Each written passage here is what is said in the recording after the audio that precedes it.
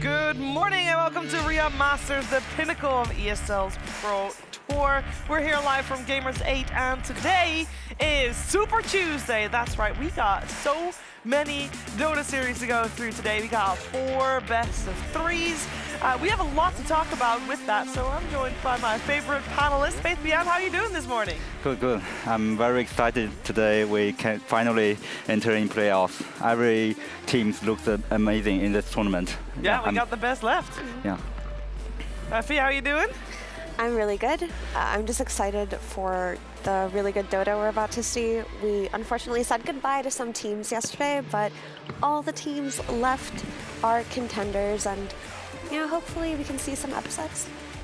Some upsets potentially. So far, Purge, there's not been that many upsets. I mean, other than all of the NA teams getting eliminated yesterday. Was that really an upset, though? Well, I mean, yeah, it was a little disappointing. TSM kind of having their 25th tournament in a row where they just they just kind of have a disappointing performance. Shopify Rebellion dropping the ball despite having some good tournament wins earlier this year. So, I don't know, there's some things to be said about OG also getting eliminated, and OG hasn't looked really hot in about a year. So, there's some longer standing things that are a bit disappointing, but with that, you also get to see new teams come up and take the Legend title. So there's good stuff that happens as a result of it as well. There very much is. A lot of good stuff happens, and a lot of good stuff happens here right here at the Savvy Games Group pre-show. We'll keep you up to date with everything to do with the Riyadh Masters and beyond, because this is not the only tournament that's running at this time.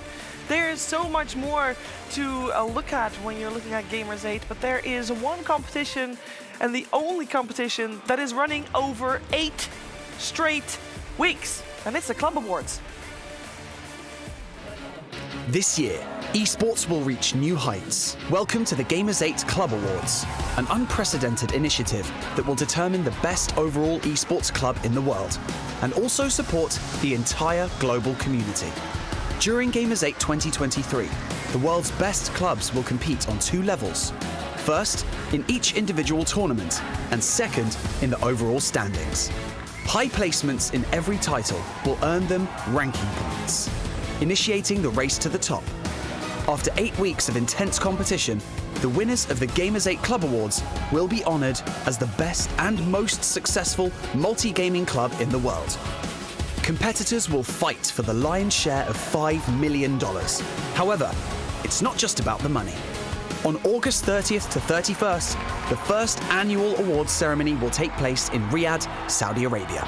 The land of heroes awaits its new conquerors. A big motivation for every organization to get in all the different titles that are featured here at Gamers 8. On the side of Dota, though, only Game of Gladiators represented in the top 8 as of yet, but we're only halfway through the Club Awards, so a lot can still happen. And we don't even know yet if Game of Gladiators can get some points out of this one, because it depends a lot on their results, especially on their results today, because today you will be put in the top 6 if you win here, because we're in the upper brackets. And when we're focusing on Riyadh Masters, I mean, we already talked about, we had a play-ins, we had a group stage.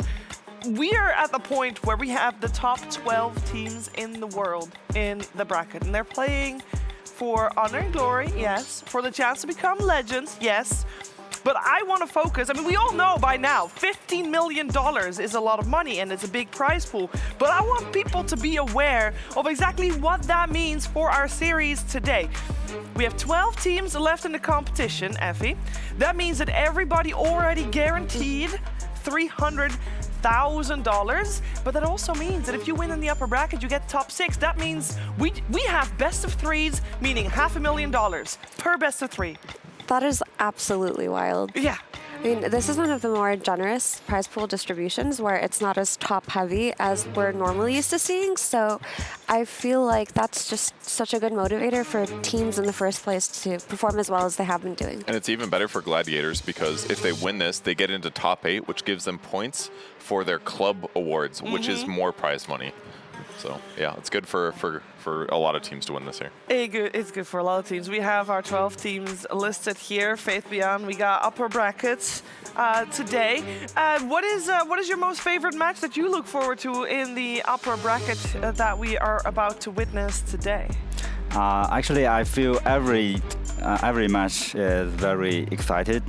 Like Quest, they are very strong right now, and Talon, the only teams from C, and also Liquid and Gaming. It looks like a grand final, right? Yeah, it does. Yeah.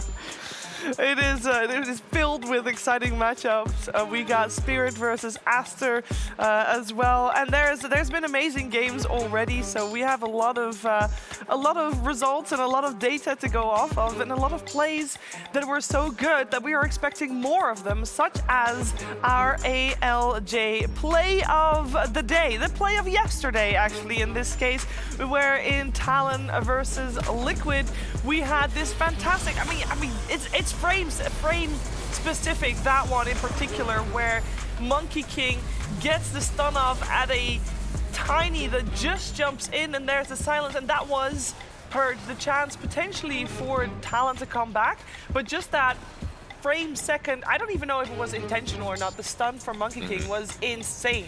Yeah, the fact that it caught him just basically makes Tiny's whole jump bad, and Tiny is a hero that needs to jump successfully for himself to have value as a position 4. He usually dies afterwards, or has to spend a lot of items and neutral items escaping after. So the fact that he got stunned means that this big teamfight lineup had to use their teamfight ultimates in weird ways to try to go even afterwards. So it's another way that Team Liquid was able to beat Talon in a fight. Yeah, and that series was of course very important because that meant the difference between Team Liquid facing Quest and Team Liquid facing Gaming Gladiators. And now we got them facing Gaming Gladiators. We can take a look at the proper schedule for today. 4 series, each and every series, each and every best of 3, $500,000 on the line. I'm gonna keep saying this a lot today because it is so surreal that we've got 4 series, each meaning $500,000. That's 2 million. Like just on the line today. It's madness. But that is the reality of Riyadh Masters, and we're gonna end the day with a regional matchup. BB Team versus 9 Pandas. Team Spirit versus Aster is later today as well. And of course we start the day off with Quest versus Talon. But we have to choose one match. We have to choose one match for our LG match of the day. It has to be the team that these 2 teams have faced each other the most times. The most times in 2023. Faith Beyond, you want to take a guess at how many singular games, not series, but singular games these 2 teams have played against each other? It's a guess. And what's the time period? Just 2023. Okay. 6 or 7 series, I guess. Like both BO3 and BO5. Okay, 6 or 7 series. What do you think, Effie? Series or matches? Up to you. You can choose. Okay, so we've had 5 grand finals, 3 total DPC series from the tours, 2 Dream Leagues. I'd imagine we subtract the finals from the Dream Leagues, but they had to face each other in group stages at least once for both. So that's like 10 series. They have played 11 series. Okay. And because some of those obviously were best of 5s, 31 games total. What's the +1 series that I missed? I don't know exactly, but they did not face in the finals of Dream League Season 20 because Team Liquid was really bad at that time. Okay. So that was one they didn't have, but they did meet in group stages and in brackets and in finals, and they have, well, it's our match to watch. We're going to talk a lot about the series, obviously, when it happens. It's our 2nd series of the day, and there's a lot to talk about because there's a lot of data, but that's our LG match to watch. And today, of course, we get teams that go one step closer to becoming legends at Riyadh Masters. That's the goal, that only the winning teams can call themselves legends, and we got a legend amongst us here as well. And that means, Faith Beyond, you are in possession of something very coveted this event. Potentially something that needs to be given away at the end of this event. And I do believe that you are required elsewhere to do this ceremonious task. So could I ask you to depart from our lovely pre-show panel? Yeah. And would love to welcome you back again in a little bit. But Yeah, you can take your leave, and Goodbye. we're going to focus on the game. We'll see you in a little bit on the screens, and good luck. Okay. All right. Bye. Thank you very much. I'm Bye-bye. busy. Bye. All right, we're going to focus on our game because we have got Quest versus Talon coming our way, and that is a series that is unique in its own right because these two teams never, ever in the history of Dota 2 have these two teams even been at the same event, let alone played against each other, Purge. It's not Talon's fault. They've been hitting up a lot of events this year. Obviously, they missed the volley major, but it's okay. One little thing. Talon's been showing up a lot in 2023. Quest Esports is now showing up in 2023, just finally hitting their mega stride. So this is the first time they get to play, and I think they're going to be pretty evenly matched.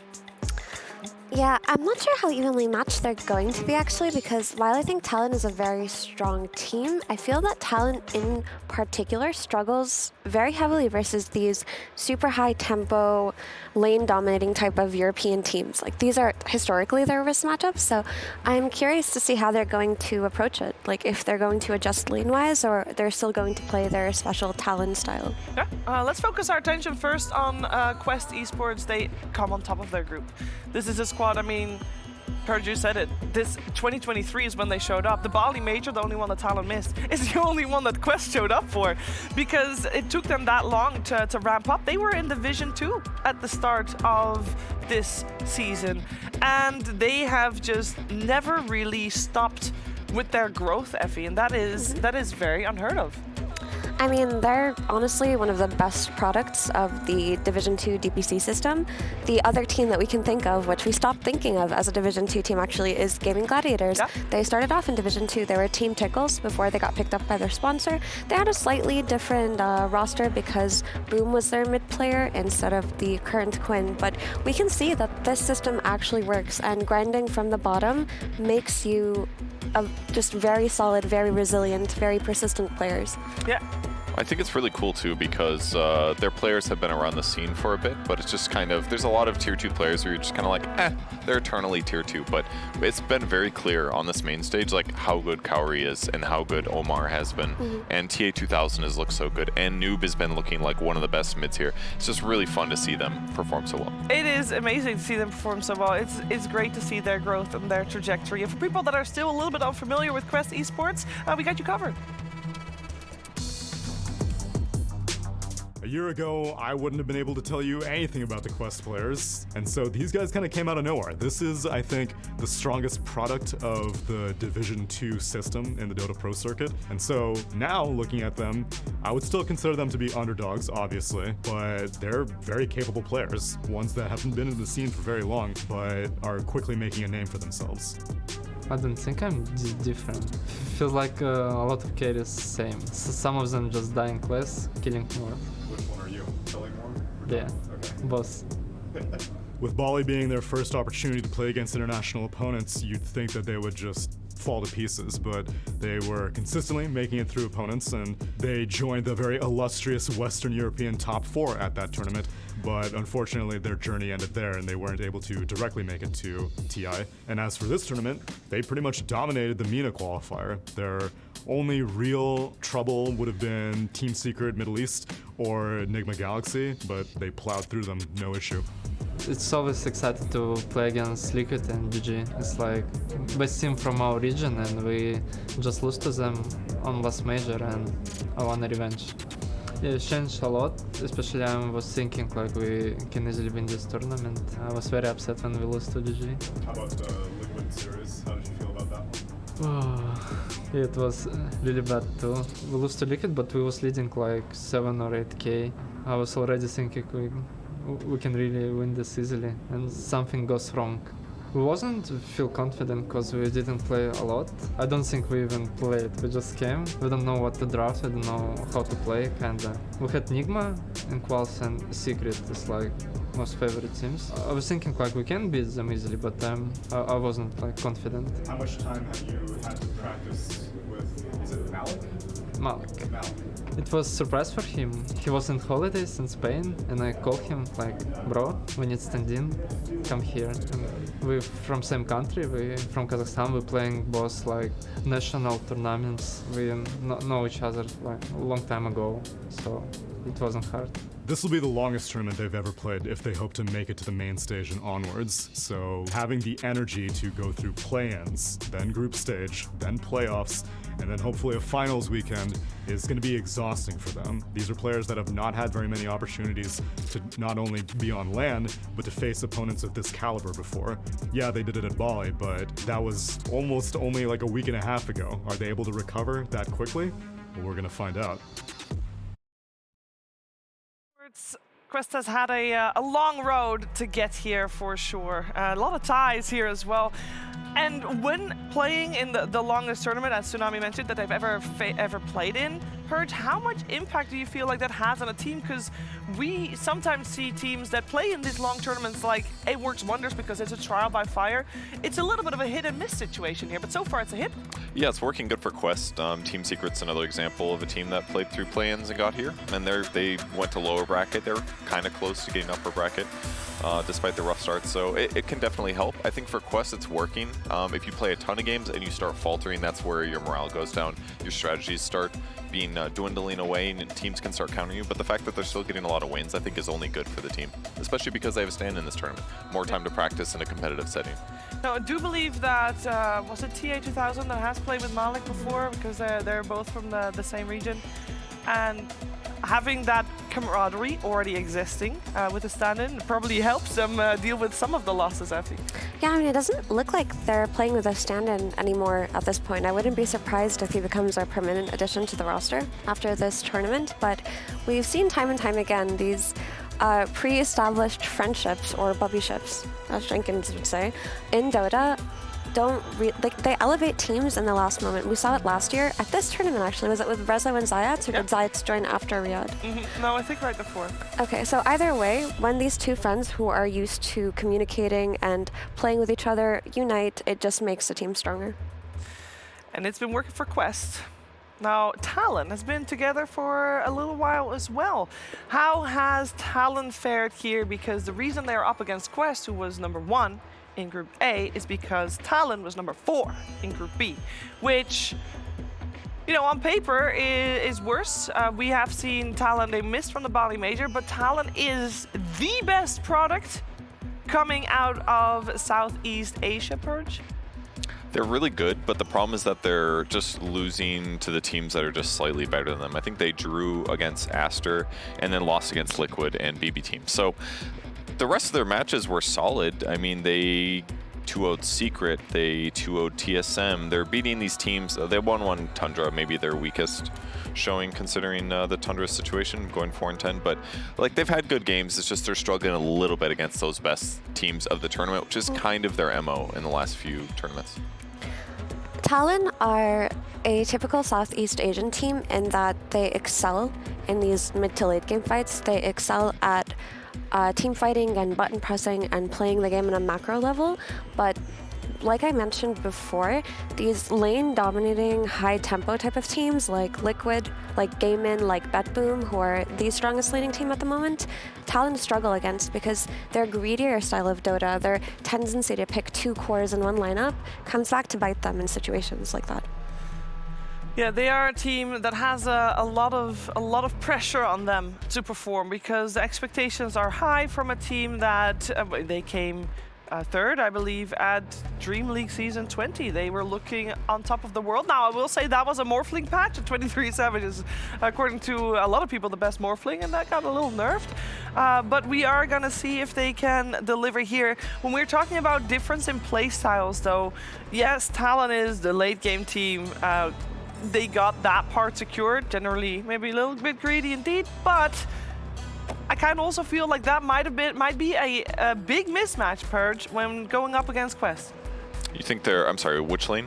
I think skill level, Talon, late game, greedy, not good against Quest, early aggression. Yeah, it's definitely reminiscent of what Effie's points were. Yeah. That the early pressure, what that gets them behind, is a big problem. When they played against Team Liquid, that was the same thing. We saw Nisha smash one of the games in the mid lane, and that put Makoto way behind for the majority of the game on his TA. That was really hard for them to catch up in. The other match was the same thing. Team Liquid playing a very aggressive style, and despite Talon having a better team fight, they used that net worth advantage to pick pick them apart, basically. So if it's a more conventional game and they get into similar network territories where their playstyle is not predetermined but like more straightforward, then yeah, I think they'll do fine. But if they get pushed on the back foot a little bit in a weird position and the enemy team, like Quest, uses very good teamwork to push that advantage, then yeah, they might not be able to actually win those fights and come back in the game. Yeah, I feel like with that, Effie, there seems to be a lot of pressure on Mikoto. There's always a lot of pressure on Mikoto, right? But I feel like in terms of lane mechanics, he's top 3 mids in this tournament. But recently, they've been playing a lot of TA mid, which is very good against certain popular heroes in the meta, like Snapfire, like Primal Beast, but it can be greedier and it can be easily punished. So I really would like to see Mikoto on some tempo setting mid. I want to see his Storm Spirits and his Embers and his Pucks, and not his TAs today. Well, we need something to start this match. We need, well, players, I think, is a great first start to start this match. And for that, ladies and gentlemen, it is the first day of the playoffs. And because of that, we want to start this playoffs of Riyadh Masters in style, so let's head over to the stage to get this show on the road.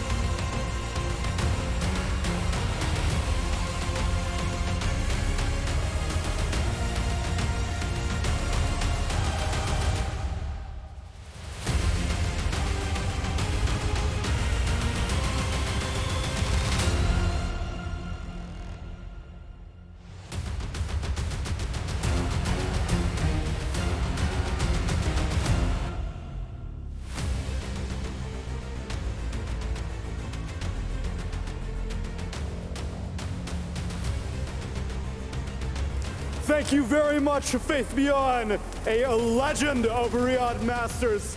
And now, ready to crown the next set of legends here in 2023. We have wrapped up the group stage, and now we're getting ready for playoffs.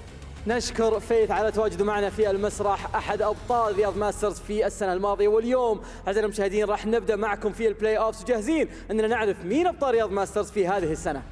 We started off with 20 teams here, Fancy, and now we're down to 12. But there's no reason to be too afraid, no reason to be too sad, because at the minimum, these teams that are still in the tournament have secured a minimum of $300,000 in prize winnings. اللي ما يدري يا أعزائي المشاهدين، بس عشان وصلنا إلى البلاي أوفس الآن 12 فريق متواجد معنا اليوم، راح نشوفهم إن شاء الله يلعبون معنا أول مرحلة من الأبر براكت. حط ببالك إنه فقط أنت بوجودك في هذه المرحلة معناته قدرت إنك تجمع $300,000 من البرايس بول المكونة من $15 مليون. شيء مو طبيعي، بمجرد ما إنك تفوز مباراة واحدة هذه $200,000 زيادة.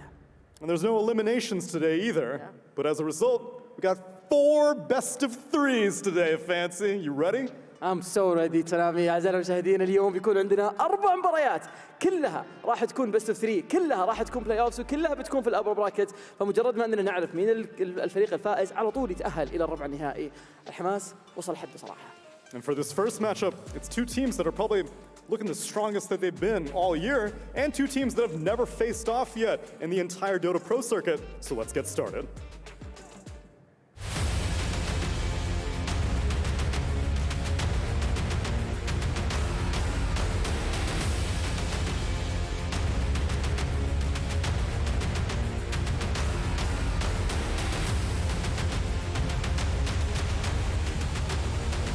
Quest Esports!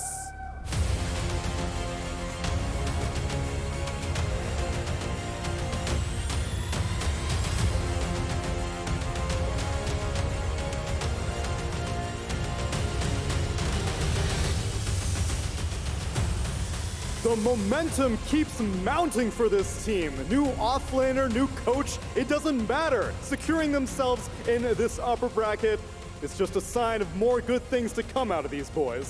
فريق كويست اي سبورت متواجد معنا في المسرح. هذا الفريق اللي حرفيا خالف كل التوقعات، الفريق اللي صدم جميع العالم في أدائه في هذه البطولة. حط ببالك انه حتى الراستر هذا يعتبر راستر جديد، معهم لاعب ما كان معهم اول، والان في اول ظهور لهم في البطولة في هذا الراستر في هذه الحلة قدروا انهم يوصلون الى البلاي اوفز، يكونون اول فريق متأهل. لكن جاء الوقت اللي رحب فيه بخصمهم، كلكم تعرفون منهم، خلونا نشوف منهم مرة ثانية.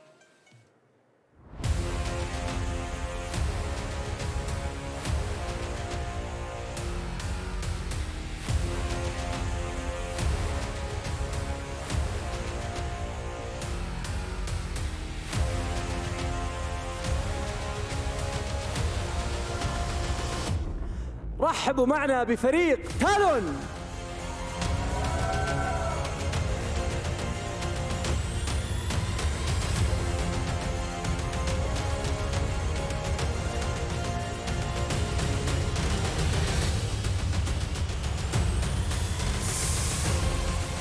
تالون تواجد معنا من بداية البطولة، قدروا يتأهلون إلى البلاي أوفز، جايين من جنوب شرق آسيا وأدائهم حتى الآن كان مثالي جدا.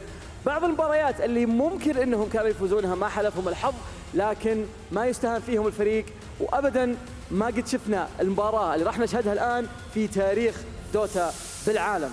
كويست ضد تالون لاول مره نشوفها. Southeast Asia as a region can be a little bit known for inconsistency, but Talon, whenever they show up to an event, they make it look damn good.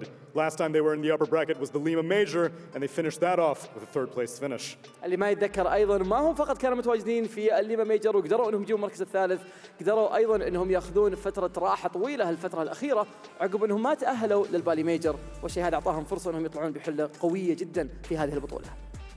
Well, like I said, this is a matchup that we've never seen before, and I'm eager to make it happen. So gentlemen, take your seats and let's get ready for game number 1.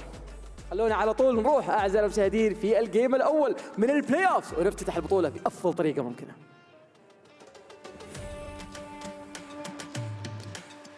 For Quest and Talon, this series will be the benchmark for every time from now here on out that they will play each other. They have not faced before, so it's time to see who sets the tone. We did already establish that Quest Esports has got a tempo to their gameplay that Talon might be ill-equipped to deal with, but hey, if we know this, if we can predict the speed and the playstyle that Quest is playing, surely Sunby and Talon can come up with the solution to the puzzle that Quest proposes.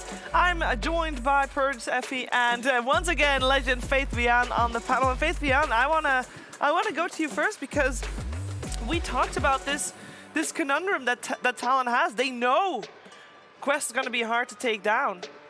What kind of plan would they have? What would work? You mean for Talon? Yep. I think they have to ready for the Rubik and the team fight. I think maybe Talon could take the Rubik off, steal the Rubik, yeah, or just ban the Rubik off. And I think they can pick some Storm or Silencer to counter the team fight. Yeah, I would agree with that. I think that Talon are in a little bit of a pickle in that they haven't really run Snapfire that much, if at all. I think Jabs did play it once on the offline. Yesterday. It wasn't amazing. Yeah, but in this meta, if you can't play for Snapfire, if you can't pick her and incorporate her into your drafts, then you are on the back foot. We saw that with Shopify and their constant forcing of Snapfire into their draft. I feel like Quest are very good with this hero, and Talon should have a plan for it today. I feel like their match against Team Liquid yesterday really should give them some understanding of what's going to happen, because, I mean, ending up with like a Medusa TA Doom Tricore like they did yesterday, I think fundamentally causes some problems, and they can't get pushed into that trap for themselves like they did yesterday. So I think that will be helpful. That Team Liquid series could really help open their eyes and make them aware that like lanes are still very important. Yeah, I don't think you can get away with Tricore in this meta. And do we think that, because we know that Talon, if it does go late game, that's where Talon shines, right? Do we think that Quest should have an insurance policy just in case that happens? I feel like they do, because they play around TA 2000 so nicely, and as far as carry players go, he ticks every box so well. He's a strong laner, he joins team fights early, he always keeps up in net worth, and he scales into the late game very well. So I feel like they're not too worried about taking it to the late game. Late game is usually more about team fight execution, but it's just going to be an exciting matchup regardless. I hope Talon have prepared some strategies for us today. I hope so too. Speaking of TA 2000, I want to know, Faithbian, you have, correct me if I'm wrong, have you ever changed your name? Changed your nickname? Have you always been Faithbian? I believe yes, right? Yeah. Do you think that rebranding can be a good tool for a player? Because if you, let's say, you're called a person like Naive, and you have only moderate success, and everybody thinks, oh, Naive, he played on Navi that one time and it didn't really do great. Do you think it's power to just turn, or you know what, I'm gonna rename myself. People that don't know me very well will think that I'm a new player altogether in TA 2000. Do you think that could help you get get noticed more, to change your name? You mean he called TA 2000 so everybody ban his TA? Yeah, you know. Probably.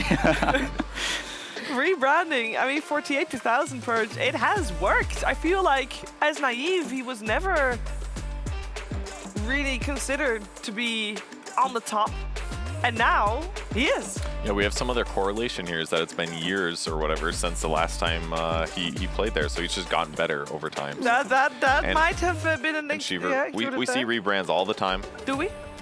SVG. Yeah, look how with that the ended LOA. up. Kyle. It's been done. Kyle. Look how that ended up. We had some Somnus into maybe into Somnus. Yeah. Into, well, he stayed, but then we had a Paparazzi into Eurus, into Paparazzi. That's true. Yeah. Reverse rebrand. Yeah. I think they both realized they ruined a good thing. Maybe and Paparazzi were excellent names. Well, I was gonna say both SVG and Kyle, they kind of changed their name and then they didn't work out and they turned Talent. So you know, for TA 2000, it definitely has worked. I do think that's, I don't know. For me, it took a while to realize that they were the same player. Personally, I mean, there's probably a psychological effect to rebranding, right? I don't think it's that significant in TA 2000's performance, because I feel like he's just gradually improved as a player. He's still very young, and he's managed to find a team that he fits well with. He's managed to rack up the experience. But there's this whole effect that comes with starting new and having a clean slate and maybe approaching yourself in a different way. That can help a lot of people, so I'm not surprised. A lot of professional sports players are also superstitious. It's and we even saw it at TI10 with Team Spirit. Team Spirit, he shaved his head and everyone's like, oh, well, we got to shave our head now. A lot of players did it, didn't work. That's true. Gotta sacrifice something to the Dota gods, and potentially, maybe TA 2000, you know, he sacrificed his former personality of Naive, turning himself into the power that is now TA 2000, who single-handedly won my fantasy league in Tour 2. Let's focus on the draft because we got one on the screen. We are into game number 1 here. Quest Esports versus Talon, and we got the draft. Quest is on Radiant side, Talon on Dire side. First pick goes the way of Quest. They ban out the Enigma so that they can first pick the Storm. And Talon, they can't first pick the Undying. Talon, they can't ban the Undying because they had to ban out that Rubik, like Faith Beyond said. They open up with the Batrider instead. Naga Siren and Storm also banned out. And I believe Batrider is one of the most successful higher picked heroes of the tournament so far. Yeah. So Talon is opening strong with that Snapfire as well. Yeah, that's correct. 54 picks and a 59% win rate. Quite a good win rate for the third most picked. And yeah, the Snapfire response against Undying, I was wondering if they're going to do it because they don't pick the hero as often, but it's great against Tomb. No, I'm glad to see them do it, honestly. I feel like you cannot get away with not playing these meta heroes at this stage of the tournament, and the ban on Rubik when they have first pick indicates that they just prefer their Batrider over Rubik, even though they have excellent Rubik players. And it's also very telling that they are preparing for Timbersaw, right? When Timbersaw is left in the draft, you need these high magic damage supports like Batrider. I think both teams is very well prepared for this match. We can see Quest ban Storm and Talon ban Rubik. I think these two bans are very good. And also Talon's pick, I very like it because Batrider is their most picked hero. And also I think Snapfire is very strong against Quest. Yeah, and it also opens up a potential Faceless Void that Talon have loved to run, which would not at all be a bad hero versus both Undying and Darkseer.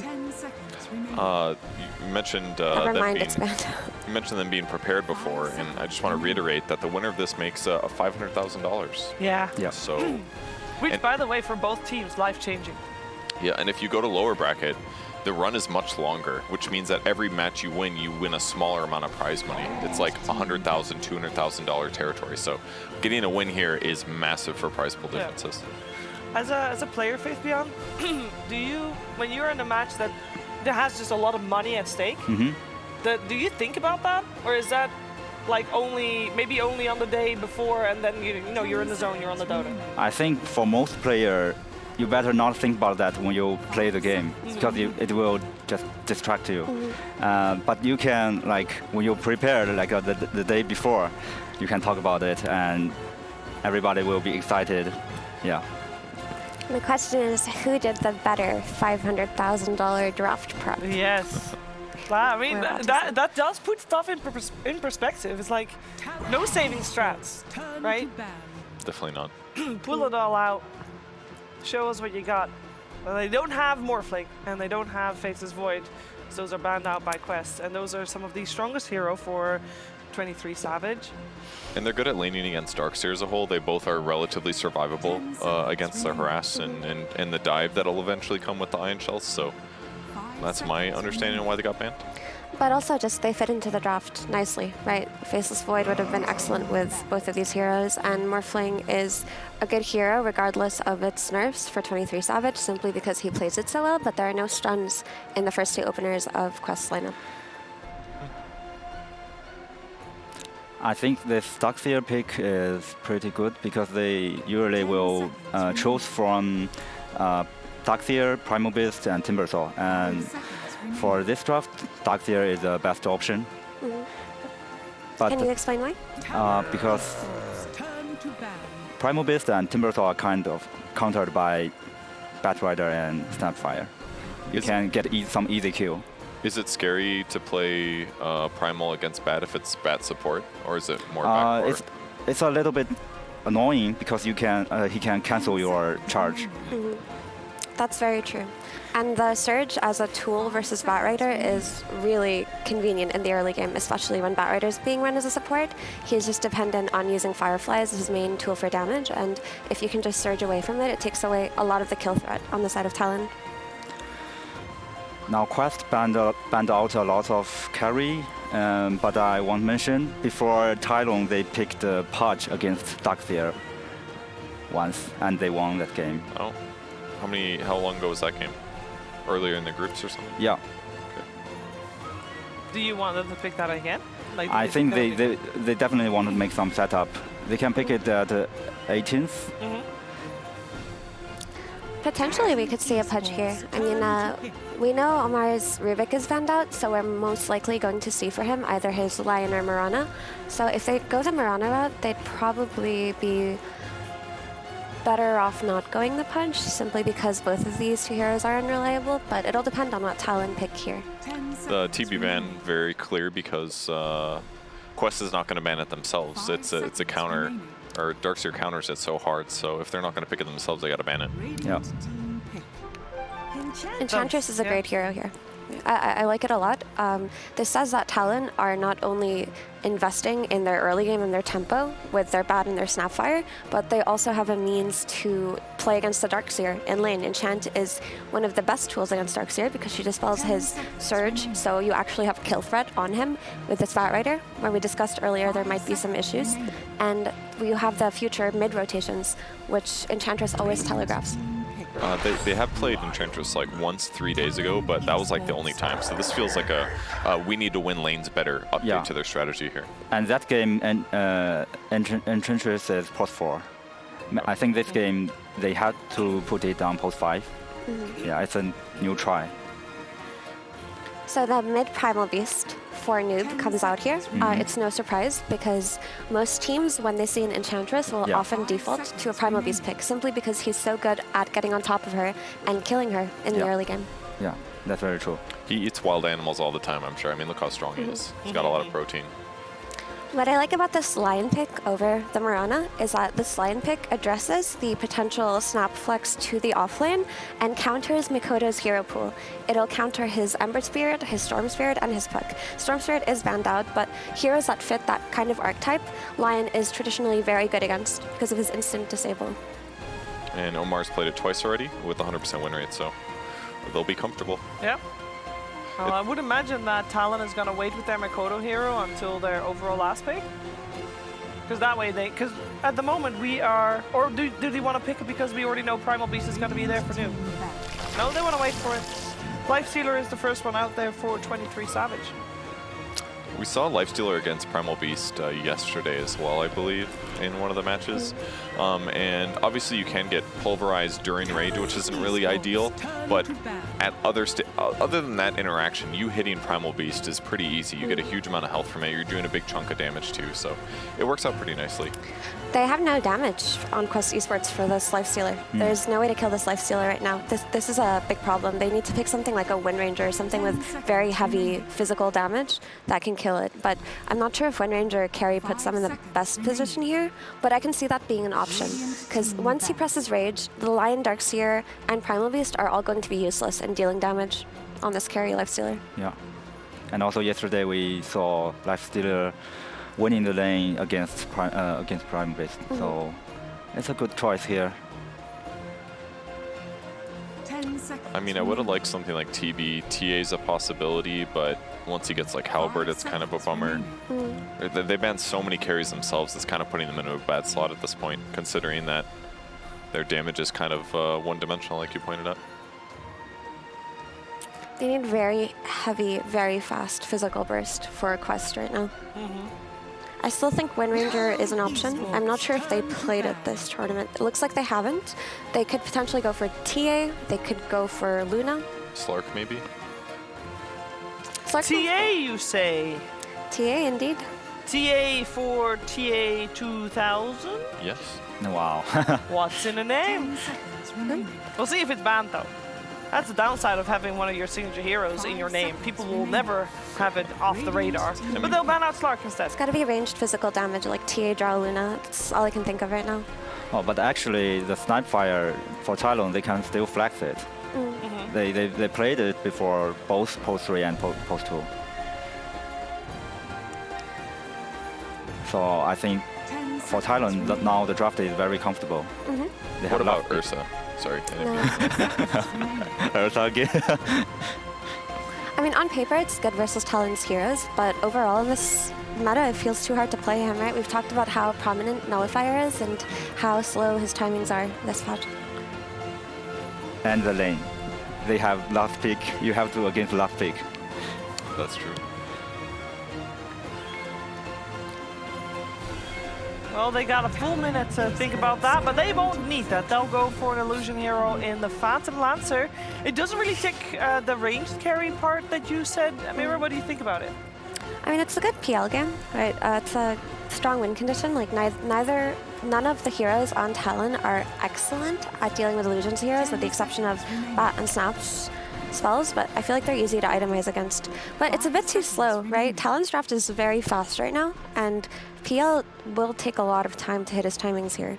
But I think I like it better than Naga in some ways because I feel like it does more kill potential in the late game. So rather than like pick something that's going to beat Talon lineup, it's like they pick something that the Talon lineup isn't very good against. It's kind of what it feels like to me. Yeah, I suppose so, but I feel like it's too exploitable with this last pick that came out. The Beastmaster Drums of Slam are a really good tool at playing versus this PL, and I still think Lifestealer top should have a free lane. Yeah, but I'm kind of worried about the Beastmaster lane because they have he have to face Undying, and also Primal Beast will rotate to bottom, obviously. Normally, I'm not that worried about Beastmasters, simply because of how effective these ancient stacks have been for Beast and how he's always been able to come back. But that is a good point that Primal Beast rotations make him very susceptible to early deaths. Yeah. I think overall I do favor Talon simply because I like to see them play this early aggression. I think that's a really good response to playing versus Quest. But in the overall late game, obviously PL is one of the strongest heroes in Dota. It's funny, I feel like we have both teams preparing for the other team's playstyle, so we're now in the reverse here, Purge, where Talon plays fast and Quest is here going for late. Yeah, I mean, Quest's first 4 heroes can definitely fight in the early mid game. That part is good, but yeah, the PL later is not ideal. I mean, Beastmaster in pubs is his worst matchup. It's like an 8.6% disadvantage, which is huge. Most heroes are like 3 to 5%, so that's that because could of be the Drums of Slum, right? Probably. And in pubs, people are going to be worse against Drums of Slum. But if Beastmaster has a good game, this could really be him just following PL around the map and pressuring or killing him. But it's not even the Drums of Slum, it's also just the Beastmaster map pressure. When you have Beast and Ench, they're going to be taking all of your towers, and they're going to be taking over PL's side of the jungle, and it's going to make his timing slower. And when your timings are slower in a PL game where you are the main source of damage versus the enemy carry, who also has a free lane, it's a pickle. It's a difficult situation. Final words on this draft, Faith Beyond? I think it's pretty even for me. I think this game very depend on player how to play this game. I will just sit and watch. Sit and watch. Isn't that all we all like to do, especially when, I don't know, there's just extra pressure on this match, $500,000 to play for, and we're going to find out who gets the head start in this best of 3 series together with our wonderful commentators. It's Cap at SVG. A head start is exactly what Talon is looking for here at the Riyadh Masters, a head start that they've never had before this season. After all, when they made their long run at the Lima Major, Avery, they went through the lower bracket. When they went to ESL 1 Berlin, they lost to the Western European teams in their group and ended up starting in the lower bracket. This team has not had a whole lot of success against 1, Western European teams, and 2, 0 success in the upper bracket. Well, I guess it's good they're playing up against a MENA region team in a True. unknown bracket. I mean, yeah, technically they probably know they're in the upper bracket, but maybe they don't. Maybe Sunby tricked them. Said, all right, guys, this is an elimination match. Time to play like it. You never know. They're playing a style that feels like, I don't know, they're ready for the pressure, I think. They're playing a fast-ish lineup. It doesn't feel like they're going to be defaulting into the late game, which I think, I mean, you would know more about this than I would, but like, True. I feel like in the pressure of the playoff match, I would default to late game, right? Isn't it more natural to let the enemy make the mistakes and just say, guys, we have the better late game no matter what? It does generally happen over high pressure lands. The later the lands goes, the longer the games get on average, the more teams default to big team fight and scale because it's harder to mess that up. That's just the honest truth. These lane dominant lineups that rely on snowballing, they're very easy to go wrong, especially when you're not executing at 100% like you normally would in an online environment. I think that tends to be the biggest difference here. So yeah, I would not be surprised to see more of these heavy team fight lineups come out as the tournament progresses, particularly for these teams like Talon or some of the European teams that are not afraid to go late, as some of that lane skill falls off a little. We'll see where that bounce lies. For Talon, this is probably one of the faster drafts we've seen from them. However, what's interesting is it does end up putting Jabs on the last pick with kind of their true carry, right? Okay, yeah, you have Lifestealer and Snap who are going to provide a lot of scale and a lot of damage, but it's this Beastmaster who ultimately is going to have to deal with the Phantom Lancer in the fight and kind of provide the extra oomph of damage to get you into those late game scenarios and feel content. And that is a situation that I feel like Jabs likes being in. Now, maybe the team doesn't like him being there, but he himself loves putting himself in a position where he has to carry the game with last pick. Well, this is a game where he is going to want to build Aghanim Scepter so he can be greedy. He's not only in part, like a big part of the win condition, as you said, it's the counter to the Phantom Lancer, but the counter to the Phantom Lancer is not building aura items, it's building to scale up and build that Aghanim Scepter and go from there. So, yeah, I think there's multiple ways that Talon have got themselves into a decent position. I feel relatively confident about them in this game one because I went into this series not feeling very confident about their chances against Quest. Again, they've struggled against the Western European teams, and I thought just based off of play, Quest was a step ahead of Talon, but we'll have to see how that plays out in the game one of this match. So, alrighty, able to get the first blood. Omar, looks like they managed to catch Ollie somehow out of position, probably trying to interfere with the pull and such. Just nice level 2 timing abuse. They have Impale plus the Vacuum finishes them off. Ollie not able to get much done with this level 1 heal as well. That is a rough kill to give away because when you go this Nature's Attendance to trade with the Lion, this is a matchup you should be winning very hard in the early phases of the game with the Enchantress. This was a pick designed to win that Dark Seer lane as well with some of the Purge capabilities off Enchant. It's going to be a little bit of a setback. Oh, for Talon Makoto safely. barely got that cookie stun into the nicely placed deny in the water rune. Noob tries to position himself to go for the other, but no. And this might be where a lot of this series comes down to, Makoto versus Noob. I think Makoto really struggled yesterday in that series versus Liquid. He just couldn't get the ball rolling quite literally. And then you put him in a matchup here, I think Noob is probably a bit less pressure on the lane for Makoto, but maybe more pressure in some of the earlier game rotations, because I think Noob tends to move a lot more than Nisha in the very, very early game. Yes. I mean, obviously these things vary, but on an average, I think that's true. However, I think Makoto should probably have a better lane phase versus Noob than he did versus Nisha, where he just got immediately abused before the lane even started in some of those games. And it really set Talon back, because Makoto is their biggest playmaker. Like, especially when you put Jabs on this last pick that's going to build the scale, build the carry. You know he's going to be hitting a lot of neutral creeps here. 23 Savage also likes to hit a lot of neutral creeps. Where does the playmaking come down to? I always go back to it's got to be Q and Makoto. And if Q is not on one of these melee heroes that can start fights reliably, I mean, Bat Rider is maybe a good substitute for that. So that's also an encouraging factor for Talon here. It comes down to Makoto. I like what you're saying about the mid-player really matchup, important. just because it also, like, it's reflected in the hero matchup as well, right? We've seen this Primal Beast get super aggressive, a lot of early rotation, sometimes free level 6. You saw it from Nothing to Say. He was oftentimes leading PSG LGD around by that Primal Beast. And you've got a Snapfire who's typically pretty good at being able to win against those melee heroes. So both the player and the hero combination says Makoto should walk away with the laning phase win, but Noob is going to make faster rotations around the map. And Makoto is walking away with that win. He is almost doubling up the CS here on Noob, and he got a D-ward on top of extra water runes here. So he is living the life, and this is exactly what Talon want. Even if the side lanes are going a little worse for them, I don't think they care too much as long as Makoto has a good game, because he's just going to carry him into the mid game. This guy is really damn good at playing from ahead. Do not want to give him a start like this. Little vacuum action just to send a message to 23 here. I don't know what the message was, but it got sent. Messages, he's going to get those range creeps. Can't stop him. Ooh, Noob is going to get blasted down. Makoto. Noob has been playing it, I think, how you're supposed to, which is cutting waves and such, but as soon as he shows up in the middle of the river, that is where Makoto is able to pounce and gets an early kill on the 1 versus 1. That's so much XP going Makoto's way. He's already level 6 before the 5-minute mark here. Just ridiculous. If Talon can make another rotation here, kill the Beast when he comes back, that's going to feel amazing. But the Primal Beast is going to rotate early. Going to TP to a side lane here with level 5. This is not the lane to gank, though. He's ganking the Lifestealer lane? Okay, he wants the stacks, I see. This is pretty greedy. If you're going to TP and gank a side lane, it's got to be this Beastmaster, right? That's the hero you want to shut 100%. down here with the rotation, not this top lane for a lifesteal. Even if you somehow get the lifestealer kill, I don't think it feels that impactful on the game overall. He'll leave some Skelly boys to think about where their family went, as he's still looking for his own ultimate into Makoto, and this threat is still alive mid with the kisses. It could also be a fast TP to one of the side lanes for Makoto if he can shove the wave in.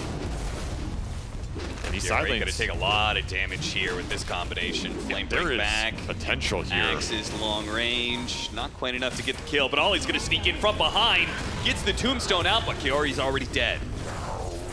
They're going to go for the tombstone kill too. Ollie actually really wants that one. And he'll have it, but maybe giving up his life for it. We'll see. The TP's going to come in. TA2000's a little bit too low to go for that mode. Turn around, go for Q. Axe is coming in. TA2000's a little bit low, and Ollie's heal has now run out. It's going to be a close call between them, but the kisses. Oh, the kisses coming in, and they're going to nail both of them just enough. It's Jabs who claims both, though, with the axes. That was very close to getting turned around for Quest with the Lion Teleport. Makoto in the right place at the right time, putting that ultimate to use, gets a double kill for Jabs, who gladly cleans up all of that gold. And now they're continuing to press the tower. Kiori just comes back in. Yeah, I mean, he TP'd in towards the end of that engagement, which means he's not going to have a TP back out. Talon, early pressure going very well for them. A 2,000 net worth lead and a lot of damage on this tower now. And on the other side, you've got a Lifestealer who is a hard hero to gank and not a hero that Malik is going to be able to beat in a 1v1 either. This is the downside of picking the Darkseer early. They banned 3 carries for it too in the Faceless Void, the Morphling, and the Bloodseeker. And you're still going to get a hero that can stand its ground versus the Darkseer. That feels really good from a draft perspective for Talon here. And it is the downside of first phasing his hero. You're going to get really powerful spells. You're not going to get a lot of momentum unless you have a very strong lane that you get out of it. I think only like the Spear Breaker comes to mind, and of course that got banned out as well. So Talon taking advantage of the fact that they have better heroes to rotate to down here on the bottom. Just getting numbers advantage straight up in this early game. Q will... Flame break, and Firefly gets him over the cliff barely, and the Impale misses. Wow, just a very fortunate series of events there for Q. Keeps him alive. And it continues to shut down Noob here, who has found nothing in the first 8 minutes. 0-1-0. Very quiet, muted game for him so far. Down to Makoto's laning and Talon making the first moves. That tower just died bottom. They got like 4 kills of it and a tier 1 off a single Enchantress rotation, plus a Snapfire ult. That's just insane value right now. And now you can think about potentially invading more of Quest's map off the next round of Mortimer here, which is up in 4 seconds. For Makoto. Level 5 already on Ollie as well. Well, this is a nice way to use a double damage rune. If you can't kill heroes, just go kill ancient creeps. So we've got an interesting matchup. I haven't seen this one too much. Lifestealer versus Primal Beast. There is a little bit of back and forth there, right? The Lifestealer is very good against tanky heroes, but the Primal Beast does have a BKB Rage Piercing disable. How do you feel that matchup goes, if you had to guess? Like, do you feel it's more favorable for one or the other? I think it, stats-wise, is probably favorable for Lifestealer. However, I think in competitive games, it's probably a whatever matchup. Yeah. I think, if anything, maybe infesting the target that Primal goes on is the real use for Lifestealer in this matchup. Yeah, that's actually an interesting. You are totally right, though. The pub stats do back up that Lifestealer's a pretty happy boy against Primal Beast. But as you said, when it comes to the highest level of play, we'll see whether or not that Pulverize is able to limit the effectiveness of Rage in these team fights. I just don't really believe in pub stats 100%, you know? Yeah, like, even this matchup, we're talking about the Beastmaster versus the Phantom Lancer. I get why that pub stat is so skewed because, yeah, in just an average game, these Drums of Slum are going to prohibit Phantom Lancer from playing the fight, but the heroes function very differently in competitive, especially Phantom Lancer, right? Like, the way people play Phantom Lancer in pubs, they just doppel in and charge and hope that they win the fight. Yeah. That is not what happens as hero competitive. So, I mean, not to flame everybody like out there, but the I am Axe flaming Diffuser everybody build, out there. right? And just like, yeah, you can play the outskirts, you can constantly. poke with the lances. It's a significant amount of damage. It's something that Beastmaster isn't that good against, because he can get kited out in that scenario. So I believe in that matchup a little bit more. Kisses coming off the Centaur Stomp. Going for the kill onto the Snapfire. They really need this one. Omar's going to put him down. Gets the finger off, and that gets the kill. And they can't really turn around on a Primal Beast. They're out of damage, and the Axes failed to get the kill on Kiori. Making a break for the Power Rune. Jabs does get it ahead of him. Meanwhile, Malik is in a bit of trouble. No, he's not. He TPs away after a vacuum down the cliff on the Lifestealer. Very smart play. And they're back in again. This is where the Primal's heating up. Man, those recovery stacks for Noob were huge. It got him so many levels off that DD with the smoke. I was about to rant about how much Ancients give you in this meta, but the I guess we're seeing it right now as he is now ahead of Makoto. So much for winning the lane and making a good rotation. Yeah, seriously, they were up 2,000 net worth, and then all of a sudden it's Quest actually leading. I don't know. Ancient camps just give so much if you get away with it. Now, the thing is, you in theory should have been able to punish that if you're Talon. Like, you should be thinking about some of these Ancients or invading the area. I mean, that's theoretical optimal gameplay, but it's easier said than done. Jabs will have a stack of his own here that he wants to clear through, so that'll also bounce it out a bit here. What if Ancients could see through smoke? So you wouldn't be able to do these like Tinker and what he did with the Primal Beast there, just like killing the Ancients without any sort of fight back? No. Okay. I thought it was a good idea. Good try. Rotation from Makoto and Ollie. They don't want to let this Primal Beast set the tempo of the game. I mean, he's been set. Unfortunately. Slow start for Noob. He has definitely picked it up, and the gold and levels reflect that. If he gets to a fast BKB here, there's not much to combat him charging in. This is kind of a race to the two offlaner items here, and which team is going to be able to utilize it first. And I feel like this Primal is going to have first say. Like, this BKB should come out before the Ags on Jabs, and it should be more straightforward to use for Quest. A simple smoke into a team fight where he gets on top of any of these cores. I don't really know what your counterplay is outside of if you have a Roar or Lasso ready on that spot. 12-minute power rune, they're going to go for the kill on Kiori, but it's not a fast kill, and the Primal Beast will have his say, trying to trample all over Ollie. They'll have enough damage for it. Kiori, he might just die with the axes. Raindrop, the kids are going to start raiding in. Maybe Omar's in trouble as well. One or two, a third shot needed? No, the takeout burn damage is what kills him. That's a naked Brown Boots Blink Lion. I was about to say, damn, he already has a Blink. The downside is he doesn't have Tranquil Boots or anything, so can't run off these spells. He will pay the iron price as Tier 1's going to take some damage here. Ato's done for Makoto, helps him with some setup. Doesn't help him with this type of scenario, though. Slowing him down, Rod of Atos. Oh, the final swing isn't quite enough, and the wall miss. Q sneaking away with his life intact ever so barely. Man, Quest do not want to give up Ancient control. They are really protecting their triangle early in this game. It's given their cores pretty good defensive position on the map. They really want this Tier 1 alive mid as well. Just stall this game out, get to like second, third tier of items for all their cores. Oh, if he gets a cookie up the high ground. Oh. That is a dangerous play to go for. Yeah, I really thought he was going to go for it. I think he maybe might have wanted to, but he misclicked on the cliff. Still, this is just so much space for the Quest cores. You already have Diffusal done on the Phantom Lancer on top of the point booster working towards Sags. That is going to be tough to teamfight here for Talon. Even if you have this Drums of Slum, it's not guaranteed you get that interaction against TA2000 here. Yeah, they're going to slow down that Drums of Slum. Welcome, Jabs. It's a Blink Dagger Diffusal Blade combo coming your way. There's no TP. Oh, the Infest! No! The Decay finished him off. They'll will be able to get the support kill and the Tombstone and chase away these heroes, so TA2000 won't be able to take the time to farm here. No kisses, so unlikely to be able to chase him down. It's an but if they expensive got TP. that Infest, it would have been a big save. Yes, that's what 23's looking for, because you're going to give up top tower during this move. Oh, during he's got this chase. Lasso. They'll get another one. At least 23 gets a little more off of this rotation, as Malik will probably just punch the Tier 1 to death up here. Very slow and painful one for the Tier 1. Tier 1 mid also going to get pushed in by Noob. So Quest making the most out of this heavy core rotation bottom by Talon, showing all three on one lane. You got to get something somewhere, and this will be heavy objective damage for little downside. Another Haste Rune picked up by Noob as well. He is getting some good primal power runes this game. Somebody killed this lizard, my god. Well, they won't be able to anymore. He's got a BKB.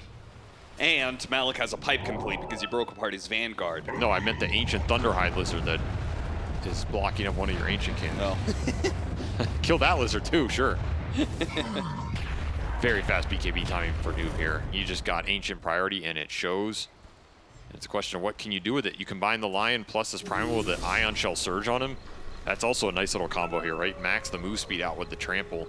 Yeah, I think you automatically lose any fights that Primal Beast is a part of. It looks tough. That said, these cores on Talon are pretty tanky, right? You have Lifestealer with 2000 HP and an Infest. You have Snapfire with the early Atos bots. Probably not going to be the first target gone on, and he's fairly tanky as well. And then that Vanguard Beastmaster closing in on Ags here for Jabs. He has it in 100 gold.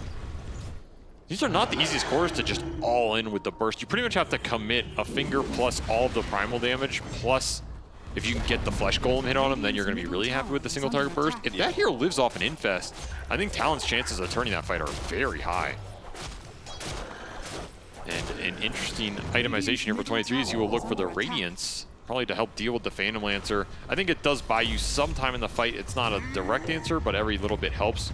If you add up these tools between the Beastmaster drums, the Crimson that Jabs could get later, plus a Radiance, plus maybe you get a Shiva somewhere in there, that sounds like enough to kind of slow the Phantom Lancer down enough in the fights. Again, he can play off the Lance spam with Ags. That is always the route with this hero. Talon do successfully dodge this power spike that they had reached.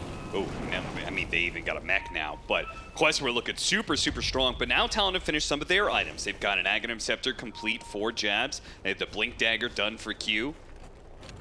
They're ready to strike, especially if they can find the initiation first with the Bat Rider. That is going to be a key factor for a lot of these fights. How much can Q start for his team here? There isn't really a direct response to the Blink Lasso. Oh, successful scan there. Great, great read. TA2000, got to be able to dodge away. Might be able to get to too good. An Axe before he gets ganked. Omar looking to start this off. off. Oh yeah, he spotted right away. He realizes it's a bit too late. Yeah, you got to respect some of the Boar and Hawk vision on this map right now. Do Quest want to commit for this, right? Yeah, the TA2000's been pretty deep. They do manage to get the roar on the real one with the kisses following up, but they know the Primal Beast is coming, and he is dangerous. Ollie's already victim of that one. Pull back in with the vacuum. Jabs, let's see, he's going to fight around this. They have the Infest as well, a little bit of extra HP. Their drums are going out, and he's staying alive. They can't quite burst him through, and he's going to live through this one. Take down Quest. They lose 2 off of that one, and now they're going to lose TA2000 as well, as he can't get away far enough. The Rod of Atos will help hunt him down. A 1-for-3 exchange, 4 really, actually, because they killed the Lion at the very start.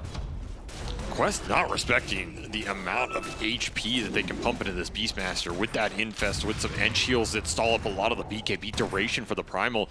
I think it's just an overcommittal on Ollie at the start. I mean, I understand wanting to burst down this Enchantress. I think it just costs you too much, and this TP from Omar is, it's just way too optimistic here, as you got to respect the summons vision coming out from the Beast and the Ench, as well as maybe something else from, you know, you get your trees cut by axes or some kisses come through. Very ambitious. And here, you used a lot on your Primal to go for this Enchantress. Now you don't have enough burst in the tank. That's what I'm talking about. The EHP already from Talon is something you're going to have to worry about.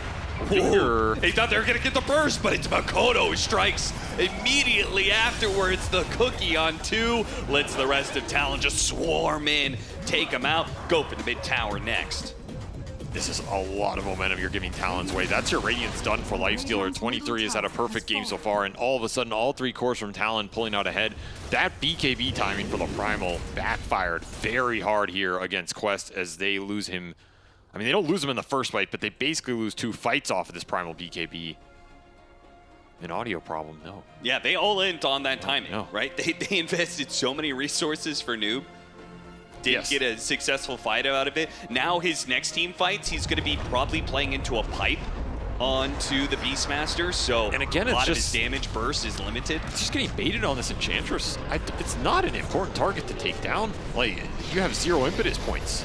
I don't think the Ench is a threat right now. The slow is good in the fights for the shells, the charge, whatever, but you got to be looking at some big cores and committing heavy for them. Because like you said, all of that investment went into the Primal here. If Noob does not pay it back right now, this lineup has a decent chance of just falling flat in the next few minutes. And then you're falling back on the Phantom Lancer scale, which is not guaranteed.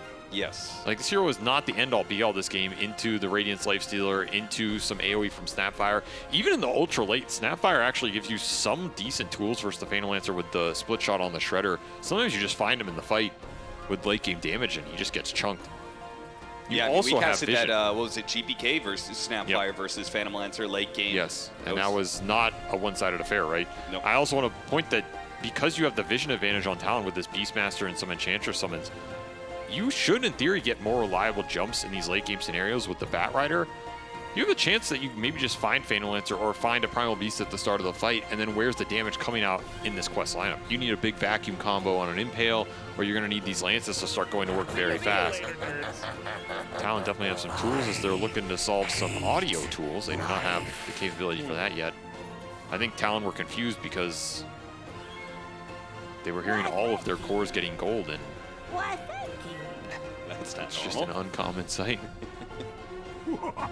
I mean, this is really important. We talked about the the story of Talon and like not really succeeding in upper bracket matches. The only successful run they've had a major has been the very first one where they made a big lower bracket run.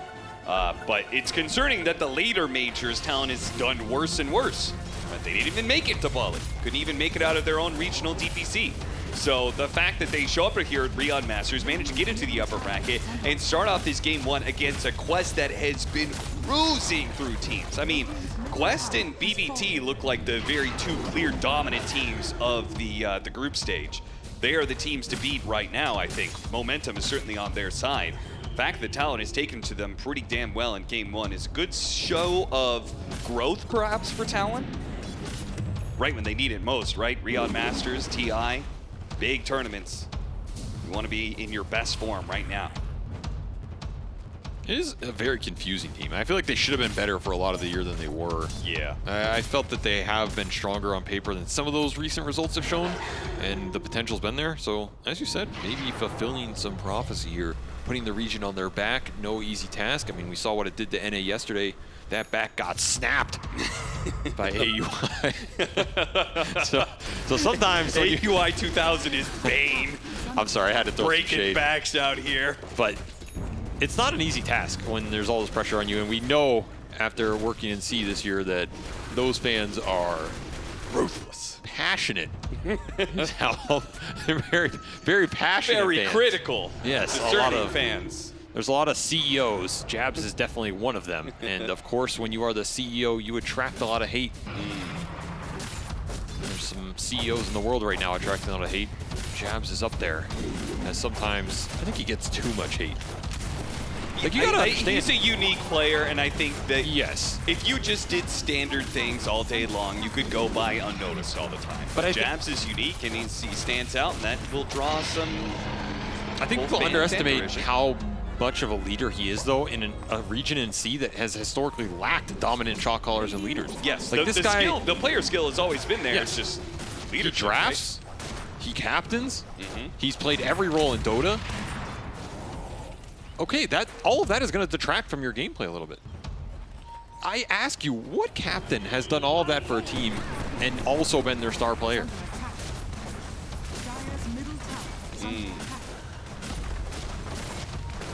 Exactly. The closest name I could come up with is Zeb or No-Tail. Zeb and No-Tail both play different roles, both have had leading roles in teams. Okay, that was a pretty good example. But, I mean, outside of that, you know? I mean, two-time TI winners. Yeah, that's an unfair comparison here. All I'm saying is I think Jabs does a lot for this team, both in and out of the game in terms of beyond just the individual gameplay. And I think it's a reason that they have succeeded where other C teams have failed, because that region desperately needs some of the decisive leadership to give you a direction. And here, it's a pretty good direction. All three cores on top for Talon. They are all scaling in this game, and they've been finding a decent amount of farm on their two supports as well, which can start to output some damage and give them a team fight setup. Jabs also went back for that pipe over the Crimson Guard here, so respecting the Primal and the Darkseer damage more than what the Phantom Lancer is going to do, at least in this portion of the game. I can kind of agree with that. He got that pipe half off because it was used.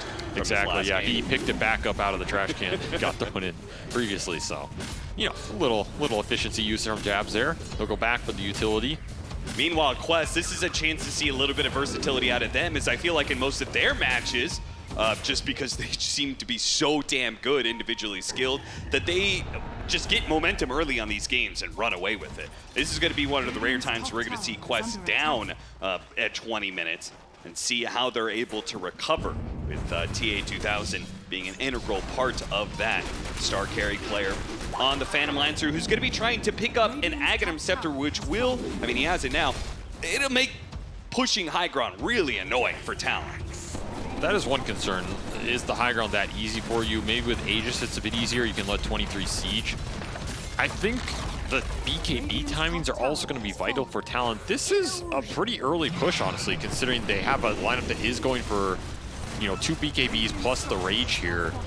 I kind of like it, though. If you can bring Quest back, I don't know if this is a push where you're thinking you're going to get a Rax, but if you get everybody back from the other side of the map, I think you're happy with that nonetheless. Just got to be careful on these exits, because you will get low during the siege to the Phantom Lancer spam, and then there's a chance you just get blink hexed and all in, and then you're in a weird spot, right? I think Talon have just picked up their all-in items, right? They've got Aegis for 2 minutes and BKB done. Yeah, they did go for the BKB on the Lifestealer, so things are aligning a bit here with that pipe and double BKB timing. Yeah, if you'd gone an AC like Baxter type build, or you know, go back for a Maelstrom or something like that, like you would have a little bit more longevity against this Phantom Lancer matchup. But this is a peak right here. I just don't know how good this team fight is. Like, this Rax siege is very slow, and I think if you actually get sucked into the fight, I don't know if this is the fight you want. It's a very dangerous fight. That's how I'll phrase it, because there's vac turnaround, there's a tombstone that might be very deep. Grab him during the lead rage. for Quest is pretty Lifestealer, good. is he going to lose his Aegis here? He's going to try and get out. Oh, the creep! It's the creep that got lassoed. Q failing his initiation. Ollie trying to go in and help out the Lifestealer. Now he comes back in his second life, immediately pop the BKB. This is that big item usage, not good but he for has Talon. to just run away with it. Yeah, you need to get the hell out. There is still BKBs up for Quest. They're going to use the Primal War, turn around on Noob. Big burst damage. They almost have him, but no, the cookie. It was a little bit shy. He gets off the BKB, and now he charges right on through back to his base. I guess sustain and the HP for Talon's going to get him out of this predicament, but that was starting to look sketch, right? Like, you wasted lasso on a creep. This tombstone's ticking the whole time. That's that high ground fight that could just go horribly wrong. Talon, they don't get the tier 3. They get everybody back from Quest. A little net worth gain. Not the worst case scenario, and you did end up getting the BKB out of the Primal, which you're going to be pretty happy with, because if you can push that down to the 6-second mark, then it does limit what Noob can do at the start of these fights, at least. See where Q messed up here. I can tell you where he messed up. Well, see, right there. Tried to go for. In his defense, that creep was like literally inside the Darkseer. Yeah, how did he not get Malik there? That was insane. I'm glad we're actually going to watch this again, because that did look kind of suspicious. Okay, we're not going to watch it again, but it did look. Well, that one actually looked reasonable. Like it did. I'm not gonna blame Q for that one. That looked. I thought at first he grabbed the creep that was behind the Darkseer, but he actually just grabbed a creep I couldn't even see because it was so in the Darkseer. Yeah, weird. Well, it wasn't the worst for Talon, but also wasn't the best either. That was Aegis and the 9-second BKB timer. So you didn't get what you wanted to get done, I think, with this big item timing. Now, you still have plenty more timings to go. After all, level 20 is closing in for Makoto. You still have a lot of growth, but you did invest into going high ground, I think, during that time, during that window. Again, I think expectation, it was within the expectations. I think assuming you're going to get a fight or a Rax there is pretty hard because the high ground defense and spam for Quest is solid. This go attempt I like a little bit more because you have the BKB on Batrider, and you have that Gleipnir finish for Makoto with a double damage, so a lot more AoE, a lot more follow-up, and the initiation for Q is pretty much guaranteed with that BKB. This type of push is more reliable because your initiation is significantly stronger here, especially if it doesn't go on a creep. They got a siege wagon. They're going to go for it. Got the lasso on a TA-2000, but he got picked up with the grab ally. They got the vacuum. 3-man vacuum back into the wall. A great setup with Noob, getting the pulverize and jamming that damage straight into Talon. Ollie's limping away. 23 still good to go with this BKB, though when he lays into the Darkseer, he's now dead. They're going to have to use more buybacks potentially, as the initiation was great for Quest, but again, the health and sustain allows Talon to push through anyway. And they just sit in the middle of all of that with no cares at all. Drum, pipe, Gleipnir is blocking everybody down. Everybody's just healing. The Lifestealer has BKB and Rage, so you're not getting much magical damage through into 23 during that period. Of course, Infest can boost these heroes up as well, and now you're just ready to go again. Sure, you counteracted that lasso initiation with a grab ally. That is pretty obnoxious here, but now you don't have BKB on the Primal. And Talon, pulverize go. They don't need much mana on these can't heroes. do any damage to jabs, not with these illusions around. This is one of the issues in the matchup, is the mana burn on the beast doesn't really matter since that drum is a passive. That's true. Still, Talon will respect Darkseer respawn, they get a tier 3, they get everybody back from Quest, and they got a lot of gold out of that exchange. More than last time, 4 or 5K extracted here. Yeah, this was a much better go from them. And now you're pushing towards that Mjolnir onto the Lifestealer, which is going to be able to throw the charge on the Beastmaster, make him an even more annoying target to go on. Oh my god, you're right. I didn't think about that. Yeah, this is going to be obnoxious, because like I said, you can mana burn the Beast, but if he just has Mjolnir active on him plus the drum, does Jabs care? I don't think he does. You just put him up there. What's the answer for Quest? I would normally say it's the magic damage going to the Beast between the Darkseer and the Primal, but you have BKBs, you have Pipe. You have a lot of sustain. It's not that easy. I like Talon's itemization in this game, and I feel like that is where they strike hardest, is when they're all on the same page about when they want to hit and what that hit looks like. And here it's just aligned pretty damn well. Yeah, it has. Shiva is soon to be picked up alongside that Paladin Sword that's giving the spell lifesteal. Ooh, Even Jabs more. Jabs is massive. He is a big boy. And just in time, too, for second Roshan. Talon want to keep this momentum up. Quest trying to deter it by getting into this position first, but they're going to get caught. Omar BKB. defends himself. No BKB. You're right. The Bat Rider Q may be paying for it. The Finger of Death finishes him off. They do get the Primal Roar onto the Primal Beast, and Omar's going to die to the Lifestealer's damage. Ollie's going to be chased down by Noob. It's having a hard time being able to burst these heroes down. There goes the Infest. Again, the sustain is just out of control. They quickly deal with the Tombstone and focus down the dead Zombie Man. There's just no long-term fight in the tank for Quest. This Phantom Lancer's not doing enough. Your Tombstone can never live versus the Shredder and the Inner Beast attack speed. Even with a botched initiation from Q where he has to buy back, doesn't get anything off, doesn't get BKB off, they still can't find anything else in that fight. Infest saves your other support, and then what are you doing here? You're just getting Radiance burn. These are jumps that Q is going to have to BKB early on because there is Blink instant Hex from line. It does not get any faster than that. So you kind of have to play conservative here or you are going to get abused in the fact that their spell's just a little bit faster. Still, it's a great fight for Talon. Pretty much what you want. They get some sort of vision. You go in with the Bat Rider, and it just frees up space for your cores to truck in together, form an invincible wall. As Quest do not have answers for the aura and the ball that Talon are proposing in this game one. He's gonna have to find it soon, because this Aegis push, this is one that can convert it into racks, and they did get that Shivas eventually on the Beastmaster, so that's kind of the full circle in terms of items you're looking at to help deal with the Phantom Lancer in the fight. You're gonna have your Mjolnir, you're gonna have your Gleipnir, you're gonna have your Snapfire Talons coming soon, and now you have a Shivas, Pipe. I guess the only thing that's missing is Crimson, right? Yeah, Jabs opted not to make the Vanguard go to Crimson for the greedier Shivas, but it's paid off. I mean, Shivas is a stronger item than the Crimson at this point in the game. For sure. Especially just for him as well. The extra mana, not too bad either. Yeah, he's got a cheese to be able to get him the mana when he needs, and he just delivered himself 3 mangoes. So mangoes. He knows mana's a bit of a problem for him. I mean, he doesn't need the mana in the fight. He just wants to be able to mango or heal up so he can get a roar off later on, right? But he's happy to sit there and just tank it up. And level 20 is online for Makoto here with the quiver, as you always get here. So that Shredder burst gonna make some heroes disappear. Jabs tanking the front line. Says, come at me, bro. TA2000 does indeed come at him. Went back for the Mage Slayer, by the way, trying to tank up on this Phantom Lancer with that plus an Elven Tunic, looking for any sort of HP he can get to last longer in this fight versus some of the magic AoE burn that Talon are just bringing out now. All of a sudden, that static charge going to work on Jabs.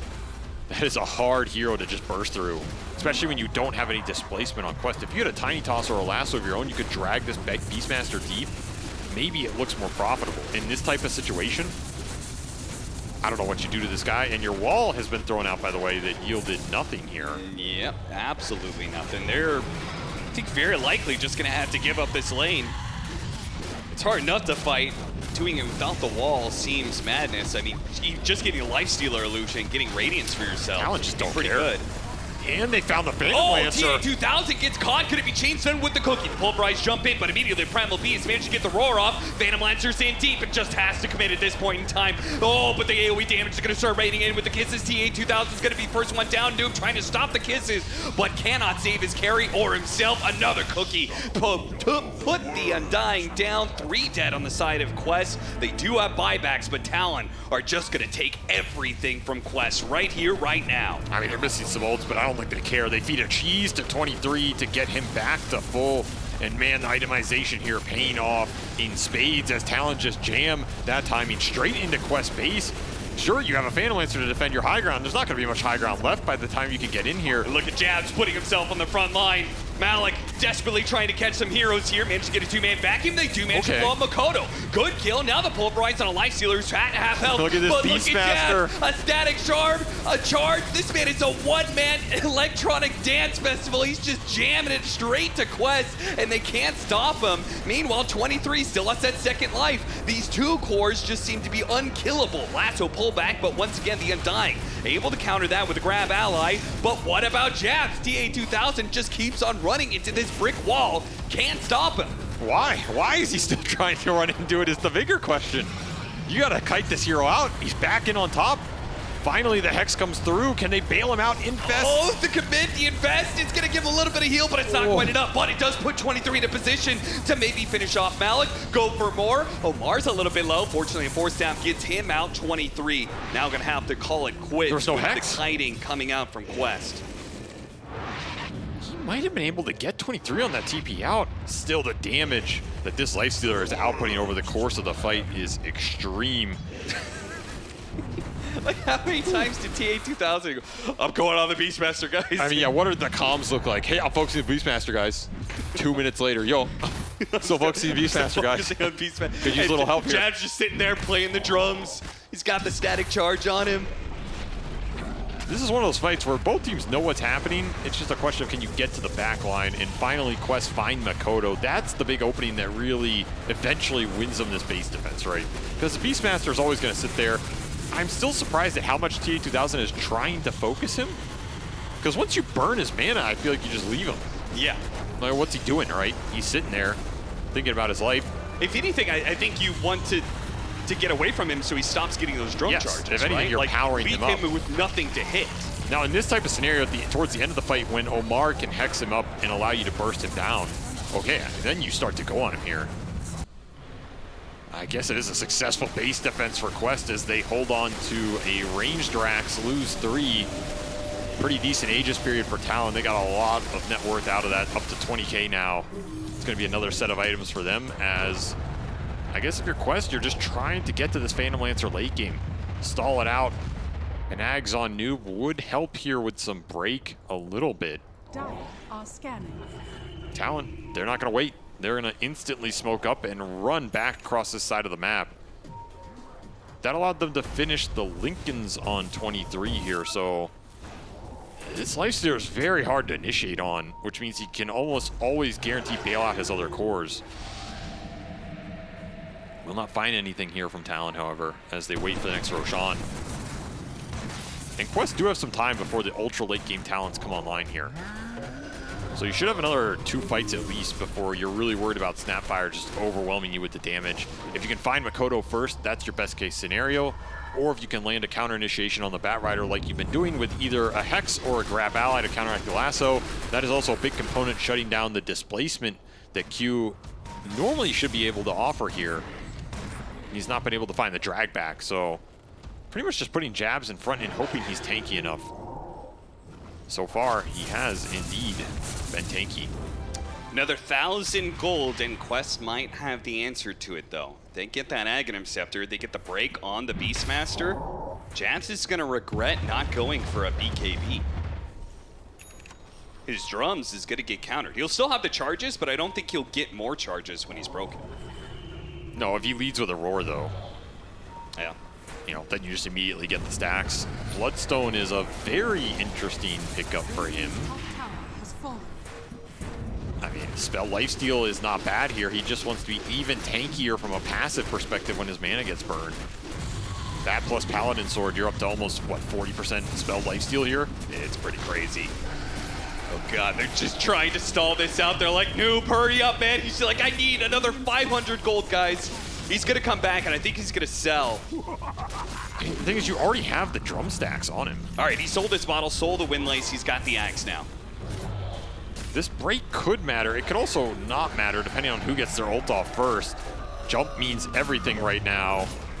Kiss is gonna zone to allow a boar to hit the racks. I don't know if this is the most efficient use of it here. T2000 Trying finished to beat themselves out, managed to get the Hex onto the Beastmaster. Do they follow that up? The Do real they one. dive for him? The lasso on the real TA2000. The pulverize going on to the Beastmaster. They're going to focus him down. Jabs is dead. He goes down, and now Noob, he starts putting out some serious AoE damage. There's still 23 to deal with. Good force step up to the high ground. Beautiful stuff from Omar. 23 is left with nothing to hit while TA2000 is going to town. They're in trouble. He chases after Makoto. They know they have to get out of here. BKB, Glimmer Cape, Silver Edge, all to disengage, and ultimately Quest they hold, but all they got was the Beastmaster. What do you mean all they got? They got the Beastmaster. Thank God. The Beastmaster that's been a god in this game. Yeah. That is not an easy hero to bring down, and it is worth a lot of time here, right? That's what they win out of that fight. You only lose the range racks. You defeat the Aegis here for Talon, which means it's time for Phantom Lancer to farm up, continuing to push ahead, and I guess that break was enough here because you didn't get the stacks on jabs, right? The Hex prevents any sort of roar coming out to build it up. I mean, even then, the break, did they really do anything? I think they just chain stunned him. Yeah, actually, it didn't even matter, right? He just never got the stacks built up in the first place. That is something Jabs is going to have to think about as these fights go forward. You really need to start landing this roar before they initiate on you. It's a really big deal having this drum up for the heal, especially with this sort of build with Shiva's Bloodstone. Like you said, no BKB, no Aeon Disc.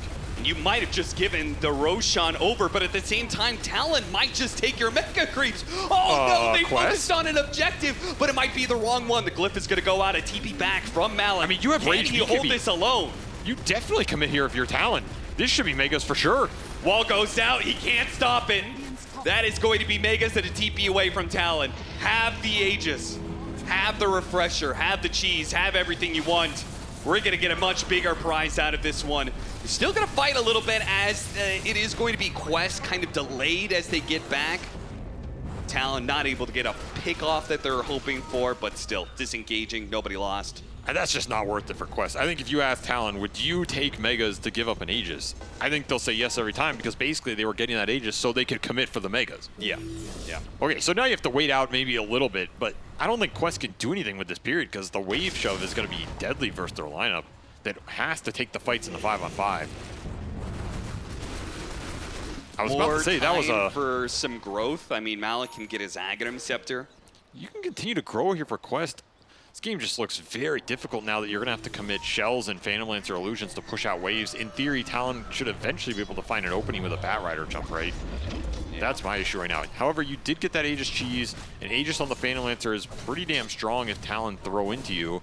And Refresher Shard for Malik. Yeah, double wall, double vac, double Shivas, Greaves.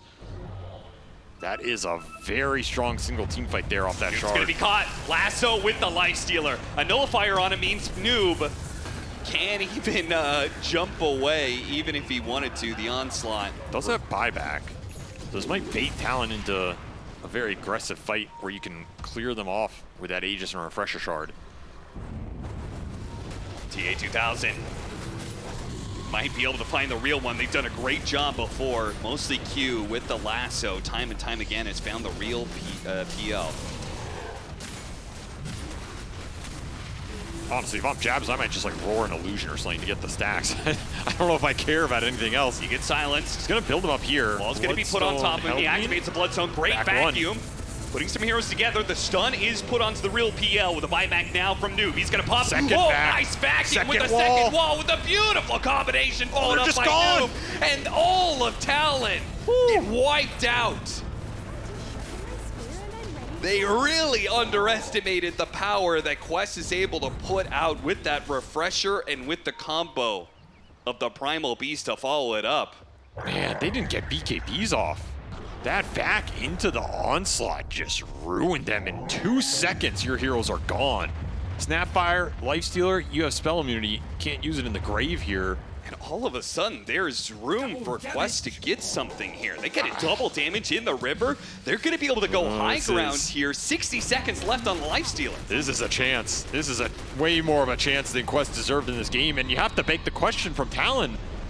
Why push into this Aegis when your lasso's on cooldown, right? You found that big pick on the Primal. He gets the buyback here. You have to be thinking about this buyback and getting out. You just can't get out in time off the TP Rage. You could also have just waited for another lasso and start a fight off the lasso where it's more reliable. 100% Q. He's desperately trying to kill the creep wave. What is happening single right range now? creep is still going to be alive. He has buy, but that's a 100-second death. TA2000, he still has a minute and a half on this Aegis. He has cheese in his backpack, and you're giving him a level 25 talent almost. Waves are being cut by the Primal as, sure, you have a Centaur hitting tier 3, tier 4s for Quest. I don't think it's threatening them too much as it goes down. And Malik getting in top wave. Quest are going to have really good map control. Can they do anything with it as Talon are respawning? Yeah, the weird thing is they had a tier 1 tower down at the bottom lane. It's not like Quest is going to be able to go straight for throne because you had Jabs who's going to be able to stand in front of them. Still, they got a melee Rax. This is way more than I thought they'd get off this Aegis period, which I think was going to be 100% defensive. Talon throwing a little bit away. I should say a little. It was actually quite a bit of gold. They threw away their entire lead here. We're down to a 3K game. I mean, one could argue that the gold here for Quest isn't as valuable considering they have to deal with lanes. Still, that is concerning. It is concerning. Talon. A little concerning. Don't want to be choking this early on into the series. Again, I think it's so important. Just chill out. Let Jabs get his BKB, man. Like, he has been a big factor against this PL. Just let him get a BKB so he's not bursted by magic damage as easily, that the break isn't as effective against him. Let him cook. Let him cook.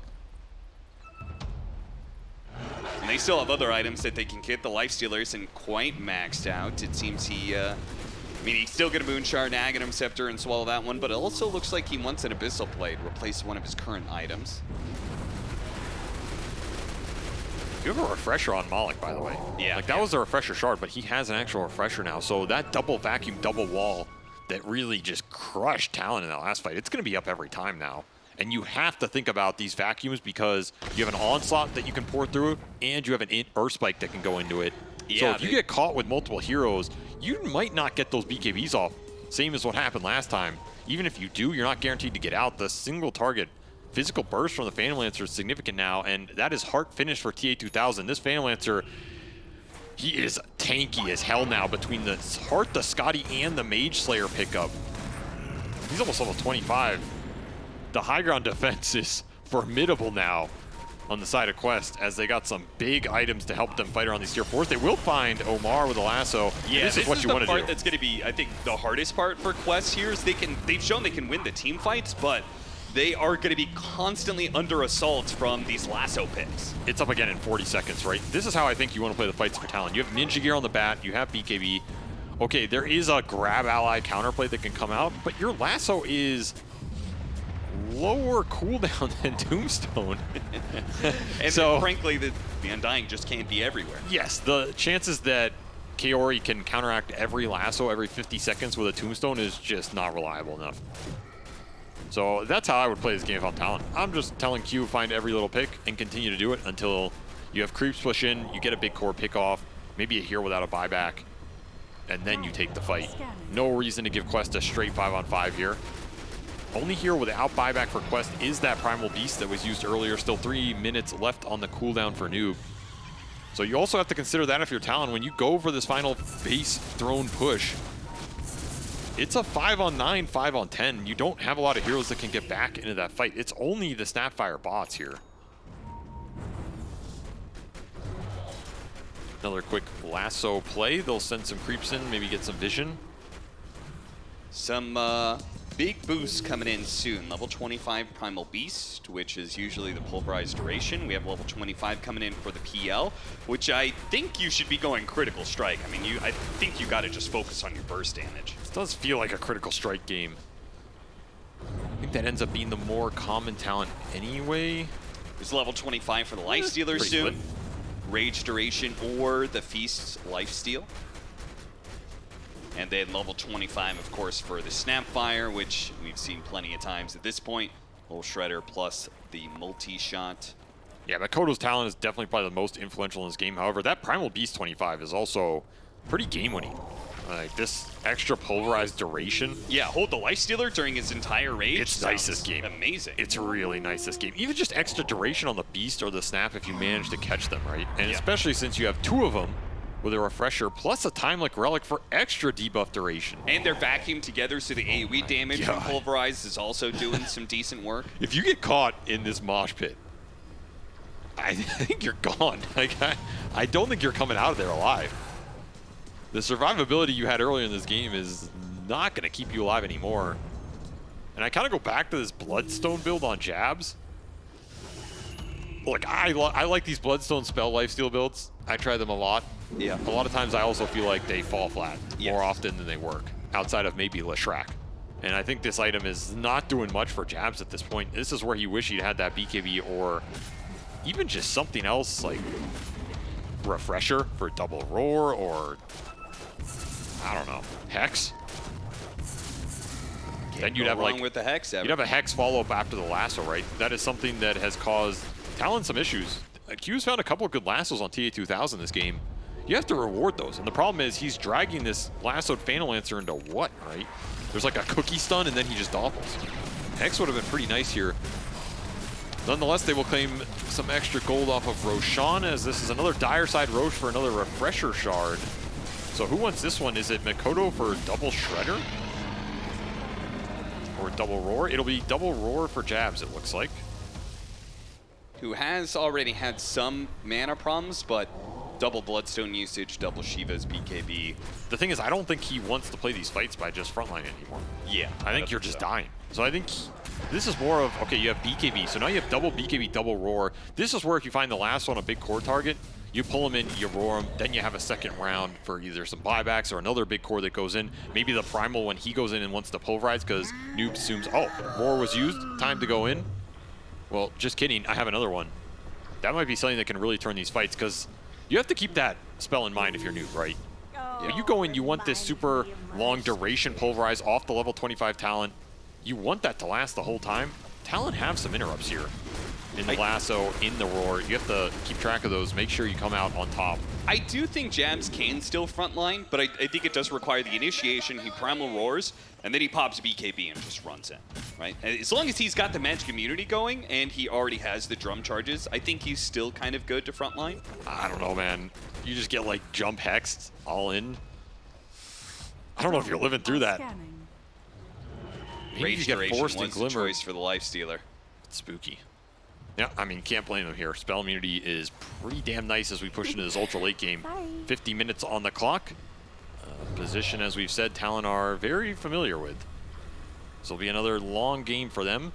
Long game to start out the day, and they're looking for the lasso jump off a smoke. Infest Bomb. What is Q gonna find?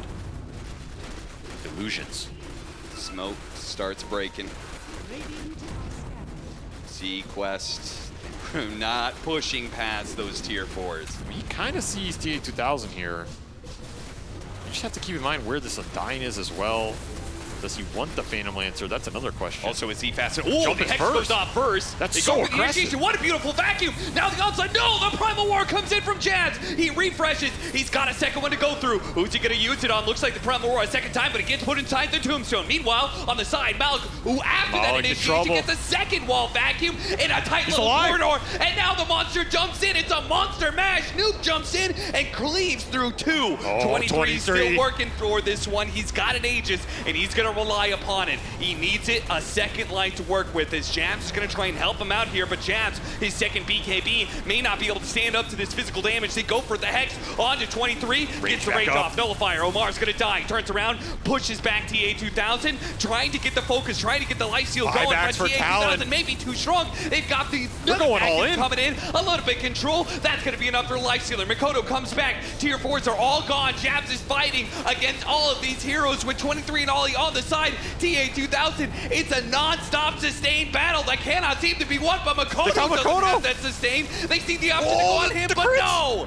They lose the Primal Beast, and TA2000 has to buy back as well. Talon, they're gonna try and push through, see if they can get these tiebacks out. But it's TA2000 who's full health now. Malik fighting with the wall, needs another vacuum, needs to be able to stop 23 Savage. A vacuum goes out, but 23, he finishes off the Darks here. 2 members left on the side of Quest, a throne that is low, now making 1 member left. TA2000 against 4, he cannot do it. There is not enough lances, not enough illusions to be able to put a stop to Talon, who will take game 1. Oh, TA2000 versus the world at the end, but the world crushes him beneath the weight of this triple core lineup that is enough to eventually clear through the illusions and push through to this throne. That looked extremely volatile, though. Yeah. You were committing aggressive buybacks. It kind of got delayed from Talon. The late game shot calling ends up panning out, but damn, that was close to being thrown, right? Because you were delaying this Mikoto buyback.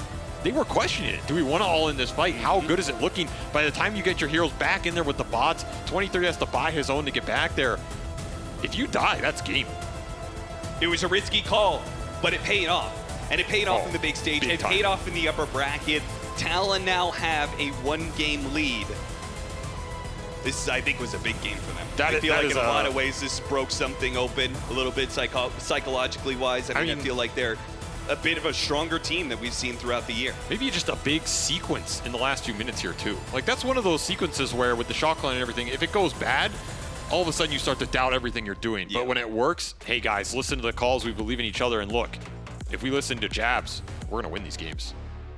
52-minute game, Talon take victory in game 1. Thank you very much, Cap and SVG. The first game goes the way of Talon, 1 step closer to top 6 here at Riyadh Masters, and of course 1 step closer with that to getting an extra $500,000 on top of their prize pool. Crazy game for sure. We at the start of this draft, at the end of the draft, the start of this game, said Faith Beyond that late game, Quest was going to have maybe a little bit of an upper hand. This game went pretty late, but Talon non-stop had Quest's number. How was that possible? Yeah, I think Talon, they did really good at the early stage. They have a great rotation at bottom tower, T1 tower.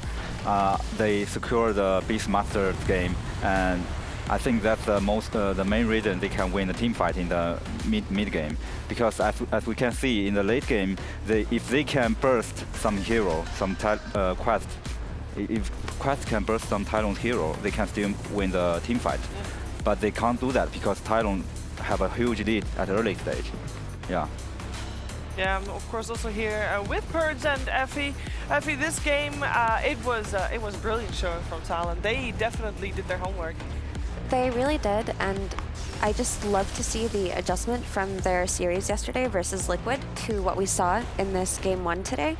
Because yesterday they just went for this like triple core, super greedy lineup.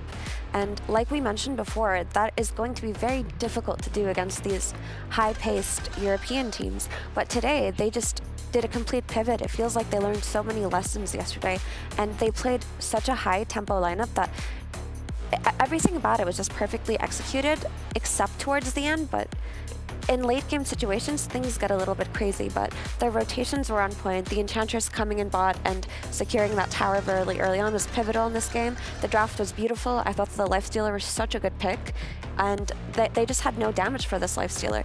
And Quest go for the very late option in this PL, but by the time this PL is super online, you've lost your entire map, right? You're playing against Mega Creeps. You're playing with the disadvantage of only being able to sit in your base and wait for mistakes. So yeah, hats off to Talon. Yeah, I think Quest could have definitely had an easier game if the Beastmaster wasn't so far ahead. In that tier 2 fight bottom, where the Beastmaster almost got bursted but got saved by the Infest, I feel like if they kill Beast right there, they get 1 or 2 more kills, and then they go on to like have a net worth advantage, and then you don't see that like PL can't possibly damage Beastmaster thing. If they're ahead a little bit, I think the game's very different, and it doesn't become this like playing from really far behind for the majority of the game. Yeah, you talk about a very crucial moment in that game, and that is why we chose that particular fight where that Beastmaster gets saved for the STC play analysis. And it was the bottom 5, Faith, and you mentioned it as well. It was the fight that, whoa, this is, well actually, okay, this is the fight we selected if Quest won, which they didn't. But let's highlight that one instead, because there was still, I guess, a way. They had to have everything fall into place. It was the double vacuum wall coming out, Faith Beyond. This is where maybe we thought Quest had a little bit of time. Yeah, I think this is the first time they have a really big comeback in team fight, and yeah, they burst some heroes and they can win this fight, and they have Refresher, Shard on Darkseer. So I think as this fight, so we can know if they can burst some heroes, then it's an easy win for them. Yep, and they obviously didn't have Refresher Shard in every fight, and they also did not really get any fights like this before this. I mean, at this point, Effie, they are against Mega Creeps. It's an uphill battle. They should have done better before that fight in particular. Yeah. I mean, I think they did as best as they could, because Primal Beast making a comeback through the stacks was great. The line had an early Blink Dagger. They played where they could, but they put themselves in a position where they are conceding their map, because you're playing into Enchantress and Beastmaster and a Lifestealer. This is an early game, high aggression kind of lineup, and you go for a last pick PL when you had the option to go for TA. So this is something that you do expect when you pick a lineup like this, but maybe they thought that Talon wouldn't play as cleanly as they did those first 30 minutes, because it felt like they made every move correctly, right? Mikoto had a great lane. He hit his timings correctly. He got so many kisses with those early Mortimers. The infest onto the Beastmaster was so pivotal over and over again. It felt like there was just no damage at all from Quest early on. Maybe a little bit of underestimating of opponents, Purge, because we talked about this. We said, you know, Talon so far, every game we've seen about them has been not the cleanest and mostly tailored towards doing well in the late game, oftentimes, and especially in their last series they played yesterday, a very greedy draft. And maybe Quest just wasn't anticipating Talon to adapt. I think the issue was the Beastmaster, basically. So it was a little bit out of their hands. I mean, they picked the PL. The Beast was still in the pool. Maybe they should have foreseen that. But I think the drafts were relatively fine up until that point. So whether they needed to ban Beastmaster and pick PL or pick a different carry, I think that was maybe the crucial problem. Or they just needed to execute slightly better this game. They committed to the Beastmaster in that one fight. It got turned on them. That got them really far behind. Very unfortunate for Quest, but this is interesting for us because these two teams have not faced before. We have seen Quest do well at a LAN before, of course, in Bali. But as we heard earlier today, this is the longest tournament they've ever been a part of, and it is really interesting to see a relatively young team, Faith Beyond, adapt mid-tournament, mid-series, more importantly. This could be potentially a moment for them that could be defining for their journey forward, would you say? You mean for Talon? Yeah, for Quest as well. For Quest, losing a game here, that's high pressure. Yeah, it's definitely, it's upper bracket. It's a big step. Everybody won't take it. But I think both teams, they perform very well in this game. So I don't think they should worry so much. They just, like, we can just try to be better at next game. Both strategy and play, I think they are both very, very good. I agree. I didn't see any mistakes in Quest's lineup, not lineup, but in Quest's gameplay that game. They did everything that they could to get back into the game, and they pressed their spells correctly. It's just that they were at a disadvantage in terms of when their lineup would come online. And that's just, I think, them being caught off guard by Talon, because Talon, who hasn't run Snap more than once, and not once through the mid lane this tournament, did it. And not only that, they played Beastmaster Enchantress, which they haven't done before together. So maybe they got caught off guard and they'll adjust in game 2. Yeah, we saw just now Sunbi having a lot of words for his team and probably talking about how to strategize game number 2. And Sunbi is, of course, a very experienced coach. Especially for Talon, who's been with them for a little while. On the other side, Quest Esports, they've got guess who? And I'm not asking you to guess, that is actually his name. He's a very unknown coach. He also only joined the team a couple of weeks ago, if that. You're right, Cheever. I know absolutely nothing about him as well. Yeah, It's not just you guys. Yeah. No, I mean, it takes a while for a coach normally to click with the team, regardless of how experienced they are. That's true. And sometimes it can be helpful just because you have new ideas. It's a sixth person to spend effort on replays, on team knowledge, on going over your own team's mistakes. Just someone having an extra set of eyes that didn't have to be focused on playing the game is immediately helpful. So even if they don't have time to gel strategy-wise necessarily, having a sixth person is always going to be helpful. Yep, so he's got his work cut out for him, and we're going to see both Sunbees and Guess Who's work put in action in the draft of game number 2. But for that, we are going to take a quick break, but when we're back, it's more Dota 2 here at Riyadh Masters.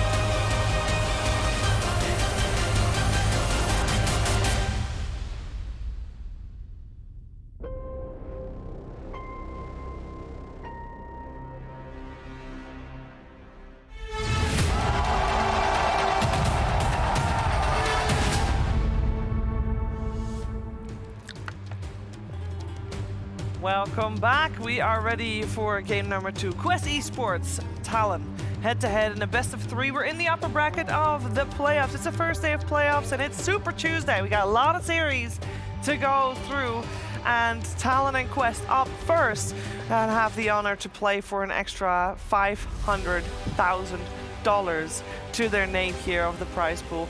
And first game won by Talon in a fashion that, well, they played a little bit different from what we expected them to play. Normally they're slightly on the greedy side, slightly oriented for the late game, but they really stepped it up to try and match Quest, who normally are the ones with the fast-paced lineup, and this time around they weren't, so they were a little bit mismatched. We're gonna find out what's happening in game number 2 and who has the upper hand. A lot of it was decided on draft, so we're looking forward to see here what has changed.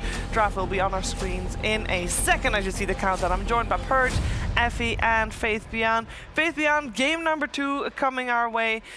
First of all, we want to see some changes, probably in the opening of the draft. Where would you like to see it go? I think Quest maybe make some change, because for Talon they win the game and they win the early game. So they maybe think, okay, we can keep pick it. But for Quest, maybe they want have some change. Maybe don't take Undying on first pick, but they can still go for it if they want. Because honestly, last game is just a little bit mistake in bottom tower. If Quest can rotate first, maybe they can win the game. So I think both games' strategy is fine. All right, so you don't want them to over-adjust, to adjust too much. I think maybe from their perspective, they will think, I don't need to over-adjust. Okay. Well, let's see. We got Talon on the dire side. They first ban Rubik like they did last time. The big difference, of course, is here that Talon has first pick and Quest has second pick. We got the Darks here now banned out as well. That means that Naga Siren makes it through, which was the hero that Talon banned in the opening bans previously. And now Batrider removed as well. So that means that Enigma is also still left in the pool, which was banned previously, I think. Yeah, but Snapfire is still in the pool. Yeah. Snapfire has proven to be an issue for Quest in playing versus Talon because they didn't do prep for it, right? Because up until now, Talon hadn't really been playing Snapfire. Yesterday they ran it on the offlane, but they showed a really impressive mid performance. And yeah, Talon go for that first pick Snapfire. Quest maybe make a mistake here in prioritizing Bat over Snap, but at this point, it's pick your poison. So Quest goes a little bit back towards their bread and butter. They haven't drafted it nearly as much recently, but that is Kaori's most played hero, the Shadow Demon. And they pick Primal right off the bat to maybe discourage the Enchantress from being picked. It was very good against Enchant for the vast majority of the game. He was eating him alive when he was level 6 and Enchant was only 3.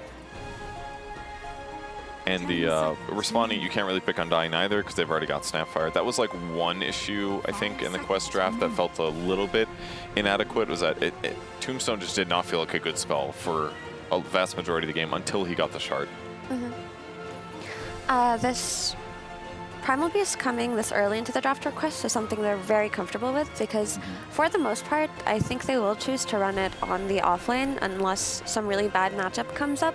Because we saw in Game 1 that the Primal had to come back through Ancient stacks to match and pace with the Snapfire, and they couldn't really have the rotations that they needed to counter Talon's push in the bottom lane because Primal Beast was busy recovering. So I would like to see this being relegated to offlane potentially. Talon go for the Primal Beast counter in the Clockwork. We can see both teams are pretty confident about their core, same as last game. They have a little adjustment on support. So where do you think this Primal Beast should go based on the first 2 picks of Talon, Faithian? I think maybe should go mid because Clockwork is a counter pick to Primal Beast. Maybe you will have trouble on offlane.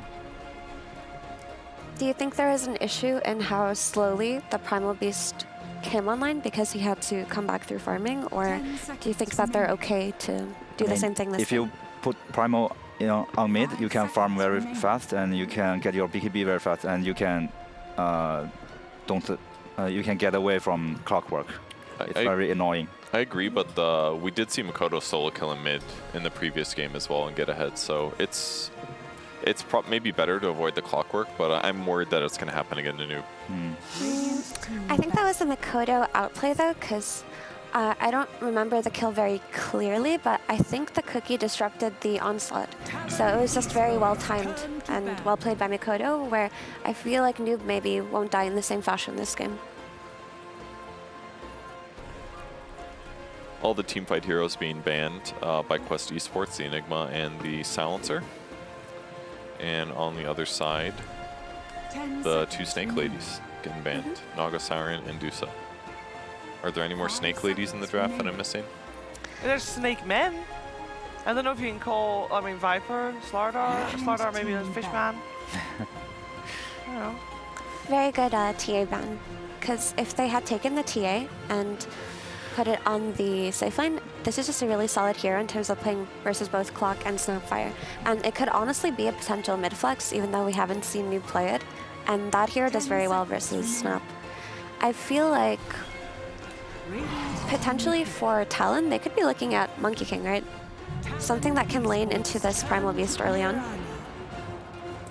Well, we know that Quest likes Mirana and Omar a lot, and this time they have the Shadow Demon to get nice setups.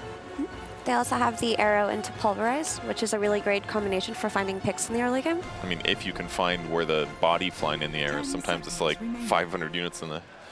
Fix that True. bug, please. Can be confusing. I will also say it's nice to catch a Snapfire in the back line because she's standing still with the Mortimers, even though you won't stop her damage, but at least you can find her afterwards. And Clockwork is often to be found inside its cogs, which also take a little bit of time to escape, so it's another kind of arrow-friendly setup from the enemy team. And she can leap out as well if she gets caught, so yeah, definitely a really solid pick there. That's actually Omar's second most played hero of the tournament with 4 games and 4 wins. Nice. So definitely happy with Quest's lineup to start. Yeah, it gives some Talon some pause as well. It's kind of interesting to see that so far on the side of Quest Esports, you can see their remaining bonus time is 2 minutes 10, which is the exact bonus time that teams start the game with. So they have not needed to think extra hard on any of their selections or bans on picks so far. There will be an Undying this game. It is on the side of Talon. I will say Mirana is a little bit of a counter towards the Tombstone. Is that still the case, or is that a little bit outdated? I mean, I think the leap attack speed is definitely nice for killing things like Tombstone and Egg, but it doesn't feel that hard of a counter the way that Little Shredder does. Yeah. But for the most part, she's a ranged hero, so she can do some nice right-clicking on lane. Like, that's pretty cool. But with this Undying and Clock dual support being picked up, if Primal Beast gets put on either side lane, he's going to struggle. Like, both of the supports on Talon can be flexed around and will make it hard, so I wouldn't be surprised if this Primal just is their mid hero now. Yeah. For Talon, they pick 2 melee support. I kind of worry about their lane, and because also they are first pick, their carry and off lane first come out. So yeah, more counter pick opportunities for Quest Esports. Yeah.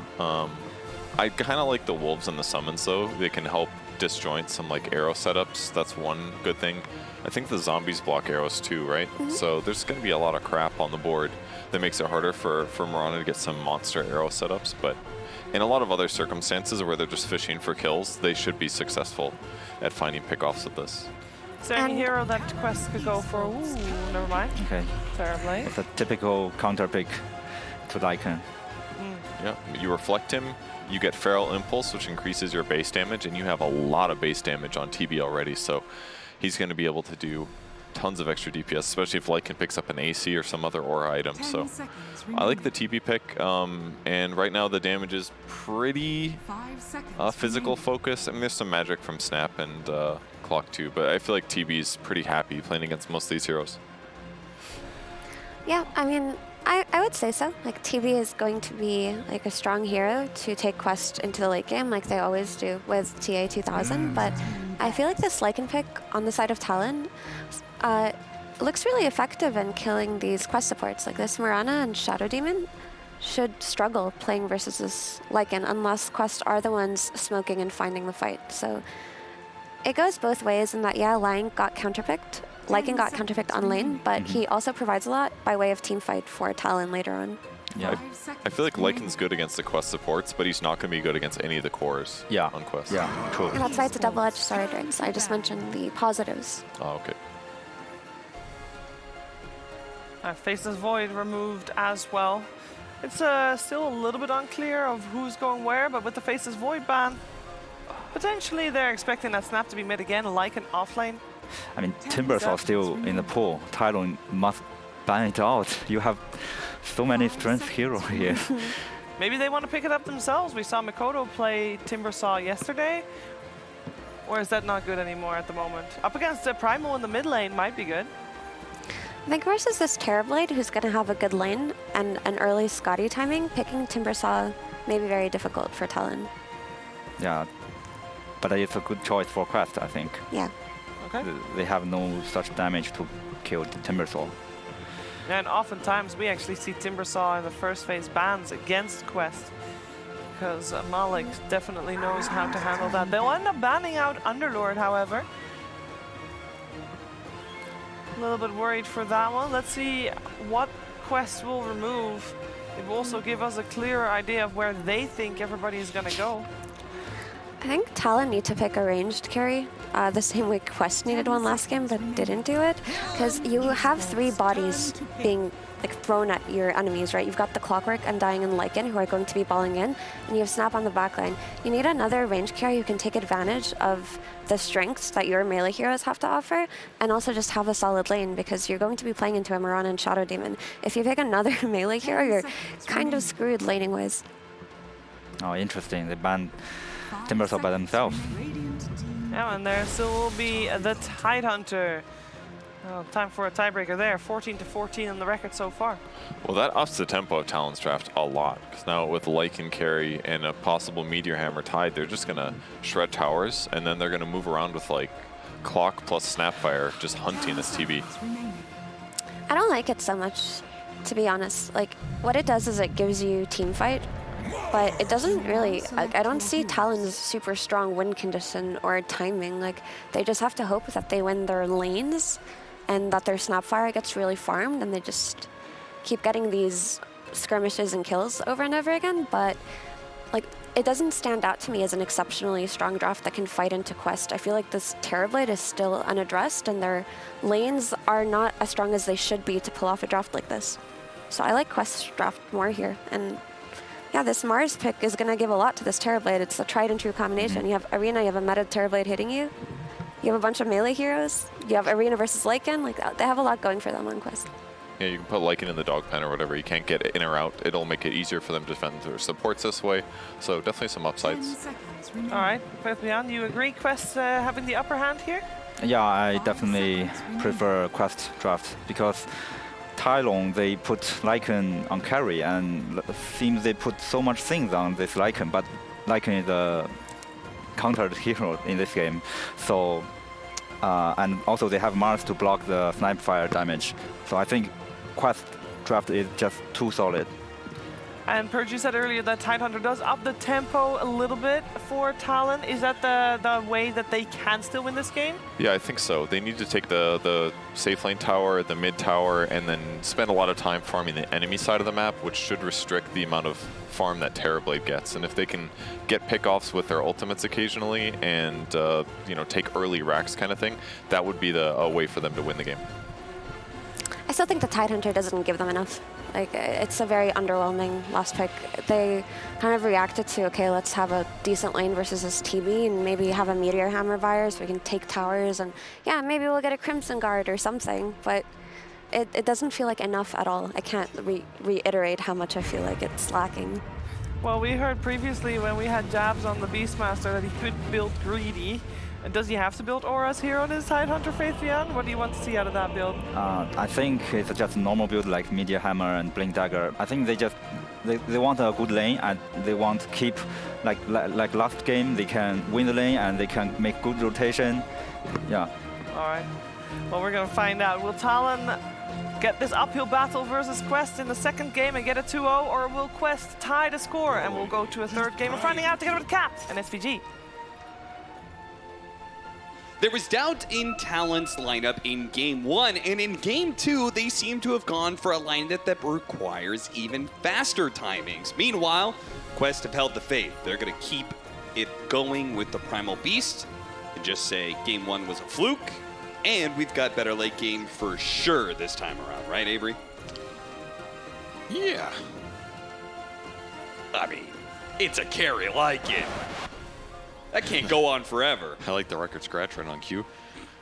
I do feel like Quest will win this late game. The Terrorblade getting the reflection on the Lycan just seems way too damn good here, especially when you have an Arena that can cause problems for the Snapfire and the Lycan carry. On top of that, you have a Primal who, when he gets to Ags, is just going to go in and break the Tide, and you can just all in him. You have a Shadow Demon who might also provide you a break mechanic in this game. A lot of things seem favorable for Quest if they get the gold going into that late game. Getting first blood would be nice. The blood grenade is not quite enough, but Amar does manage to snatch that first blood ever so barely. They trade out kills, but the bigger bounty going to Quest. Makoto was not too sad about that, though. He actually got some some decent gold off that exchange, whereas the first blood went to Omar. Well, it is going to be 3 bounty runes, I think, for Quest as well. That is pretty damn Oh, nice. never mind. No, the Wolf is they going to traded. get there. I thought, oh, I guess that was Noob in position. Yeah. He's not going to go that deep. For So overall, Makoto and Omar winning out in that exchange. I know I'd rather have Makoto than the gold on the bottom here. So honestly, if you're going to give up first blood, that's the way to do it. And it cost him a couple blood grenades as well, which, you know, those things are not cheap. If only we knew exactly how much gold was spent on them in any given game, it'd probably That's be very impossible interesting. to know, Avery. I'm sorry. Yeah, some things are just not capable here. Some things are better left to mystery, you know? Maybe, yeah. We'll see if this matchup mid goes better for Noob, because that first game was pretty rough for him. Yeah, it was. He got solo killed in the end. That's about as bad as it's going to get. Makoto had a very good start. It's one of the reasons that all those Ancients that got put into Noob were a catch-up mechanic rather than an acceleration one, which is not really what Quest were looking for there. And then the BKB timing for him also didn't yield too much off the first 2 usages. That felt like a lot of the momentum that Quest were, if they were going to come back in this game and build it, it was around that, and just didn't happen. That starts in the lane here. So you had a practice round. Now you get a second attempt. Didn't get the career. Tried to get him with the cookie mid onslaught. That would have been cute. Doesn't work out, though. Honestly, this doesn't look like it's going much better for Noob early on, as Makoto's winning the CS battle and the regen trade, with 4 creeps coming into him here. Should get all 4 if he's a Chad. And he'll keep the creep wave on his side of the river as well, which will make things even more annoying for Noob, who has less room to work with the This is really onslaught. nice. So Makoto's going to pull ahead mid again, which might limit the rotations Noob can do. However, I guess Quest have a lot solid. They have a lot more solid of a lineup that can scale in this late game from the mid game than last time, where it was nice body waiting block for there Phantom from Lancer. Yeah, and double melee off lane for Talon is not going to be fun down here, right? Yeah. So 2 melee against 2 range. One of them is a Terrorblade, who is just going to force you off these waves during the meta. It's a tough lane for Jabs. On top of that, Q on this clock likely isn't going to get a huge amount of Ancient stacks going for him, compared to something like a Mirana or a Shadow Demon would be able to do for the Tidehunter. So it's kind of just whatever Jabs is going to get off this lane is what he's going to get. You hope he gets to a fast Meteor Hammer and can create some tower pressure to gain some gold back here. Yeah, I think that part is particularly important for their lineup, right? Maybe Jabs isn't as important in this game as he was in game 1, but I do think a fast Meteor Hammer, taking some early towers, and then just the fights that they choose to take are all very critical for Talon. Here's a theory, though. I know you like your theories. I think you like your theories, but go on. It's very true. The carry Lycan versus the Terrorblade. You buy Manta on this hero, right? Okay. You dispel the reflection. Yeah. Is that Terrorblade no longer gets your barrel impulse? Is that magically going to make this matchup winnable later on? Yes. Okay. That's cool. I don't Simple know. Manta. I mean, who's ever seen this matchup, right? This is like one of the first times I feel like I've seen it played out from the universal change. It is interesting, though. Like, if you get to Echo, Manta, BKB, Abyssal or something, I could see Lycan maybe just going in and chomping down the TB in some of those fights. Okay, 5 or 6 slots, like if TB has Satanic, Butterfly, Scotty, whatever nonsense, yeah, you're probably not doing much, right? But for a lot of this game, the window for 23 to have large impact in the carry-on-carry interaction, or just running in and taking the fights for some of these cores, might be larger than we're giving it credit for. Yeah, I mean, this Lycan, you should not underestimate how much power and scale this hero has, especially since it got turned into Universal. So it is scary. It's just unlikely that it's going to be as strong. Once again, they did this last game. The Beastmaster ran the board down the river to deny one of the water runes, and they claimed the other one. Nice combo here. Spear into arrow. It's going to claim the life. Volley gets off the tombstone, which will be farmed unless 23 can deny it. He does. Twice now, he's managed to get a big last hit underneath the pressure of 2 heroes trying to outdo him. He also blocked the previous wave with a wolf, so it ended up pushing under the tower faster, which is some very interesting tech if that was intentional. I don't know if it was intentional or not. Will end up resulting in a faster equilibrium exchange for him and get this lane back, which is what Talon want. Again, they have 4 melee heroes on the side lane, so whenever these lanes push up, it can be a bit dangerous to just sit up here. However, they're doing quite well. All 3 cores are finding farm in this early stage, better than I thought it was going to go for them, considering, you know, just how many melees they have against the ranges. Oh, that is going to be so bad if he gets caught by Q here. Fortunately, Q is... did Noob forget that you can't pull the creep wave early on here? It seems like it. He's going to get a courier kill. And TP back to base. Oh my god, it's going to be so rough for him. This is not much. This is a slower game than last time. He's basically just giving up on the lane. This is just giving Makoto a free game. I mean, it's so free he was looking for the D ward, but there's no obs here because Noob has been off the lane so much. He does have an obs on him, so he might give it away on top of everything else. And right now, Talon, they can pull 3 heroes top because the Tidehunter and the Snap are basically free farming. No pressure going into them. Decent chance for them to use this double melee support duo to maybe find some cheeky kills or just run it towards mid with this catapult wave on Makoto. That sounds like the better option here. Gonna get behind him here. Will the Talon supports get here in time? Arrow lands, try and burst him, looks like they got him. And they're gonna be able to pump the damage into Q as well, who with the cogs may not be able to protect himself against the ranged heroes. Omar strikes and gets a killing spree. Very nice gank for Quest at the perfect time. You deny this 6-minute rune and the catapult push from Makoto, who was having a free lane, and both those supports from Talon rotated, got nothing, and even Q dies. That is how you get this Primal Beast back into fighting shape. And it's also interesting that we've seen more of this early disseminate on the Shadow Demon over extra stacks in like illusion or poison. We've even seen the 1-1-1 build a couple times. Yep. It did about 110 damage there off of the total gank. It's not too bad for a level 1 spell. Yeah, honestly, it's not an insignificant amount of extra damage you get out of Disseminate, even when it's not bouncing damage to other heroes. Yeah, it's definitely more burst in a situation like that than the extra poison, because you're only going to get up to maybe 3 poison there before you have to trigger it. Oh, he's going to get the Wisdom Rune away. Q has to steal this one because otherwise Ollie, he's going to have his stolen away by Kaori. He's going to die for it, but Q did manage to snatch away that Wisdom Rune, so they'll get the kill on the support who stole their Wisdom Rune, and their own support, he ends up dying as well. So, same situation on both sides here. I guess that favors Quest a bit, as they had more cores on lane. Noob is getting some free space to pull this wave and cut now, and yeah, like last game, he's catching up pretty fast on this Primal. That's the upside of this hero. Even if the lane matchup's bad, it's pretty hard to stop the hero pulling, finding farm onto these neutral camps, and you can always make the quick rotations, which it's going to be bottom here. The hammer is going to work.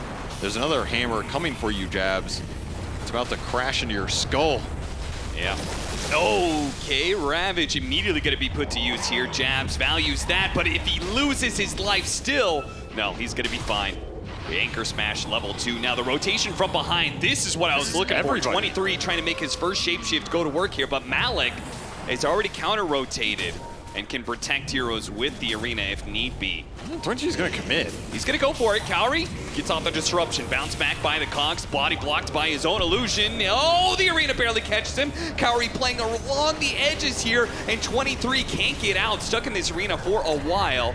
Will finally get away, but the shapeshift is now run out. He's going to be caught up by Noob. Kisses raining in. Jabs trying to stop these heroes. They need to land the kisses. The bump back there of another round of cogs, but the kisses don't land enough. Tombstone's going to be placed inside of the pit here. They fight for it. They go inside the pit to clear out the tombstone, but a cookie lands onto 2 of them with the meteor hammer denied by the arrow immediately. Jabs trying to stay alive. Asunder last second from here. TA2000. Oh, the spear plus damage from Omar. It's going to come out. They get that kill. Quest, they win this little skirmish in a big way. That has to be one of the stranger 8-minute fights I've seen in Dota in recent memory, as Talon bring 5 heroes bottom, but they used the Ravage defensively early on, which I think really hurt him in the long run. Imagine you had Ravage at a later portion of this fight when your other cores are there, so you can commit in together. Just a little disjointed from Talon, and they pay a big price for it. That is a lot of levels to throw into Quest. I mean, look at this Mirana, man, level 6 off that. Omar just got the world given to him. His earn charges on top of almost the Vit booster going into this vessel. He's so damn rich off that fight. 6-0 start for the Mirana here. I feel like this has been his best hero of anything. Yes. Yeah. He's been popping off on the Rubik and some of these other spellcasters, but damn, is his Mirana extremely solid. I don't think I've ever seen him out of a bad game on this hero, even in some of the lineups where they lack some of the setup. Putting it to work here, and now Quest are off to the races, as that was your big Lycan rotation in the early game. just resulted in nothing for 23. You're going to have to catch up now. And this is not the position you want the carry Lycan to be versus the Terrorblade. Because the Terrorblade, he's going to pull ahead a bit faster on the map with these illusions, being able to out-farm you. And then he's going to use your strength against you, which means you need more Dispel items faster to reflect the reflection. Power Rune's also going into Noob's hands as a result of that fight. Arcane, not a bad one to pick up here. And they'll get a free tier 1 mid on top of it all. I think that bottom fight is so bad because would you agree with me when I say that Talon, it's bad for them if, like it's pretty bad for them if they're using Ravage and Shapeshift and not giving anything for it? Like it's pretty bad, right? Because they're a tempo-based lineup. If they use those spells and lose the fight, it's pretty debilitating. It's very rough. This is not the position they want to be in with this lineup, particularly in a fight that I think could have gone their way if it was a bit more of a jointed effort. Like, people were just spaced all over the place. Like I said, the Ravage didn't hit with anybody. No other cores were there yet. The Kisses were trying to hit stuff that wasn't stunned. You had a Tombstone go down at the end of the fight. They just cleaned it up instantly. Everything about that fight was just off for Talon, and that could have been a very game-deciding fight here as we go into the mid-game. Because now you're in a position where you're not even defending this tier 1 safe lane, and you have Ravage and Lycan form up. So this feels really bad that this is not a fight you're confident enough to take right now on Talon, because your spells are really good around these tier 1s, both offensively and defensively. Mars running into Lycan here. Malik is just going to go for a simple TP away, not a problem. Another Wolf form down that is not going to yield a huge amount for 23 here. Gonna have to fall back on some good old ancient farming, I guess. Jabs once again has been given the priority. Ato's done for Makoto. This is probably your best playmaking item for a long time. If you can see the heroes, as Moonlight Shadow is going to get Noob in very deep with this Arcane Rune. Ollie's going to be spotted. Oh! Miscast on the disruption here. Ollie is still dead. Yeah, a little warm-up disruption. You know, sometimes you got to make sure the spell's working. Nothing wrong with that. That was also the Arcane Pulverize, so it's up again in 10 if Noob They want this kill. I think they have to Ravage for it, and even then, I don't think they communicated what they wanted out of that. This game is just off for Talon right now. They need to resync it up, get a solid team fight going. They still have a lot of strength in their spells if they can line them all up. Right now, it is not lining up, and it looks pretty disoriented, as Quest cores are going to pull ahead if you're not fighting the team fights. Like, Terrorblade is massively out-farming your Lycan right now, and the other two cores from Quest are not far behind, as they can clear waves pretty damn fast, and they're both just rushing a BKB. So right now, your ults are good for finding the 5-on-5. If those BKBs come out for Quest, you're going to be in trouble, because then a lot of your damage just goes out the window. And these are the two of the highest strength gain cores in the game on the Primal and the Mars. Yeah. That is a lot of HP to fight through. I think only Tiny is in the top 3 with them, right? Centaur's got to be higher than Mars, right? Yeah, well, I don't count Centaur as a hero. That, right. Fake hero, of course. I mean, Centaur's not a hero. I mean, look at Noob. He is pulling creeps in front of their tier 2 and farming their neutral camp that is very deep on Talon's side, and he has no fear of retaliation. The only low cooldown threat is the Clockwork hook shot into Kisses. So if Kisses are on cooldown, then a lot of the Clockwork's aggressive potential also goes the wayside here. And it's been an extremely quiet game from Q. He's not found anything. He'll find a bottom that you can't hook here because leaps are up. He's 0-2-0, man. This is where Talon struggle, when their two playmakers having a rough game. I mean, they're really going to try for this one. They have to chain up the Cookie and the Rod of Atos, and even then it's just barely enough. But they do manage to get it. A little bit of a, that's a practice kill to sync up together your abilities. They still got that synergy. They also denied the Wisdom Rune with the Wolf. Yeah. Very heads-up play by 23. Nice. These are the little things that can get you back in the game here. And it's going to be some space for the Wolf to farm up.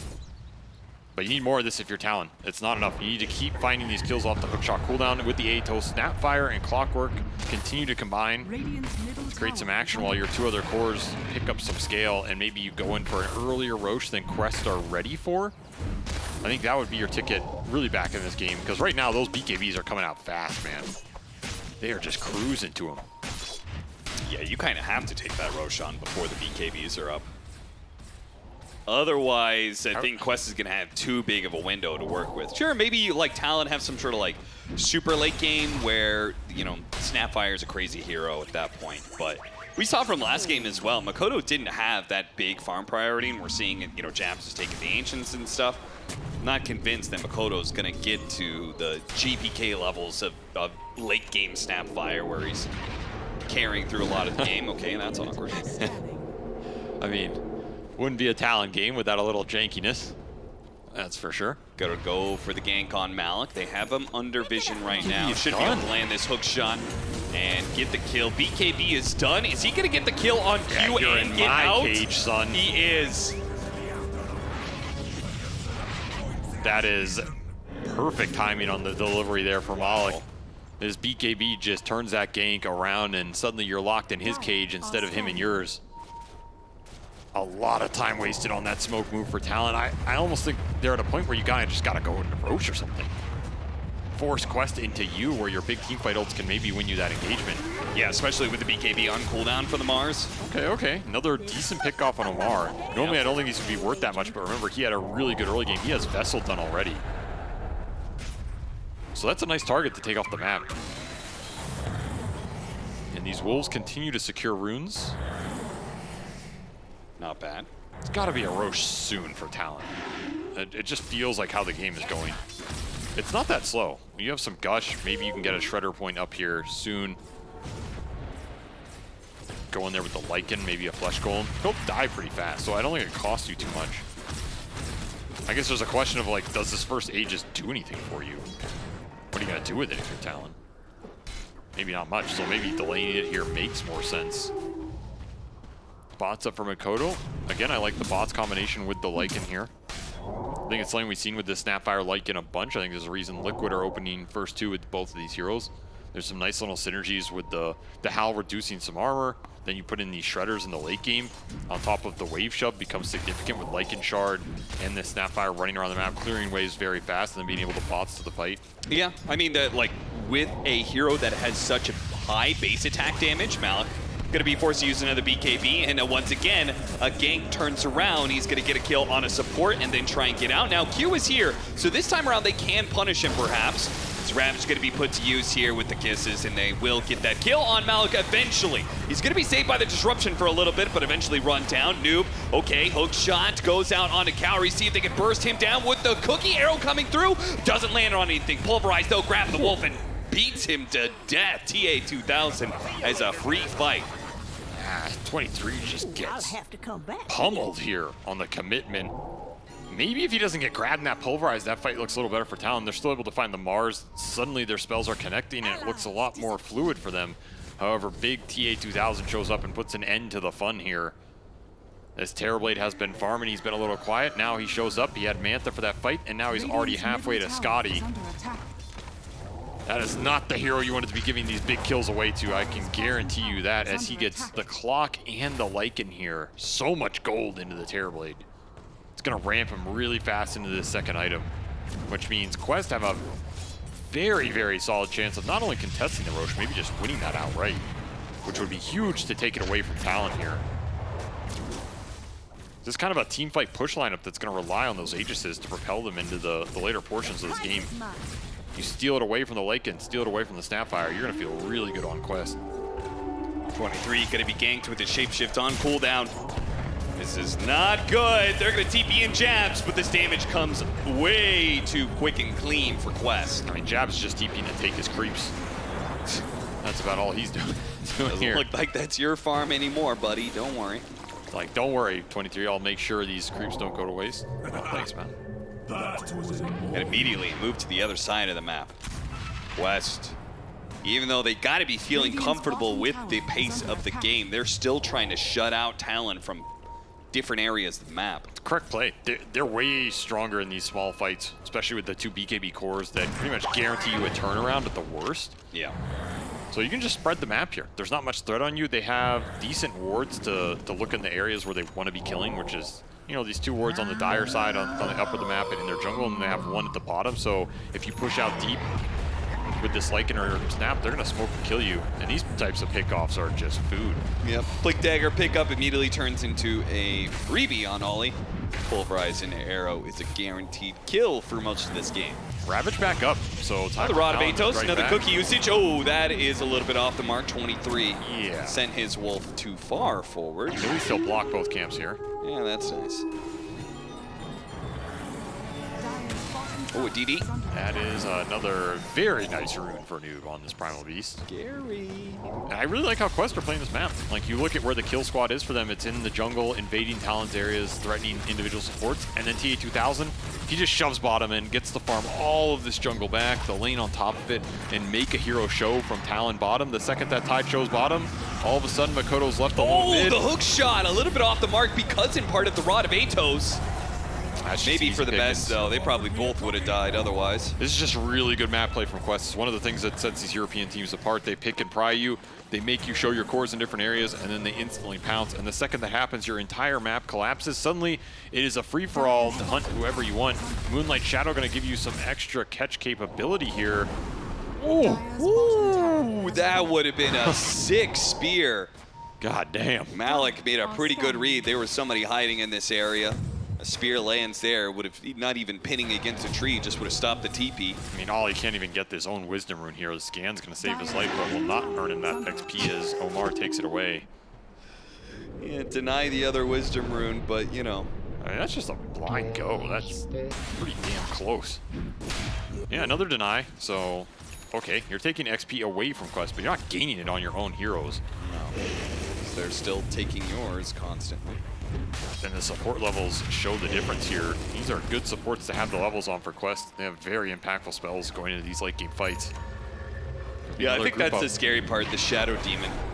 Quest have played it quite a lot, and the impact that comes from Kaori late game is pretty immense. It's good. This is a good game for break targets as well if you ever get to that Ags.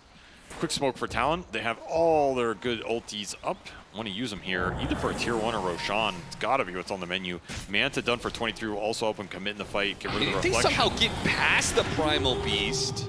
And look at these wolves. These things do so much damage. Yeah, they He's do. dead to wolves Atos. He's literally just going to die to that. He's going to try and Blink's delay it. coming. Disruption's going to go out. Noob trying to blink forward to catch up to the Snapfire. Slowed down by the Scotty, but an interception by Q. Good hook shot, but the supports are giving up their lives in order to make sure their cores can just get away from a fight. This is a high ground tombstone, and they still can't take it. Don't feel like they have enough damage to punch through this Bulwark, BKB Mars, and the Scotty finished Terrorblade, man. Malik is going to make sure the Q disruption, it'll be there. That little self-dodge on the arrow. Oh yeah, and they win a fight next to the Roshan pit. So Yeah, that Roshan that we were kind of imploring Talon to take for themselves. They're killing Makoto.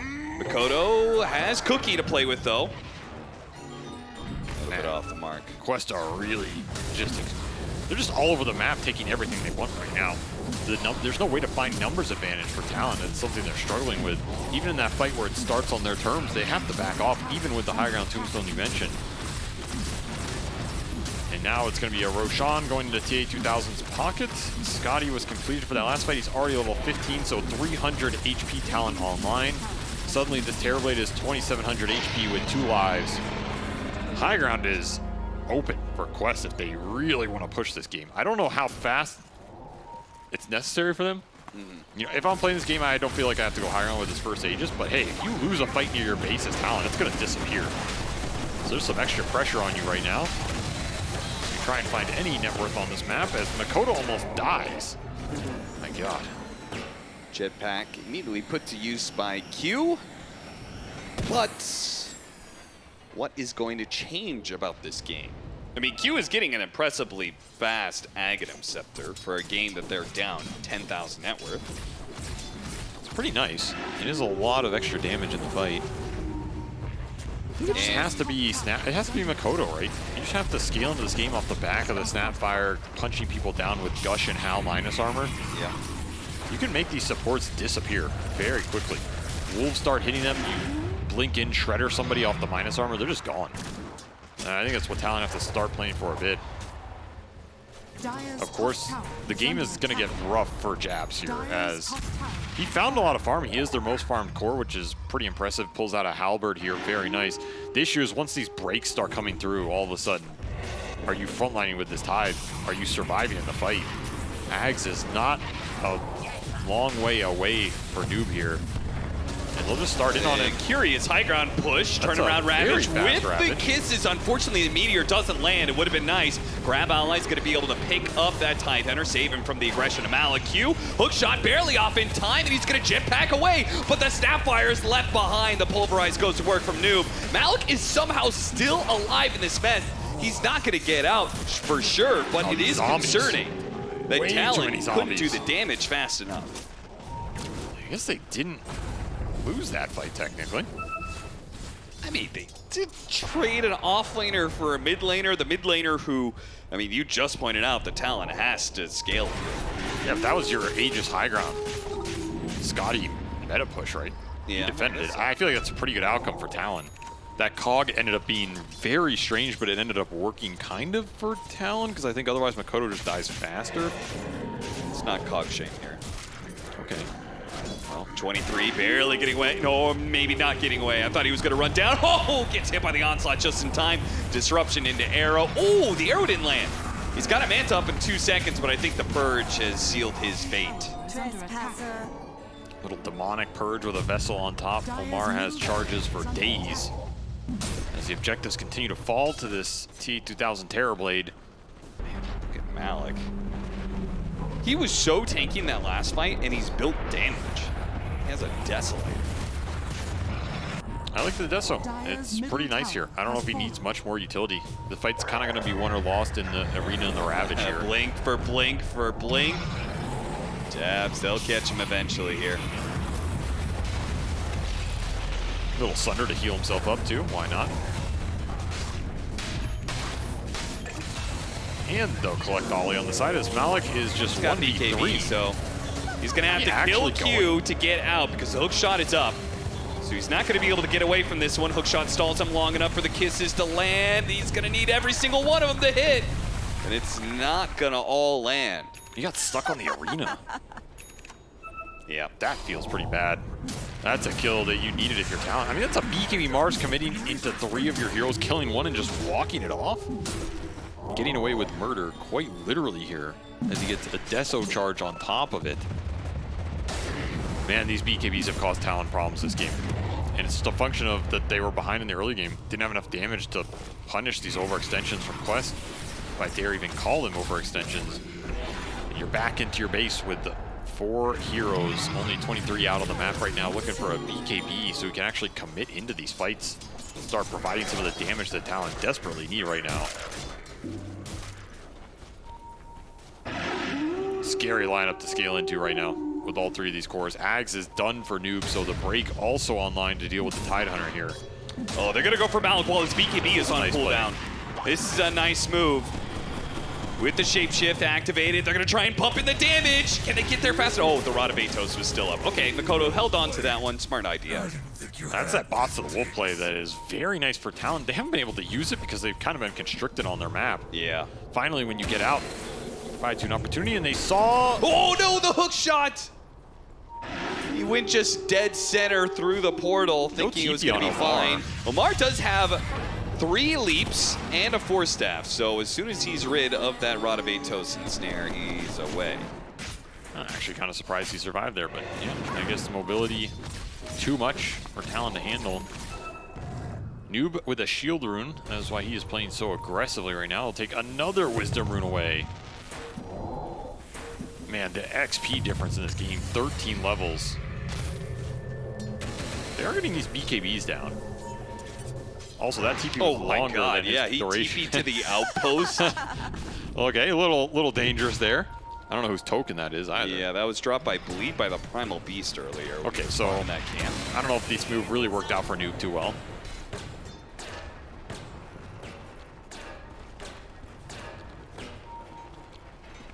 $16,000 net worth lead, 21-9. Quest cruising to a comeback in this series. Looking very likely that they can make it a 1-1 series, which will be very interesting what Talon does in response to that. I'm already imagining that they're going to go for the better late game in Game 3.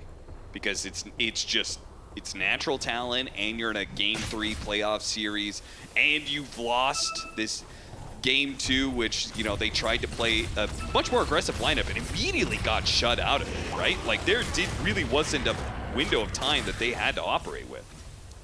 Sounds like a likely outcome should they lose this game. However, that is a big should. This game is not over yet. And Talon, they've been known for some crazy late games, and we, again, do want to highlight that Lycan is a pretty crazy hero. Like, he does scale very well going late game. If we get to the point where we can get some, like, 25 talents for both him and the Snapfire, then they're good ones. Maybe they could beat out a Terrorblade. God, that is a lot of wolves. I think it's unlikely, but possible. I almost feel like he needs to pick up the shard just to, like, make more space on the map, you know? You don't want to buy it as a carry like it. But yeah, he just can't afford it right now. You need the dispel items to be able to commit in the fight.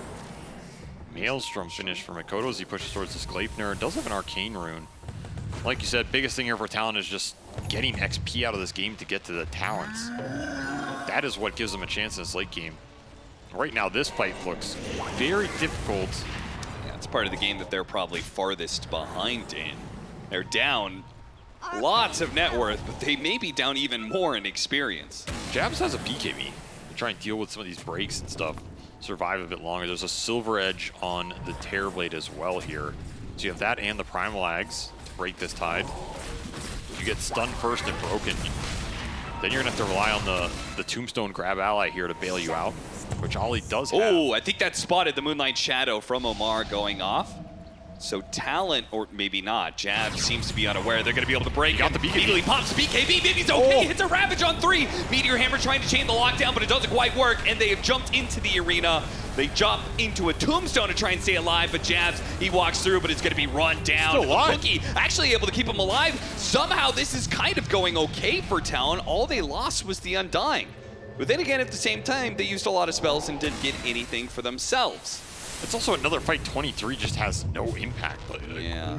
What is this Lycan doing in this game, man? It just hasn't been able to commit at any point for a kill in these fights. And that is what feels bad for Talon. Because like you said, that didn't even go that bad. Jabs with super fast reaction, gets his BKB Ravage off, kind of salvages that initiation. Unfortunately, there's no follow-up stun there. It is going to be a later Roshan, so Quest, who are all hot and bothered to be able to take it, are finding, okay, our timing is off here. We got a little bit unlucky, guys. We won a team fight with meta, but we're not going to be able to immediately... Oh, the break already out on Jabs. Quest still want to take this fight without the meta. That's a curious play. Oh, the arrow somehow landed onto the Lycan in the back lines. But again, without meta, Quest are not super confident they can take this one. Jabs are going to jump forward, make sure they can't chase after the Lycan, who was perched up there and had a bunch of illusions on him. I mean, both teams are missing so much of their team fight right here. It's almost like neither one wants to commit as they both posture for this Roshan. Full form is back up as well as Kisses, so the cooldowns are coming back for Talon a little faster than they are for Quest here. Meta's still gone for 60. So your BKBs will be back up on your 2 bruisers. I'm surprised TA2000 is not committed for this Roshan right now. They think the fight is still coming. They want to look for a big kill. Going in for the break use again. TA2000 with his Silver Edge. Once again in melee form, gonna try and make the work. BKB goes off just in time from 23. Dodging the spear, but again, another shapeshift, another BKB that doesn't allow him to do anything offensively. These rockets are wearing him down. Actually doing a significant amount of damage over time. Yeah, it's working on it. Kaori's the one who's actually Kaori's half health from all this. He's just dying to these. You're having to spend vessel charges to heal up against these rocket flares. And you did pick up the Lycan shard. And the mid lane is always being pushed in by these wolves. Yes, that's the one thing Talon have going for them. They are creating some lane pressure. The Lycan is theoretically farming some of these creeps on the other side of the map. And you've huddled Quest up in a position where they have not committed for Roshan until now. They he did buy the shard for himself. Yep. This is TA2000 saying my meta's back up and I've had enough. All right, they're going to make a move without the Lycan. I think they're just going for an Aegis steal. I have to imagine that's the only idea here. It's got to be a steal. It's Jabs going in with Ravage trying to steal this Aegis away. Oh, his timing might be right here. It's very close. Ravage goes out. Oh, right, then dies, but TA2000, very smart. Close. He popped the BKB to stop the stun of the Ravage, immediately sundered Jabs, so he instantly died. And so they will collect everything from the pit, I believe, and they get 2 kills out of it. That was so close to being clutch there for Talon. A crazy good angle from Jabs. It's not easy to get in that pit while you're still smoked. And the timing was pretty much perfect. There's just not much else you can do, right? I don't think he could have got closer there. Yeah, because Kaori was smartly positioned to break smokes on the other side. Wasn't ready for that play. You got to be with the rocket flares coming in. You pretty much have to just BKB there for TA2000. So all the small things done correctly will yield an Aegis onto this Terrorblade, who is absolutely massive right now. And wants to end this game almost level 20 on top of it. They're having a hard time fighting through these illusions, let alone the actual Terrorblade. Kaori trying to go for the Demonic Purge on the shielded up Makoto. Disruption illusions, Terrorblade illusions. A lot of ways to quickly chip away at this tier 3 tower, and it's going to force a response from Talon. It could be a closing team fight. Immediately a BKB goes out, Pulverize trying to grab him. The onslaught through the cogs here. Noob, he's going to get some decent damage out from the Aghanim Scepter. Not enough to kill anybody. Oh, Malik actually jumping back into that one with TA2000 using the Thunder on Jabs, ringing him low. The BKB goes off. Q jetpacking himself into a wall. Makoto tried to stay alive off the tombstone, but couldn't make it out. 23, meanwhile, is the only healthy member. He's going for Noob right now, but the onslaught is going to start charging him away, and 23 cannot pursue. They're just hoping that they can keep this tier 3 alive, but with Makoto gone, I believe TA2000 is just going to keep this pressure on. He's just claiming souls right now. Even the Shadow even disrupted. Oh, and they're going to catch 23 as well. Doing work. Disruption, arrow, spear. No save in sight if your Undying's not there with a tombstone. Even then, I don't know if you're bailing him out into a situation he wants to be in, as Satanics are online for Quest. One on the Terrorblade, one on the Mars. This might just be a throne push right here. They got a lot out of that high ground fight before all the spells were online for Talon. They're still waiting for Ravage cooldown here. 10 seconds for Jabs. Got one last hurrah, it feels like. Top wave is pushing in with double catapult, double wolf for Talon, so if they manage to stall this fight or defend, they might actually trade racks. Oh, another Sunder that kills Jabs. That is absolutely brutal here. TA2000 has had his number in these fights. It'll prompt the Jabs buyback. Still has Ravage up, no BKB, and your Lycan still out for 20. Okay, hook shot. They're going to go for it. Cogs pushing in. TA2000, seeing if they can kill him, take away his Aegis. I think he wants to die at this point. Yep. And he'll take another Malik is two-man going to be arena. able to get a nice arena on 2 as the Terrorblade revives here. Really going to be disarmed, though. Noob blinking in, grabbing Makoto. Makoto can't afford another death. Ravage going out. Tombstone save. Does manage to bail him out, but bailing out is a constant theme here for Talon. They may be able to survive through some of these engagements, but they've yet to be able to do any damage. Big echo hit. A Gleipnir on a Mirana. They are desperate for anything at this point. Meanwhile, the damage is always there. Malik, TA2000, they're both putting out in spades. 23 goes for a BKB, TP out. A desperate call, a desperate time for Talon, but they have lost this game too. We are going to a 3rd game in this series as Quest, they prove what all that group stage hype was about. They bounced back beautifully in game 2. Very solid draft from them. I think there were definitely some advantages there. This last pick, Mars, is just a beautiful pick. It pretty much prevents the Wolf from getting anything done in these fights. And almost this game just felt over off that bottom fight. Like, that fight being so disjointed and costing Talon so much momentum in this game because they committed 3 cores and all of their ults to lose heroes. It's just way too big a swing for this type of lineup to recover from, especially when you don't have the carry matchup. Your Tidehunter is going to have to play into breaks that were messing with him later, as we saw. He's just getting broken and massively sundered off the start of the fight. Using that clockwork flare damage against the Tidehunter in this situation. Okay, grab allies are there. I like the Ags on the clock. There's just no little kill threat in this game to slow these 3 cores down, and the 3 cores are outscaling. Yeah, there's a cute idea there of Howl and Anchor Smash limiting the damage of the very high base attack damage of the Terrorblade. Right. But you can limit that damage all you want. You have to be able to put damage back out. Yes, that is something that 23 Savage struggled the entire game. I don't think this Talon lineup kills heroes unless they're very far ahead. Yeah. That's the downside of the Tidehunter pick. It was not that Timbersaw that got banned. It was not the Darkseer that could use the Terrorblade against him. They just struggled. Struggle indeed, and that means we're going to go to a game 3. But first, we go back to the panel. Thank you very much, Cap and SVG. We are going the distance to a third game. Quest was unstoppable in this game 2 of the series.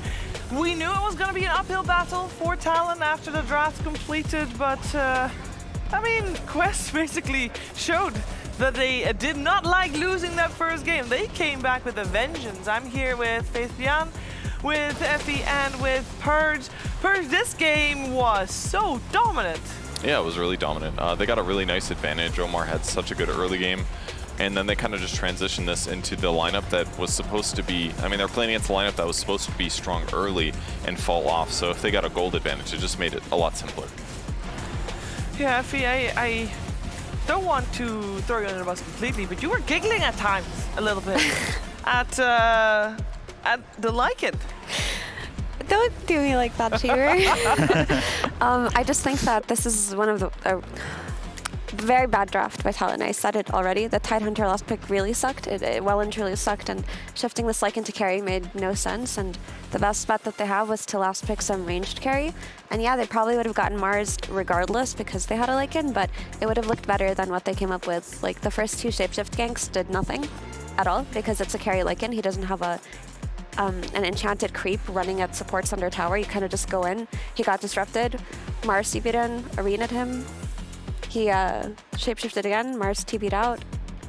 I mean, I mentioned this already, but I didn't see any point during this draft that Talon would have been strong. There just wasn't any, so back to the drawing board for game 3. Yeah, a lot to think about. This game 2 was not it for Talon, Faith. Yeah. Yeah, I mean, this result is no surprise. We all can see from draft. I think Lycan is too hard to against Terrorblade.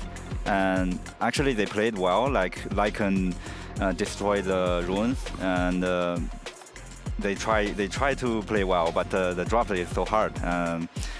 Also, I think this Undying and Tide's pick is a little bit confused. Yeah. Yeah, it was not great for Talon, but it's okay because when we can blame something on the draft, it's very easy to recover from that. So we'll see what they come up with in game number 3. And they have already shown that they can do in that first game, but this game, it was Quest that stepped it up. Purge, they definitely adapted and they went for a way more comfortable draft compared to game number 1. They did. I think they pretty consistently ensure that they have lots of stuns and lots of ways to get kills, which is one thing that's pretty consistent about them. You don't really see them like open like 3 heroes and you're like, oh, they've got no stuns. They're always ready to get kills somewhere, which is one thing that I really like about them. Yeah, in particular with Omar's Marana, he has, of course, what is it, 100% win rate on that at the moment? Yeah, out of 5 games, I think. Yeah. It's pretty good. I mean, that's why you chose him to be part of your STC play analysis for That's this right, one. Cheever. Yeah. I would like to materialize this high bet. Omar played amazing. He didn't really stun that much the first couple moments, but watch how many right clicks he gets for free. He's leaning against a melee hero. Melee heroes, they have to be faster to offset this, and Omar's just beating him up. They took 2 heroes to secure the Lotus here, and he's just constantly right clicking the Undying. Yeah, constantly. I mean, this has got to be, it's got to be like 15 right clicks or something for free that he gets. And all he has to do is buy a couple Iron Red branches to really up that damage. Even check this out. Ollie's like, okay, I'm a little damaged. I'm going to pop a salve. Omar spots it. He's like, nope. Cancels like 75% of a healing salve. Really just onto, oops, sorry, clip did not autoplay. There we go. And now, rather than, he almost kills that wolf. 23 Savage has to resummon it. He gets it low enough that allows Malik to even kill it. So 23 Savage is forced to lane without even having like 2 wolves the whole time. Just getting so much value. And here's Ollie breaking the clarity potion. Omar's baiting a little bit. Look at this. He's playing in melee range so Ollie gets these attacks in. But in reality, he was setting up for this kill. So that was another good thing Omar did. They didn't get the last hit on the cat or the tombstone, but still awesome. And then finally he leaves the lane, does an easy disruption arrow setup, which kills Snapfire. Noob was behind in level. Snapfire was 6 there. Noob is level 5, so this rotation is super, super important. And watch how efficient Omar is here. After getting that kill, he grabs the bounty rune.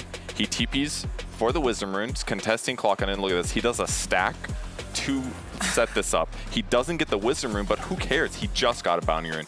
Then he got a stack. Then he gets this kill. I don't even think I'm upset that he doesn't get it. And then there's that big fight bottom. His TP's coming off cooldown just now, so he TP's bottom, and he's basically just here for all of the important moments. He moves over, he secures the kill on the Lycan with the Starstorm. Then he gets this kill In a moment here, we're going to see Jabs re-engage, trying to protect the Undying, and watch what happens with the Meteor Hammer. That should be hitting. He interrupts that with his arrow, so no Meteor Hammer damage comes. And then his Urn just gets so much value. He finishes right before this fight. He used 2 Urn charges there, just got another 2 sets, which he kills Ollie with as well. So he had an immaculate early game. Really just super well played by Omar. I mean, that's insane. I love watching that because there's all these moments that with the Mirana you can leap to make up for, you know, potential misstep, but the extra movement speed with the leap makes you get there in time. And with all these timings that you need to hit, I mean, you see the bounce rune, you see the experience rune, the stack. Mirana just gets there just at the right time, and he basically won all 3 lanes for his team almost. I mean, bottom lane maybe the least amount so, but He showed up for the fight. he did show up for the That was fight. good. That's the most important thing. I know, Faith Behind, you've been really enjoying Purge's segments like this. What do you feel about Omar's Mirana? I mean, you knew it was top tier already. He already has won all of his games on it. Does this impress you even more with Omar's Mirana? Yeah, definitely. Actually, during the live show, I didn't notice that much because we can't focus all the screen on him one person. Yeah. So yeah, now I learned so much from Purge's Weatherman report. Yeah, I think people are gonna try to intercept Omar from trying to do this because that's, I mean, you can recreate that with other heroes as well. Though Mirana obviously the easiest one because you can use that leap to your advantage that way. But yeah, we're gonna find out if he even gets his hand on his Mirana in the next game. Next game is around the corner, and there is a person in our broadcast that you haven't heard from all day. You can't hear from him now either, so that's unfortunate for you. But maybe we'll get some words in later. Of course, I'm talking about Purge. We've had so many player lounge, not Purge, sorry, Jenkins. Close enough. Whoa. Sorry. Very different characteristic. We've had so many player lounge, you know, introductions and things that I don't know where he's at, and I'm worried about him. Where has he gotten up to? But here you see, of course, Quest Esports preparing for game number 3, and they already showed in the game just now that they are able to come back from a loss in a high-pressure situation. There's $500,000 on the line, which is something that the players are not thinking about. But if you actively try to not think about something, sometimes you just end up thinking about that very thing, Effie. So it requires some mental fortitude there. It does, for sure. But I think both teams played well today. Yeah. Game 1 was very close, and the Talon draft was really beautiful, and the Talon players feel very awake today. So I hope Talon isn't discouraged by this game too, and Quest should be feeling good after it too. Honestly, they should be feeling good after their game 1 performance as well. As far as Talon go, that draft did them 0 favors, but if they can draft solidly in game 3, then either team could take it, honestly. And one of the big difference between drafts of game 1 and 2 was who had the overall last pick Purge. That's of course what set them up for the Beastmaster in the first game, which crushed it if you missed it. This game around, they were not the one with the overall last pick. How much did that hinder them, or did they already go wrong in the draft before that part? I mean, the game 2 draft was certainly worse. And in both games, the team that got to pick last was in the upper hand. But I think what's been clear over the 2 games is that on average, Quest has just been playing better in both games, and Quest's draft on average has been better as well. So it's a big mountain to play against when you have both things offset like that. But all Talon needs is 1 more win. So if they just draft better or play better in this last game, they can pull out the win. All they need is 1 more win for Talon. Same thing goes for Quest. So good draft goes a very long way in that 3rd and deciding game, which will come your way very soon. We'll take a quick break, but when we're back, deciding match between Talon and Quest. Stay tuned.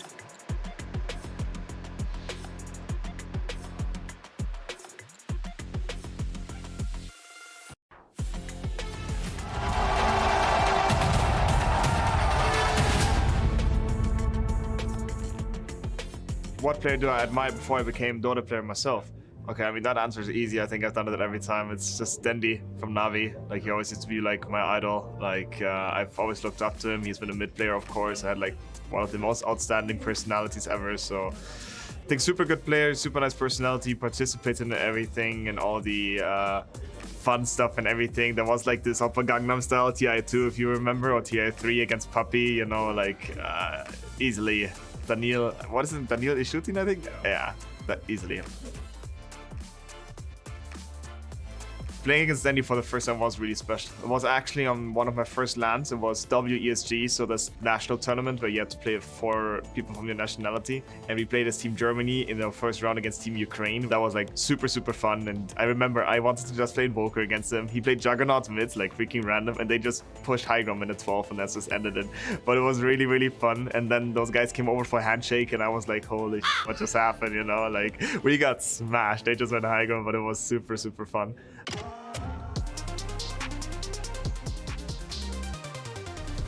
When I start playing Dota, I think the EG Sumail, when they win the TI5, I like watching him when he plays Storm.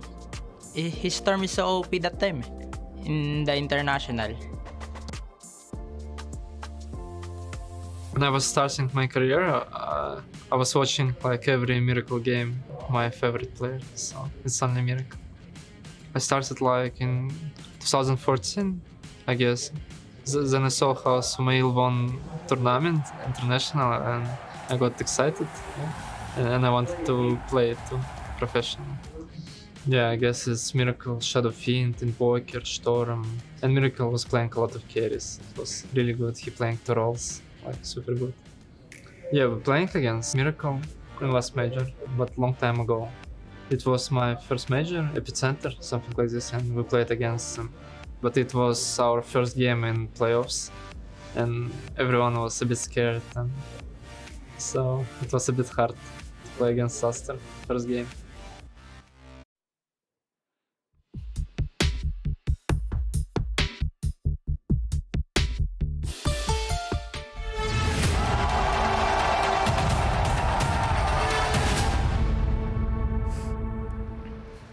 Quest versus Talon, game number 3 coming your way here at Riyadh Masters, and we're ready to break it all down, break the draft down that's coming your way in just a couple of seconds. We've seen both teams win a game. Game 1 was very competitive, back and forth, but Talon at the end was able to take it with a superior draft. In game number 2, there was a very little hope for Talon as Quest had the way better draft, and we were looking to see if we can have a decider, back and forth, epic matchup this third game. Hopes are high, and we got Shadow Demon first phase banned by Talon, which is a change-up, because that means they're more worried about the Shadow Demon, potentially with the Mirana combination, than for the Rubik. And Faith Beyond, you've been saying that they've been so good about banning out the Rubik, but they do have first pick. Perhaps they want to pick it up themselves? But then they have to give the Snapfire. Oh, problems all around. Maybe they have choice. And from previous games, we feel like who have last pick, who will be more comfortable in this draft. Yeah. So maybe Quest will have a good game again. Let's see. Yeah, and maybe they're thinking of trading this Rubik for a Batrider plus Snapfire on Talon because they didn't ban either. Like they could be comfortable giving it away in this situation. We'll see. Yeah, that's also a good strategy. All right. With strategy, sorry, go for it. With Rubik not banned, which I assume it'll make it through, does that open Enigma up as a possible pick? It's been kind of ignored. I mean, it got banned first phase, first game, second phase, second game, so maybe it'll make it through too and played. Yeah, it's interesting, and it's especially interesting that Quest is taking a long time to think about that, because they seem to be under the impression that it was going to be a similar story for Talon with banning out the Rubik, and they have to make the choice. Which do we ban out? Which 2 do they want? And which combination would they not be happy with giving away? They end up still banning out the Batrider, so Snap Bat for Talon is no longer achievable. But they could pick up the Rubik themselves, still go for the Snapfire. There's a lot of options coming out here for Talon. I would not be surprised if they also take their time to think about it, though this is of course something that they can brainstorm time and time again.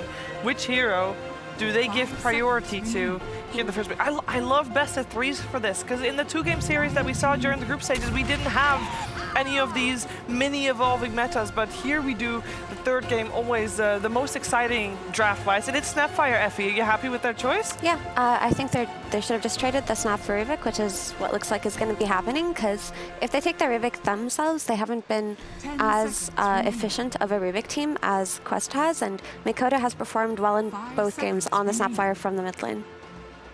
that he has. Dire team Well, no surprise. They have to give up the Rubik. And where did they want to go with it? What are the other ones still in the pool? Did you mention Purge? You don't want to pick up 2 supports, so you don't want to go for Undying. Enigma is still in the pool.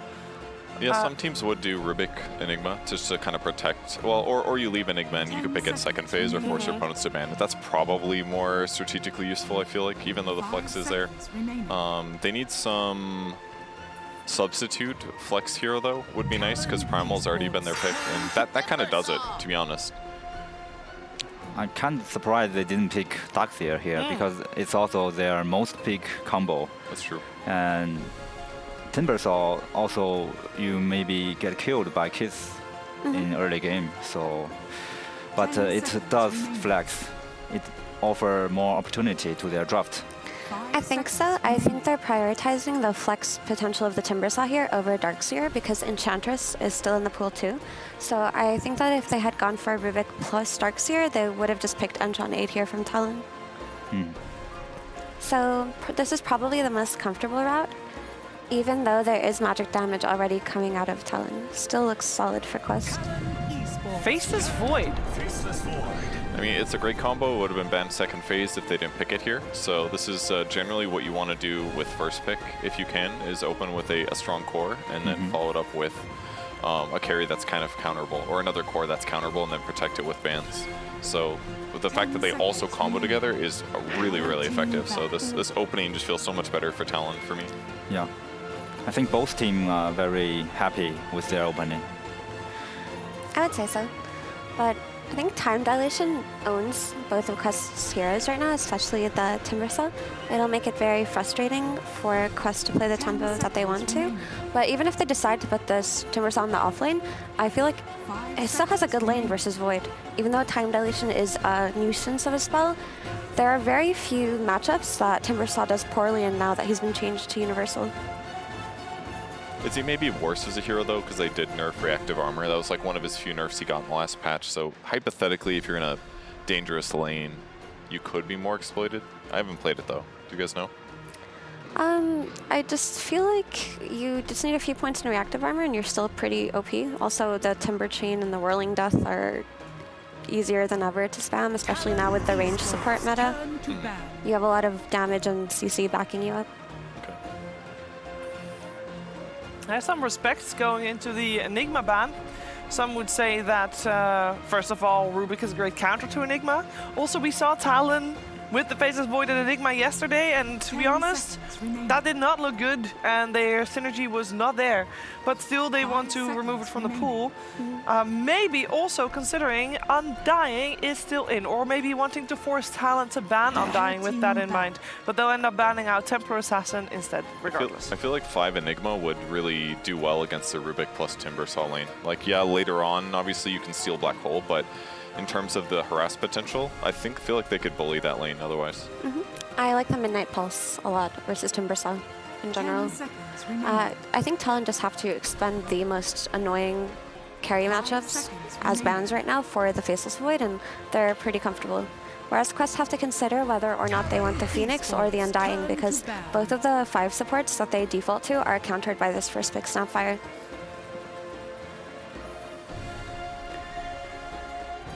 I still think they'll go the comfort route, though.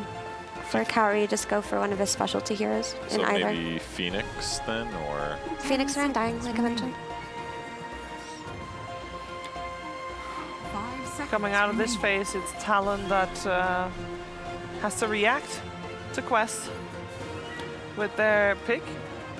As Quest got the first chance to pick something out of it, so if they want to still remove one of the core matchups that does well against Faceless Void from the pool, this is their final chance to do so.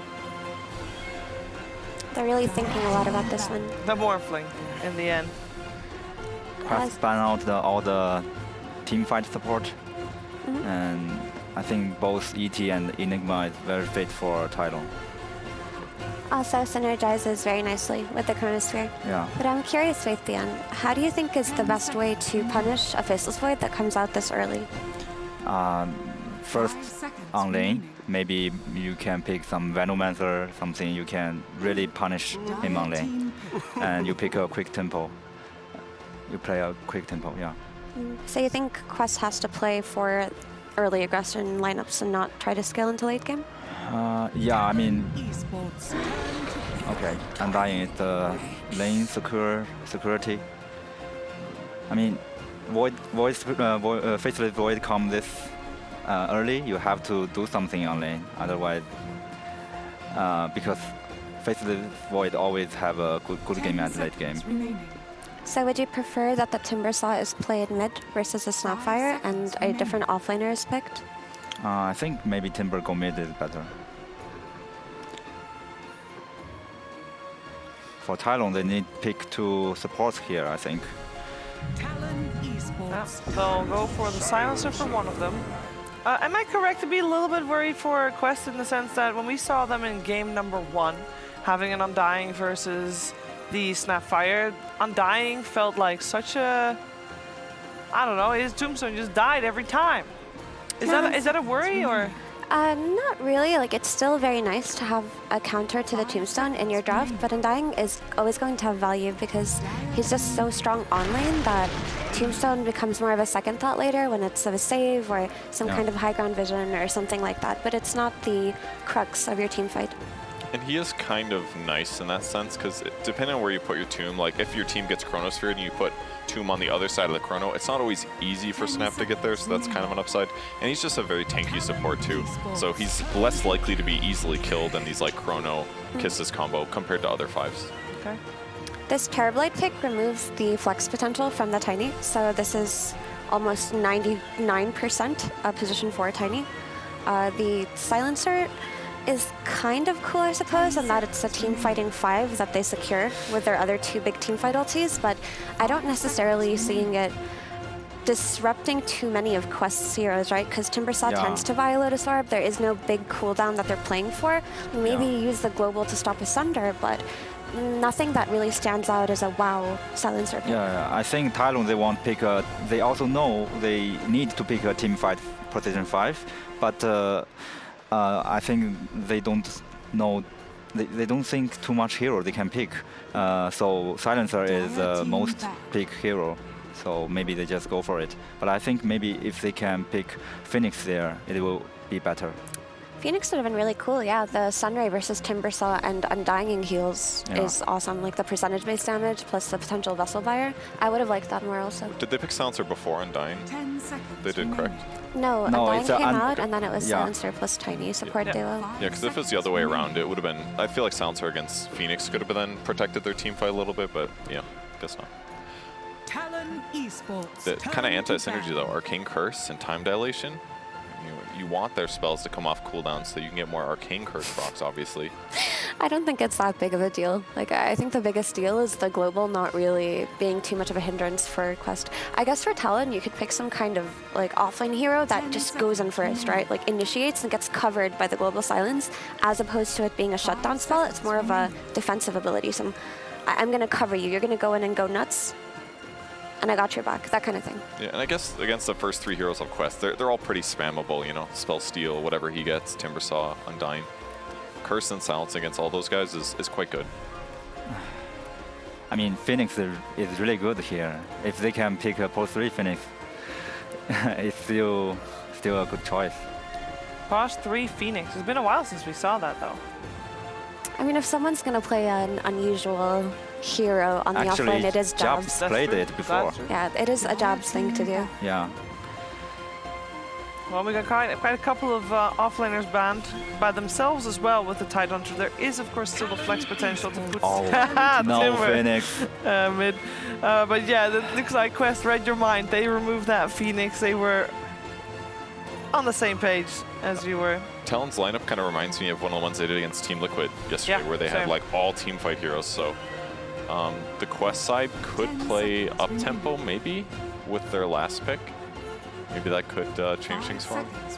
Well, at least they get to pick after seeing the locations of where people are going to go for. Unless they keep it super flex on the side of Talon, we'll know for sure whether that snap goes mid, which they have done, of course, for the rest of the series. But we've also seen Jabs play on the off lane, so potentially they just want to have something else in that mid lane. Potential galore. There's a lot of them.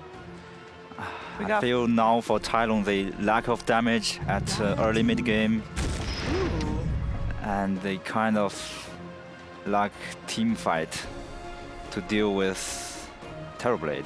I feel. Well, just doom him, I guess. It's a little bit of greed, but can they get away with that, Effie? Because they have got a lineup that can buy a little bit more time for that Doom, or? I don't know, because Quest still have Mars or Beastmaster open to them, or even an Underlord, and they could just play on the early Undying plus TV timing. So I'm not really sure if Talon can take it to the late game. Like, obviously Doom as a hero does address the Terrorblade later on, or the Timbersaw. But it's gonna take a lot of time, like we saw in their match versus Liquid yesterday. Like, their Doom got punished really hard. With that said, though, even though it is a greedy lineup, the upside is that compared to that, like, TA, Doom, what was the third one? It was like... Enigma. They had another hard... The game where they picked too many carries.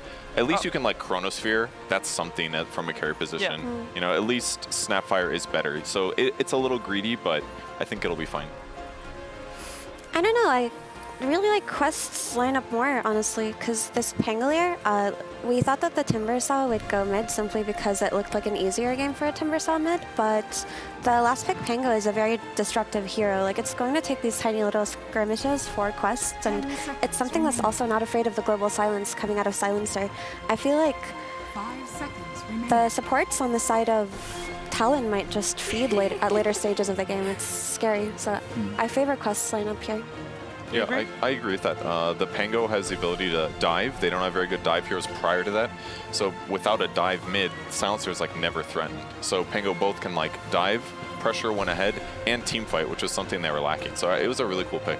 Yeah, I agree, both of you, and I also prefer Quest draft.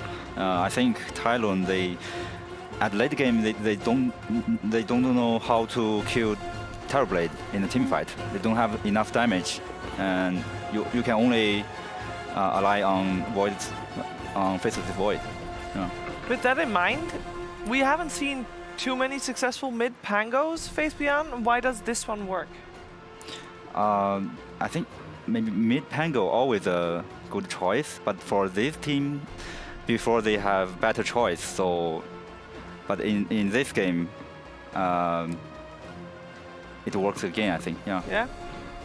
I think Talon are not outdrafted here. It just feels like Quest's lineup is stronger, but they have a means to win. Like, their team fight with the Faceless Void plus Snapfire could get them a few key kills early on, and we know Snap is going to farm very quickly, so Makoto in this game is the responsibility god of Talon. We'll see how he takes it. We're back to where we started. It's like, okay, these two play styles, it's all going to come down to Makoto. Can he set a tempo? Can he go toe-to-toe to Quest? We're finding out the deciding game. $500,000 on the line. Cap and SPG, take us through it. Man, it is crazy to think about the amount of money for a single win and a matchup that isn't even close to the grand finals. This is just the upper bracket round one. And Talon and Quest have a one game to play for $500,000.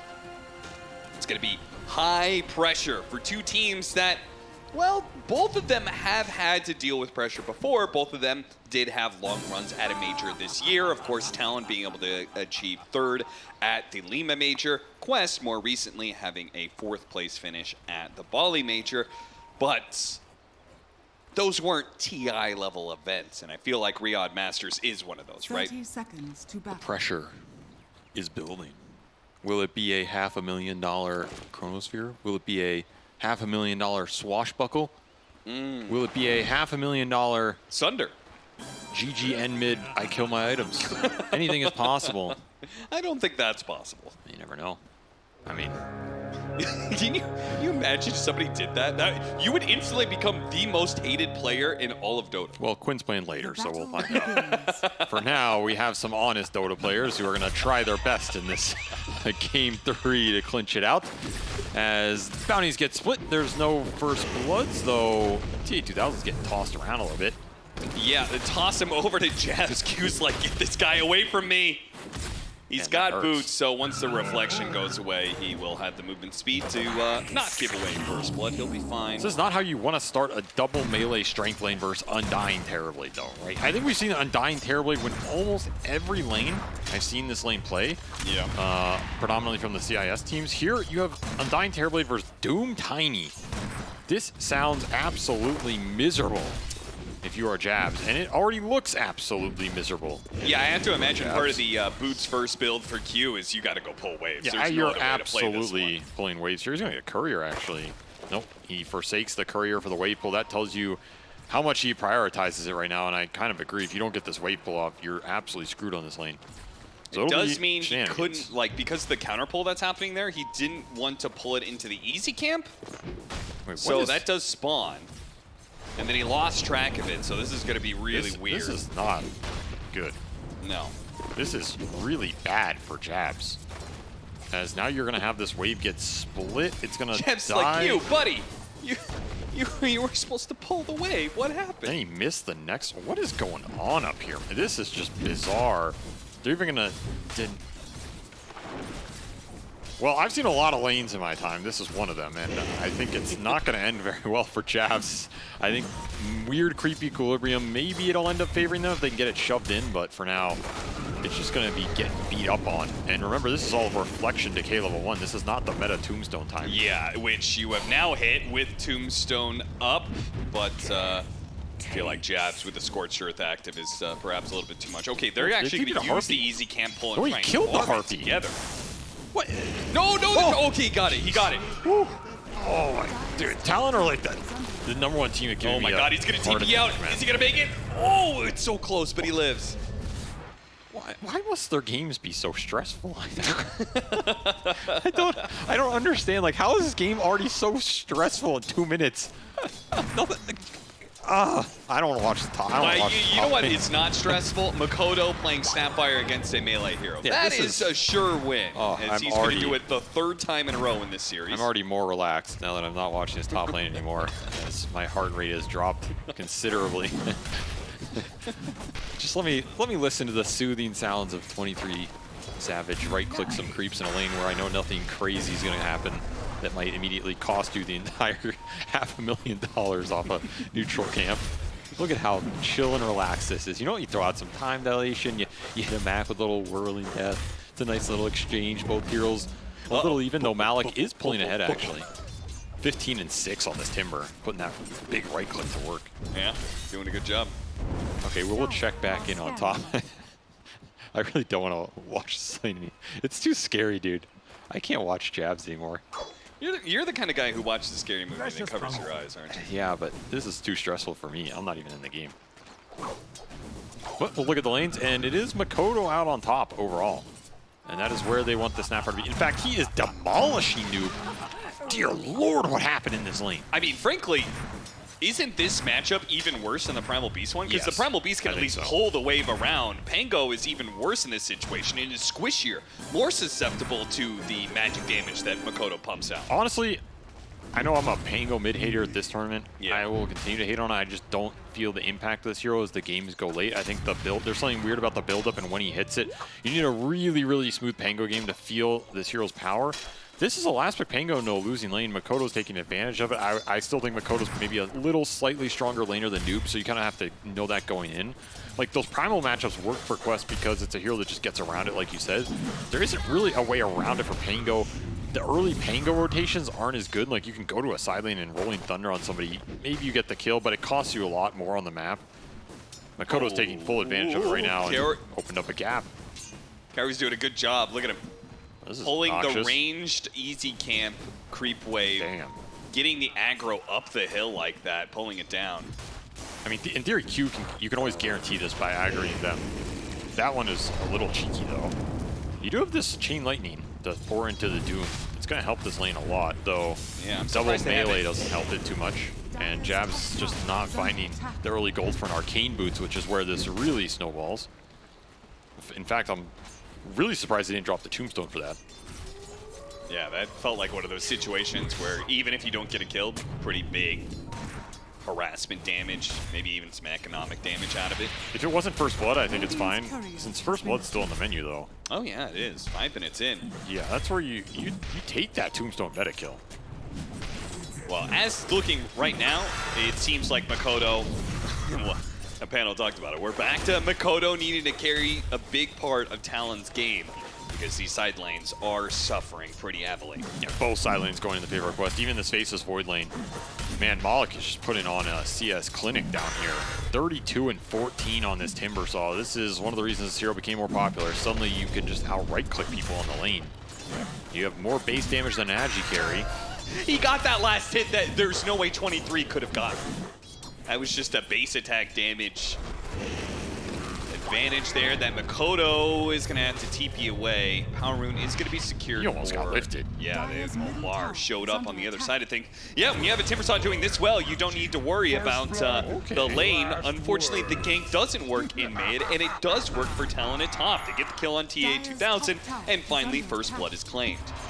Absolutely huge find for them. I was sure this First Blood is going to go against Talon here. They've managed to eke away multiple times. Even Makoto living mid in that lift that almost comes in and ends up going their way top.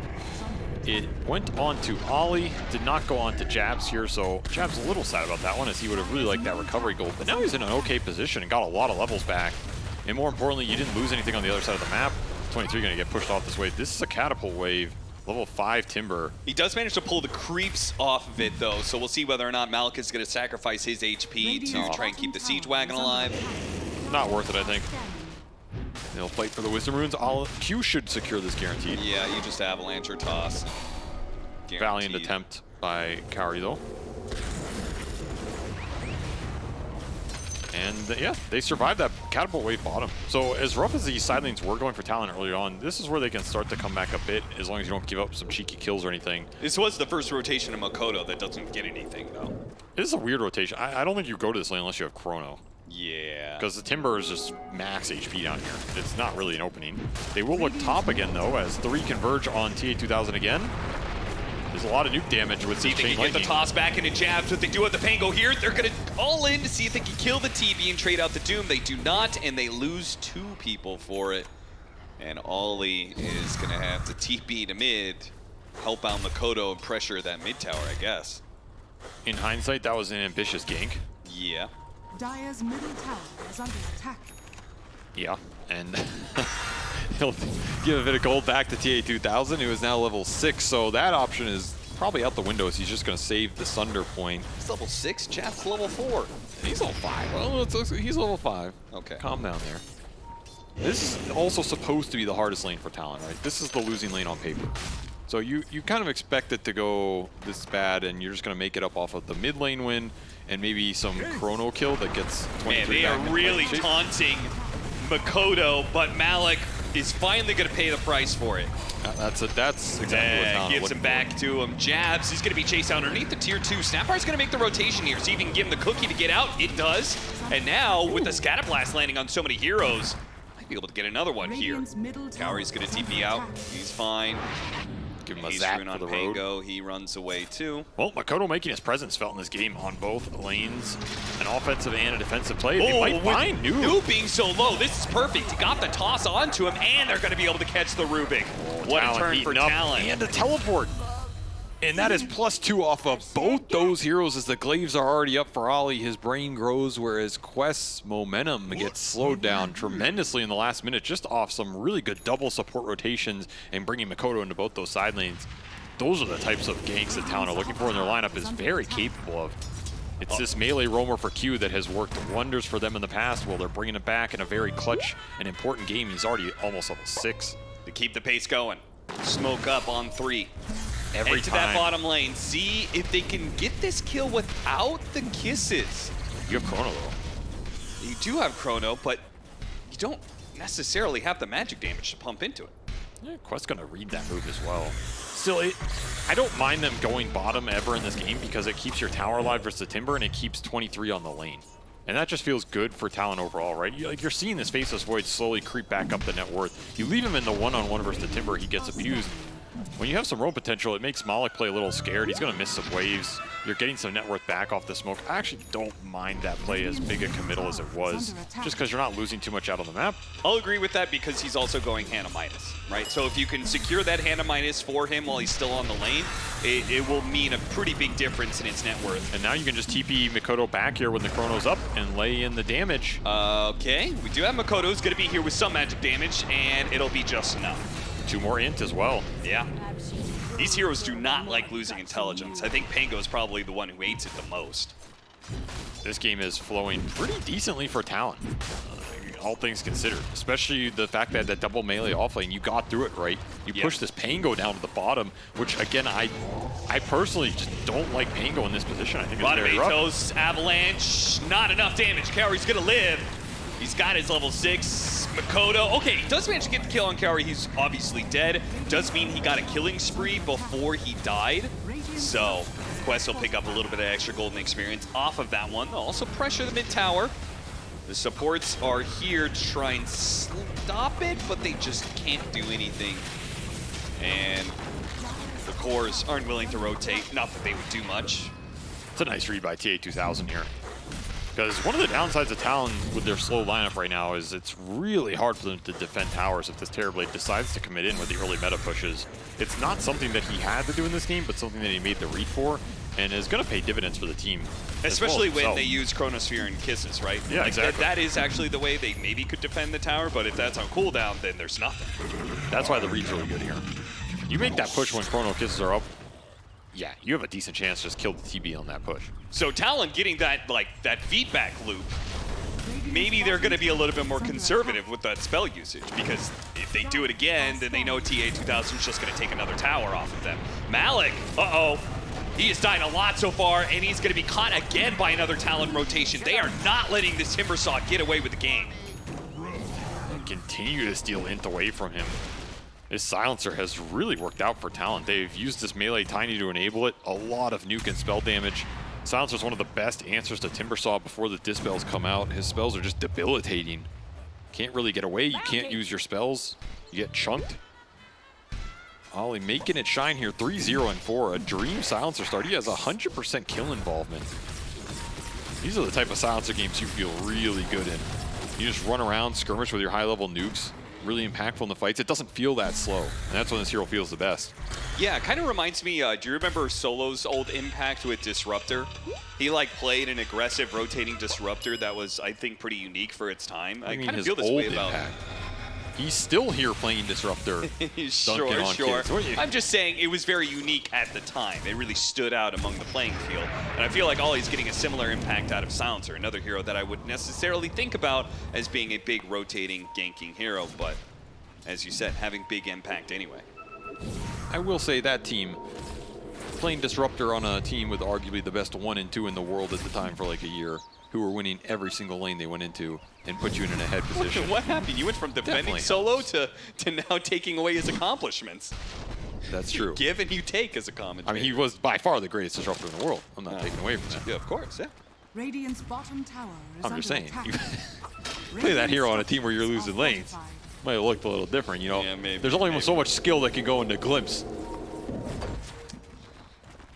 3-man, 4-man smoke up from Talon, another move from them. They are using a lot of their smokes here early. Now Quest do have Kaori, who's going to be sitting here tanking the gank. Very clearly dying for it. Another bit of intelligence for Ollie. He's up to 14. He's gotten a lot. It adds up, especially on these cores who are using the mana directly into damage. Noob has been sitting top recovering while TA2000's taking up the brunt of pushing into these skirmishes and fighting the fights. But at the same time, Jabs is also recovering. And I mean, Doom is always going to outpace you here with Max, Devour, Midas already online. So his game is not that rough anymore. They've got much scarier late game, right? They've got 3 cores that all scale, and they've got 2 Hannah Midases. It looks pretty solid for them. There's some weird instances where like the grab ally save from some of these ults could be pretty nasty, right? You have a Rubik Shard lift as well for like some random target you try and jump with Doom. You might be able to lift Q off of a jump as well. This is one of those heroes that can really counteract those Blink Dagger 4s. And then the Tombstone, if you don't kill it with the Shredder, or you have to use the Shredder, then maybe you can win the long fight here on Quest with some disarms from the Pangolier. Of course, you can also just hit a really strong timing with this Terrorblade, who's having a beast of a game so far. This Manta and Scotty timings for TA2000 are going to be something you can play around as Quest, particularly with the Undying to back it up and force those objectives. So we could see like some earlier fighting and objective taking from Quest here that maybe prevents Talon from getting to the ultra late game in the way they want to. Yeah. And I think that's not a bad way to go about this game, especially when you have a Pango who's a little behind and would like some catch-up fights to really put this Diffusal to work and get some gold out of the kills. He's going to TP top and look exactly for that. Start on Jumping jabs. onto jabs. Tombstone's going to be laid up with the immediate doom. Hurricane back into the avalanche. Very nice setup. If he gets the toss back, surely they've got this kill. And maybe even trade off though. Jump in from 23. Gets hit by the telekinesis toss back, but it doesn't matter. With the pickup on the Pango, having the numbers advantage and the delayed effect of these TPs, Quest are going to give away this ground. TA2000 moves to another lane. Just a misstep by Noob.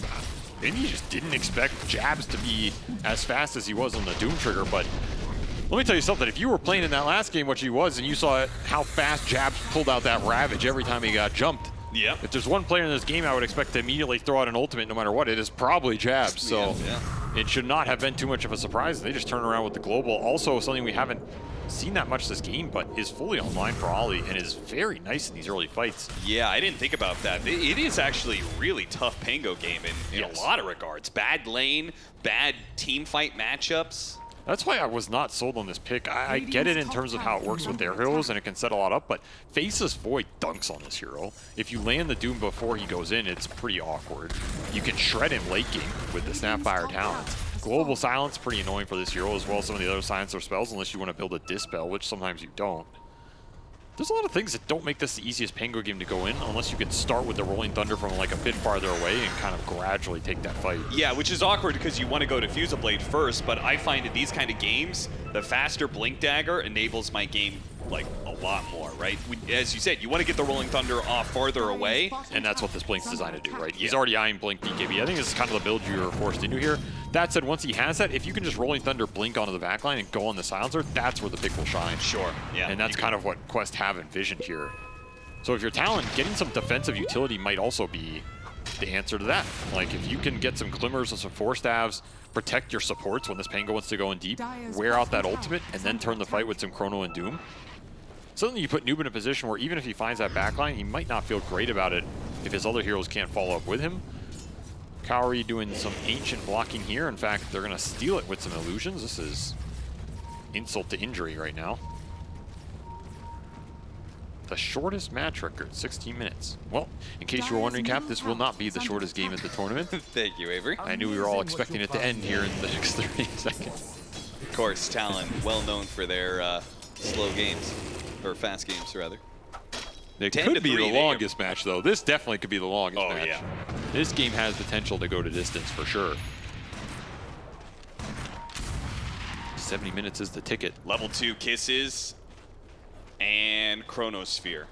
Talon have a really, really big power spike right now. And this game is do quieted they down. want to use it? I don't know if they feel pressured to. I think they're okay farming for BKBs here. Like, because you have your hand Midas going, and as soon as you use that spell cooldown, we saw what TA2000 did with the meta last time. Also, their counter initiation, if Quest force a fight into them, is pretty solid, as long as the Silencer isn't the one getting gone on, which shouldn't be that easy. You don't have great vision mechanisms on Quest. I feel like the onus is on TA2000 right now. Like, how much do you want to push this game? Are you confident just going late with a Terrorblade, or do you want to use your advantage? And the flank coming through from Talon, this is they could sandwich them hardcore, and they could take Roshan afterwards. This could be very bad for Quest. I don't think Quest know they're back here. T2000 is just going to run into Q. They spot each other. Whoa, Q, reaction, a little bit late. They go for the Undying instead. Quest are now going to TP in. Global Sound's going to be used. 23 bouncing around there. Glimmer Cape trying to stall. He's actually going to be okay. And 23 is the one in trouble. Oh, we got off the time walk. Just barely in time. Noob is now going to chase after. See if he can get the Rolling Thunder, burst down jabs, gives him a cookie, turns around, tries to go for the Doom, misses. Now Chronosphere. Where's the Kisses? It's lined up to be able to go for the Rubik. Maybe the kill on the Undying as well with the toss up in the air. They will just barely finish him off with the damage over time. Now the Terrorblade is also caught, but They can't commit. They don't have the mana, first of all, on Makoto, and the fear of the Sunder will keep him at bay. Talon still have some supports hanging around here, though. They're not careful. Sunder, nice catch. TA2000 will make a fast kill out of that one. And Talon, that was a very important fight for them to win. Losing it means Quest have opportunities now. You could think about this Roshan when there's supports to revive. Makoto did find a regen rune though, so that's going to keep him out on the map. Pretty nice post-fight pickoff. It's just all the Timbersaw going in on that Tombstone, and the tiny jump on the Undying is not really who you were looking for here if you're a Talon. It's very close to being a huge chrono here for 23. He's just trying not to get bursted. This is one of those jumps where, like, if you try and jump in, maybe the extra turn time kills you. And of course, no BKB for jabs just really hurts him in this fight. You don't get anything off. Basically, just have to beat the supports. If they jumped the Terrorblade, gotten that opportunity. Yeah, that's what I'm saying. It would have been. That fight is a game of seconds there. If Talon are there a little faster, you find the tiny jump. You might just kill TA2000 before anything comes out. Nonetheless, he will survive. He will sunder off the silencer to full HP and go straight into the Roche Pit. Cooldowns for Talon will prevent them contesting. And Tombstone and Swashbuckle makes it pretty easy for them to do Roshan. And now the question of how fast you want to push this is really open to the Terrorblade here, because you're going to have Aegis into a Scotty here in the next 3 minutes. You have high ground potential. Like, it's there. It's scary. I don't know how much you believe in it, but maybe if you have the shards on these supports, double Glimmer's already up. This is a tanky Terrorblade. Not easy to punch through if you're Talon. You kind of have to just throw all your ultimates on him, and that's where that Aegis is very difficult to fight through. This is not a good game to give away the Aegises here if you're Talon, because it counteracts your Chrono all in, it counteracts your Doom all in, something you don't want to put these ults on the Terrorblade. If you don't, then he's just hitting you the whole time. It gets very weird very fast.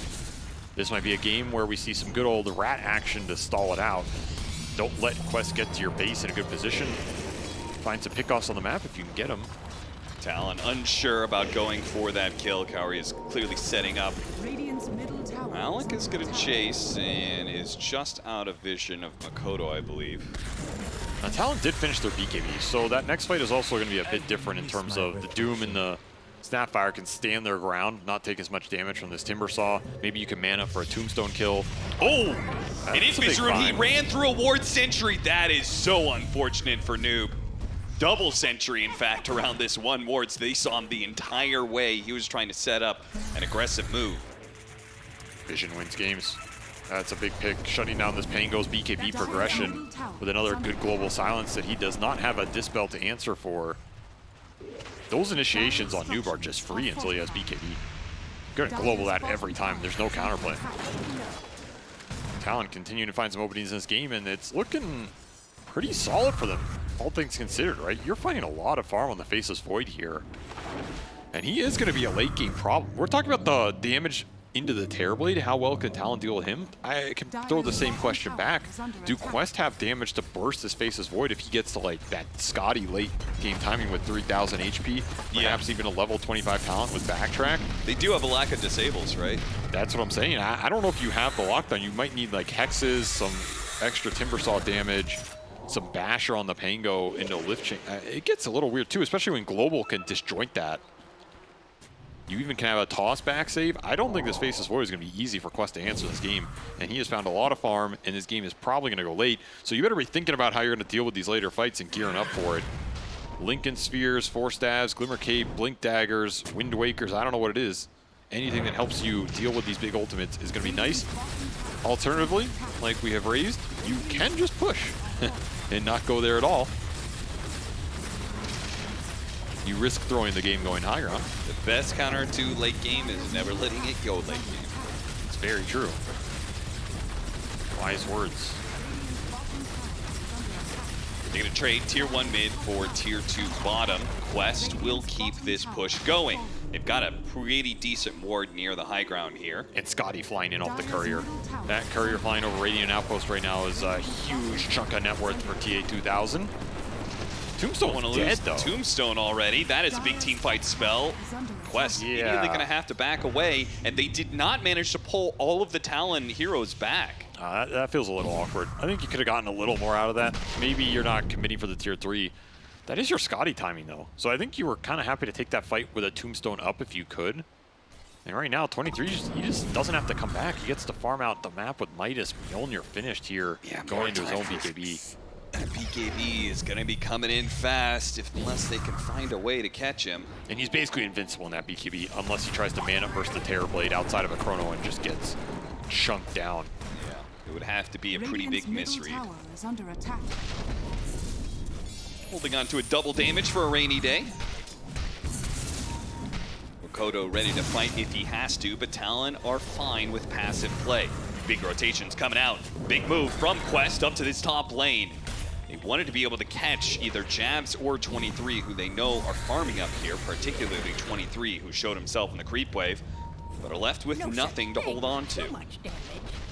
This game is also different than last one because Quest built a huge XP advantage in that last game. They were up like 25–30% in levels advantage. The XP difference right now, 20. It's literally 20 experience difference? Wow. They are literally within 20 or 30 XP. I don't know if I've ever seen that. That's literally as close as you can get here. So the talents and the levels that Talon really were looking for last game that they similarly want this time around whenever you have these Snapfire and Faceless Void lineups. Yep, 20 they're rolling in. Both of them are super important. Yes, and they're not going to be behind in that regard, which is a nice place to be in. It means while you're split pushing, farming out this map, you're not falling behind. Talon have done a good job keeping up with how much gold and XP TA2000 has been finding as that Aegis expires. They're getting aggressive, looking for the fight. Remember, you can still start the fight on this Pangolier at any point with the global. And there's not much to stop it unless there's the utility behind him. Break on Omar. Gets out the Glimmer, but they have the dust for him. He will be killed. So, Talon's push out to the other side of the river does catch a support Quest.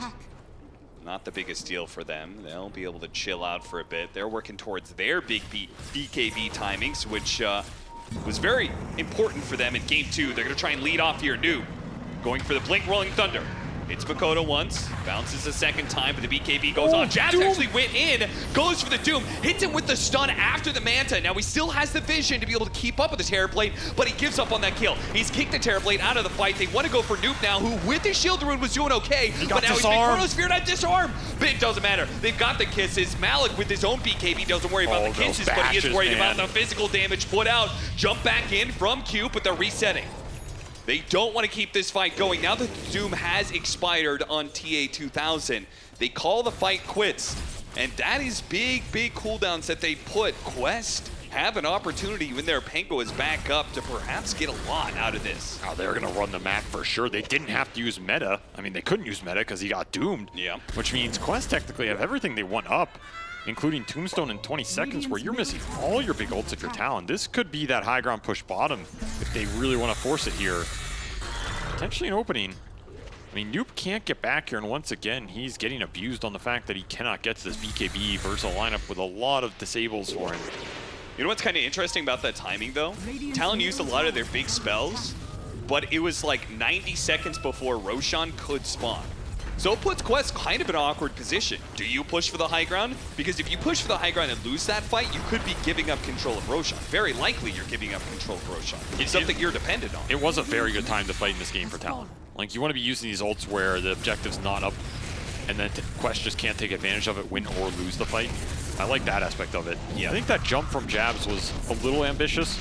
A bit. Because the Faceless Void TP'd back to the tier 2 to deal with Terror Blade illusions. So 23 wasn't even there at the start of that. Right. There's just no follow-up on the Doom. So maybe the idea was like, I'm just going to go in and Doom and we're going to bait some other heroes in, and then we'll get a good toss, say, toss back or a big chrono on somebody, which kind of did end up happening, right?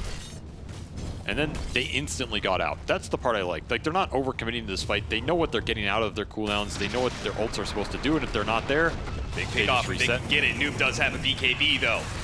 So, bit of an overestimation there of their abilities. Forced to have TP out. Oh, is he away? No, good. Omar does TP in just in time. That would be so painful to let them both get away with that. But Q does die thanks to the telekinesis. And they got a bunch of teleports up top, which means you can aggressively push bottom. You can get mid in versus these illusions that 23 is struggling against. My God. Actually just straight killing him there. That's concerning. Needs a butterfly real bad. Needs that 20 talent too. Need 20 talents all around. Jabs could use his as well to never have that Doom on cooldown. Talents are the name of the game here, and you got to get to them through the team fights. Wisdom Runes will not get you there alone. Elven Tunic for T2000 on top of that BKB. He is a monster right now. I think Makoto, I think he was maybe setting up to see if like Quest were going to try and take their Tormentor or something. That would have been a very bold move. Because I think he was in range of getting hit by the Tormentor, so we would know when they were doing it. This looks like it'll be Roche for Quest, though. Nothing happens in like the next minute. You also have his Radiant side, though. No, they're gonna go through. Yeah, this is interesting, actually. I mean, Talon are smoking down here. They have all their holds up. Do they have their buybacks up as well? They do. So they could heavily commit for this if they want to. Faceless Void is the one with buyback. 2 other supports are very close to it as well. And saves-wise, I've been talking about these saves versus the big ults. You have Stolen Toss on Omar.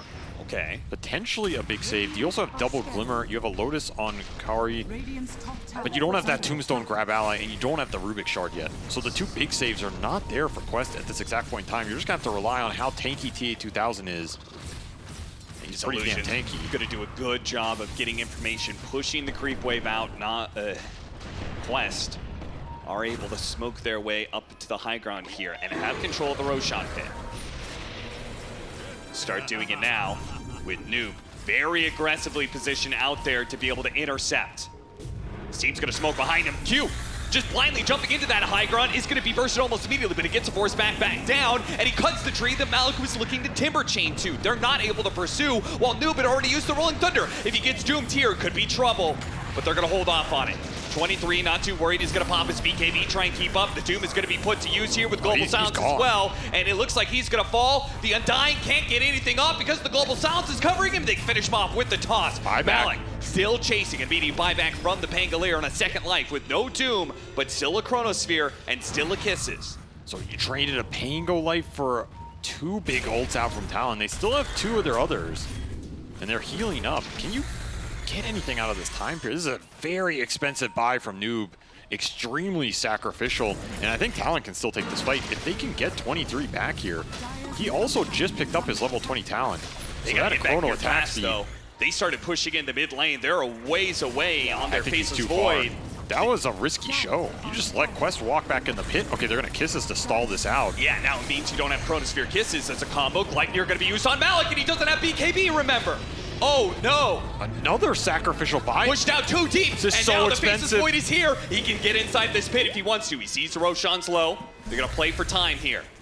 See if they can catch it as the Roshan is going down. TA2000 still inside. They jump in. Gleipnir gets a little bit more vision. 23 says he got bounced. Guys by the Rolling Thunder. He's dead. He's stunned up and he's dead. Now the Tiny's going to fall as well. Oh, what a disaster for Talon. It could have been the game-winning move, but it turns into ash in their mouth as they thought they had the victory shout. BKB on cooldown for 23 Savage for 5 seconds there, and that buyback from Noob punishes the hell out of it as he just pre-rolls for the pit. Absolute thing of beauty here. That is a decimation of a team fight if he gets Chrono off, because he gets the Roche for sure. That is such a ballsy play by Quest to commit 2 core buybacks that don't have BKB for this fight. Oh, just perfect timing. And then the lift chain jumps in as the time walk lands. Yeah, this is about as good as it's going to get here for Quest execution-wise. And now they're going to go straight into the high ground with Aegis Cheese. They are rewarded for their boldness in these buybacks. A picture-perfect play. They're going to try and catch more. Beautiful stolen avalanche. Lets Omar get a free pick onto the silencer. And now Jabs is in a curious position. And Glyph already forced out. You got to remember, there's still Chrono up here, and I think you have to respect it a bit if you're Quest. Now, you can sacrifice Aegis. Please, somebody's please deal with the Tombstone, guys. I'm stuck. I mean, that's Shredder's duty right there. But that means Makoto has to walk up. And it's Garrett Q trying to go for the toss back. Oh, the Chronosphere the back comes line in on the side. The back line is going to get dissipated here. Can the Terrorblade push through anyway? Looks like they only managed to kill the one support here. TA2000 gets off the Sunder. Perfect timing from him while Noob jumps in, looking to finish off Q. And he should be able to get it too, but it does mean he's in committed deep. Pops BKB immediately fights the Faceless Void while Jabs is still going for it. Gowry and TA2000 are low. They start backing up with the buybacks being used. Q's going to make sure they can't get away. A toss up in the air will help finish off the Pangolier. Will Gowry TP away successfully. If all they give up is Noob, will they find that's TA2000? not so bad. Only force that. Oh, he's good. I thought he was going to die to just an illusion. He does not have to force if he doesn't want to. Still, they did not find the Terrorblade at the end of that fight, which is what they were really looking for. And it's going to cost you 2 support buybacks here.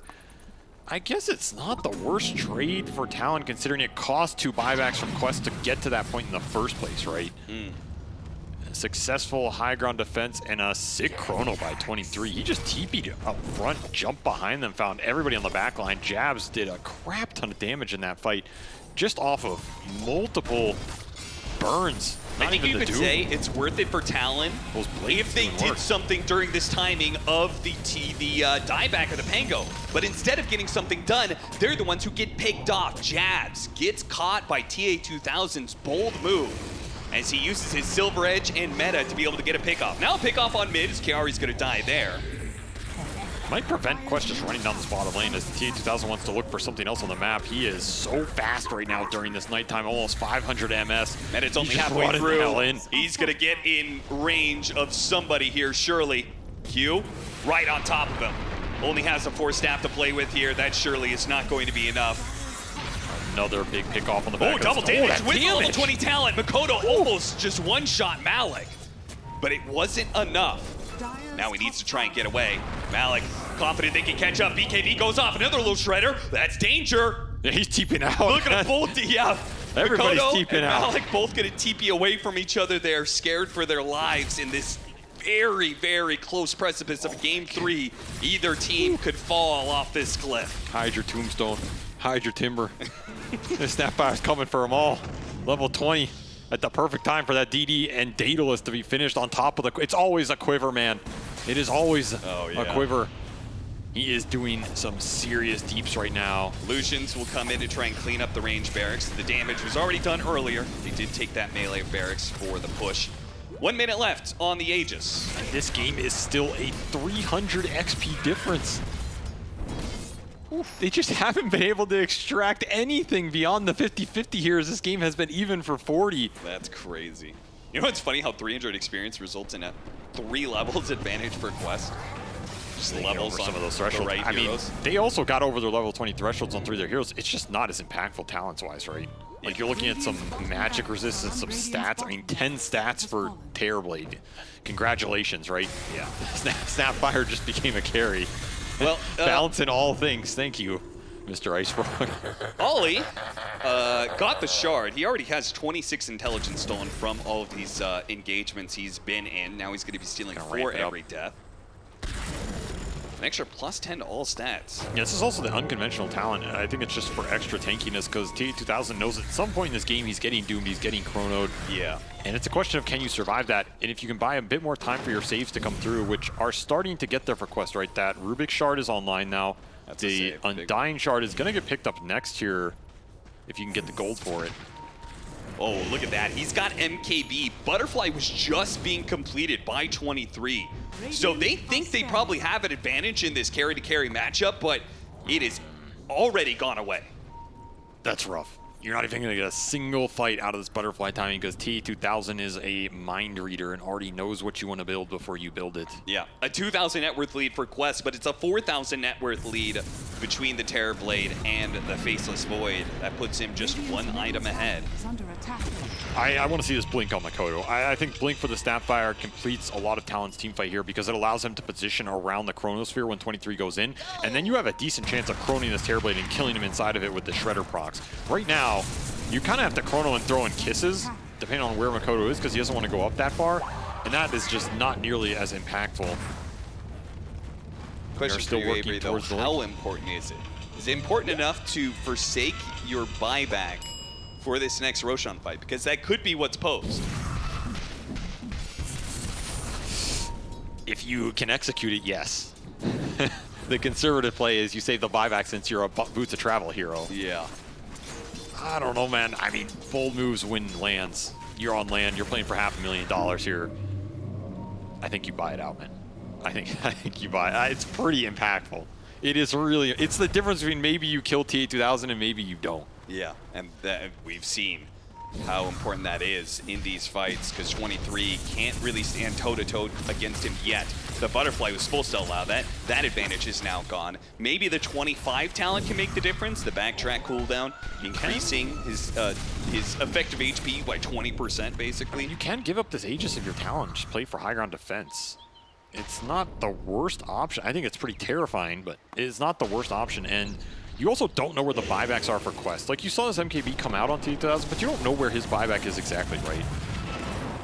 So buying out yourself and committing that fight without some of your own is probably too risky for Makoto to take the chance, as that Terrorblade buyback comes up off of that Warpine kill. It's going to cost him 3,000 gold, but he has it. Also, the lockdown for Quest that we mentioned at the start of this game has started to pick up as well. You have that Hex finished on Malik. That's a huge item for going in and perhaps turning around these jumps from Talon. If you don't BKB first, you're going to get turned into a sheep, and you might just get bashed by the Pangolier, who also has an Aeon disc and a cheese in the backpack. So if this Aeon goes off during a chrono and you get cheese off on the Pango... Oh, they got to be careful with this. They do not have their Faceless Void here yet, but the Rolling Thunder has been used, and they're not getting anything for it. Kisses are also going to be used, trying to get information here. See what Quest is up to. Perhaps give an opportunity for Jabs to get the initiation, and he's doing the long wraparound. Yeah, look at this flank from the Doom, looking for anybody who's straggling in the wrong area at the wrong time. Who's he looking for? What would the best target be? I mean, he'll take any big core, I think, if it's not Lotus or, you know, forced away instantly. Ideally, if you're Talon, though, you want to lead with a toss back, because then you're displacing the fight. It just feels way better for you when you pop this global and you make them chase into you instead of you chasing into the tombstone. That'll which lead can to an still easier cause you problems. Chronosphere for 23. Exactly. It's all about who clumps who here. And MKB finished for the Faceless Void. This is either a winning position. Oh no, he blinks into the pit immediately. Double bash by Roshan. Jabs. He's going to try and get out, but Telekinesis is going to catch him. Q is going to run in, try and cause some chaos to let Jabs get out, and it works. Quest were not willing to break down their team fight positioning there. They held the high ground and didn't want to leave it. And Jabs is just going straight back in. Ninja Gear going to let him re-smoke. They got the Tombstone out of that. That's a huge spell to have on cooldown here. It's your save gone, your prolonged team fight gone.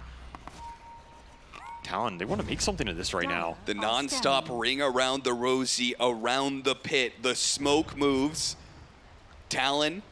Who's flanking who Are now? they going to expect this? Quest have left their high ground Makoto. and are doing the wrap This around. is Makoto so is a big dangerous. target. They tried to grab him. A blink telekinesis goes awry. Q now intercepts. Big avalanche hits on 2. They're going to chase after Makoto. He uses BKB. Rolling they Thunder. found A lot of 23. initiations. Global sounds being used. Uh-oh. 23. Time Walk gets off. Now we got the Chronosphere on to 2 with the kisses Where's going the in. They're damage? not in range of being able to get the Doom. Where's the damage? 2000, he has a chance. Oh, Lotus Orbit's not going to be enough. A stolen Doom goes out, but they lost the A2000. He buys back immediately. He's going to try and get to this fight as quick as he can. They don't want to let Makoto leave. They cannot let him get out alive. And they've got him, I think. Aside the Vice, he turns around, take throws one with him. finishes off Omar before he falls. 23 TP'd out, and meanwhile, Jabs is doomed himself as the Stolen Terrorblade Doom. returns. Oh, Q! Oh, the reflection finishes him off. Q, he tried to save Jabs' life, but he might have just given up his own life. TA2000, a TPN. Jabs boxing in. Q getting a little bit too Talon close. just paused He for almost this. getting caught. A scythe. He's in trouble. He gets wanna burst fight. down. 23 trying to fight without his Chronosphere here. This is heavy commitment for Talon, and they Makoto don't in have their trouble. big team fight spells as He they needs help. overestimated themselves in this fight. Kaori trying to chase after him. Talon desperate to be able to keep these heroes at bay. Malik and Kaori just looking for the little bit of slow that allows them to catch up. But are they going to be able to needs get the there? toss. Kaori, he gets that one hit. He Toss jumped away. in. But no, he tossed him into 23. And 23 time walked into the enemy. So it just means he got pushed into Quest. Now a dieback. 100 seconds Quest. Who gives a damn about Roshan? Because you might just be able to go something bigger here. Meta on cooldown, however, it's going to dissuade him from going in. And refresher for Oh, Jabs. no. He has another Doom. Doom, In fact, he up has in a 2. second. One more second. He needs the vision. He needs the detection. He gets it off now. But he might be too far away because 23 the back. here. He pops a reflection. Second a second Doom. Doom going to be put to use. Maybe a toss back could be crucial here. Q, a toss straight up in the air. 23's just trying to get on top of him. A stun comes out with that Centaur. They get on top of him with the Doom of the Global South. Needs a save. Make sure there is no saves from this Undying. Now Noob rolling Thunder in. He's gonna try and get what kills, but no, the blink away just in time. They can't, they have to get something out of this, otherwise their carry is dead. Nothing on the return, and Noob now trying to roll out. Malik's back into play. BKB side the vice, trying to burst him, and he got him. No buy available. Now dead, trading out carries, and Malik looking for more. No Terrorblade for 90, but they're 40 gold off buyback for the Faceless Void. However, Quest cannot make anything of this as their objective taker went down in the end, and yeah, Jabs picking up the bounties. He's desperate for it. He goes for the bounty runes. That now gives buyback to the Faceless Void. He's gonna use buy it. back. Talon are going for Roshan here in the 70 seconds that the Terrorblade's dead. This is a bold move, Avery. Bold moves win games, and they're gonna try and cinch it here as they abuse 60 seconds on the clock for the Demon. Level 25 procured for 23 Savage as well in that fight. Still looking for the Snapfire one, but that backtrack has gotta be a boon. The biggest issue though is he's getting mana burnt, he's getting bashed. And of course, if Double Doom does not come out there for Jabs, you don't even get that turnaround. Very aggressive buybacks from Talon. Might end up winning them this Roshan fight as TA2000 is trying to put the game on his back, and this game is snapping it right now. It's just too much weight to carry. The man needs help. He needs more lockdown. He needs more lives. He needed that Aegis in this game to deal with the ultimates. This is going to be a solid position for Talon when all things are said and done, as they're going to put an Aegis on 23. Refresher Shard from the dire side. Roche means double chrono, double Here's BKB. the toss. And this is just so sad. a betrayal if I've ever seen one. I mean, 23 says Makoto, Why? watch and learn from the grave. I mean, Still. imagine if he time walks backwards. That Snapfire is so far gone. There's no way that he's Quest out of could there. keep up. What really salvages this fight is the refresher or buyout from Jabs. He uses buyback and still has gold for that, plus a refresher. It's just a ridiculous amount of net worth. I guess that is the benefit of the Doombringer, the money printer. Yep. It's going to hurt his economy a little, but it pays off at the right point. This is not an ideal inventory, but it is one that has worked very well in the last few minutes. In a crisis, the Federal Reserve comes through, and Talon now have an advantage with an Aegis, but it also is a double-edged sword here, because you do have this aspect of if he gets over-aggressive, he dies back, that's it. Yeah, there's only one buyback in this game off cooldown, and it is Malik right now. So he can frontline some of these ults if a fight happens in the next 3 to 4 minutes. Do you want to force that fight if you're Talon? It's a very ballsy fight to force. However, you have Refresher Shard on Faceless Void, and this is where that hero is just absolutely terrifying. That dire side Roche, the fight lasted so long, it ended up being better for Talon as double chrono. 2 Chronospheres for 1 life on the Terrorblade. What do you, I mean, How do you you have stop this? You have to save him, right? You have to grab ally him or lift him out in a clutch moment. Maybe you need a blink on the Terrorblade. It will not be the blink though, it'll be a Lincoln Sphere. Plus that Silver Edge and Trickster Cloak to try and abuse the vision advantage. And maybe it's just about your other heroes going in and setting the fight up for you now. You have double Hex, one on Omar, one on Malik. And the Malik has the single buyback in this game. You've got to make these tools work for you. Malik, he did a great job evening out the odds earlier by being able to kill the Faceless Void with the Scythe of Ice, carry for carry. But he's not the same kind of damage threat that now the Snapfire is. Level 20 was important. Level 25 is overwhelming. It's online. These talents have come through, and this is where this lineup becomes absolutely devastating. You cannot get caught in these ults and shredders anymore, which if you're Quest, I feel like it means you have to start on them. You have to find the hexes. You have to combine it with the Terrorblade damage. The Look, thing he's is, going Divine too. I mean, what else? Oh, never mind. He changed null. it up. We'll see. I think Divine is actually the correct choice right now. He already bought off the helm, so I think he's committed. Well, that extra armor might save you. You never know. I mean, Nullifier is never bad versus all these Glimmers and Lotus Orbs that have been causing them huge problems here. Yeah, I mean, it'll be like, the biggest thing is Snoop, right? He's got the Eon Disc. I think that's the biggest thing that they can nullify here. Yeah, that's huge. It was buying him a lot of time in these chronos. That and Glimmer Cape. I mean, they have to be able to throw Noob or Malik in there. My question for Quest is, TA2000, he did not go for the Swift Blink build. He has the Silver Edge here. You need to get this Terrorblade in while the Hexes go out. That's a tough ask. Like, you're basically just asking him to run in blind and find a good angle. It's so much weight on the initial setup for the fight here on Quest. Dire's bottom tower has fallen. That nullifier will be bought out here. Another Remember, there's no important one. buybacks. Q has his level 20, though he hasn't picked up the Talon yet, but surely you're going for the toss. Oh, he didn't! He's trying to pump out damage because he wants to go an Aghanim Scepter. Oh, this is so I mean, I want to say it's greedy. It's also some scaling, but if you get there, if you get the Ags, it's a lot of extra damage in the Chrono. 23 going to be found on the low ground here. This is Aegis. Sight the buys, Force Staff gets him away. They're going to use the Global Silence. They're trying to go. They spotted TA2000. A second Sight the buys put to work to stall up 23, but he's going to jump after them. Almost fighting the heroes, but their first Chrono goes bad. No heroes caught in the first one. And 50 seconds left on the Aegis. That might have just spoiled their Aegis timing. You do not want to have to pop this refresher shard for a single Chrono fight, as TA2000 needs a breather here. I mean, this is crucial. This is time to talk strategy right here. Whatever problems they're having, both teams are undoubtedly going to be talking about what do we do with this timer. Because BKBs are on cooldown, but so is Chrono. Pretty heads-up kiting by Quest. A little slow on the Chrono jump from 23 here. A little ambitious. I don't even know if he had to force it there, because that engagement was not going well for Quest. They committed double Hex on 23, but you can see that TA2000 does not want to run in. It's just way too scary, especially with that Aegis. Level 25 almost here for Jabs, and he's working towards an Aghanim Scepter. Double AoE Dooms. There's a lot of ults to fight through if you're Quest. Double Doom. If there could be two Shredders in the fight because you have a Spell Prism here, reducing your cooldowns a bit. There's a Global Silence, there's double Chrono. This Tiny is likely not going to die on the jump because you don't have any Dispel for his Ghost Scepter. So you're likely dealing with double Tiny combo as well, which is potentially two heroes getting tossed back. You really have to anchor the fight around your Tombstone to make your hexes count. So when that single punch hits from the Terrorblade, it punches straight through, and you claim a lot out of it. However, the buybacks are coming back in this game for both teams here. So that is something else that will help Quest a little. Is I think the buybacks are a bit stronger for them in wearing through these ults, assuming TA2000 is still strong enough to come back in the fight and clean people up. In some ways I agree, but also the general game state, which I feel favors Talon because I think it's easier for them to get team fights. I feel like it's one of those situations where you want to win that fight, even if you lose it 9 times out of 10, you win that 1 out of 10. And I feel like buybacks make those numbers worse for Quest.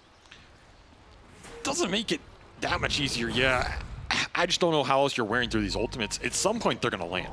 At some point, these Chronos and Dooms are going to land, right? You might even get to the point where you have this Ags on the Doombringer as Jabs is catching up on some net worth here that he cost in that buyback. That's going to help you as well, because then you don't have to try and blink Doom this Terrorblade, which has been very annoying from the entire game, as the Mantas have been instant from TA2000. Now you're just going with the AoE, and all of a sudden you're in a scenario where can you save the Terrorblade from that jump?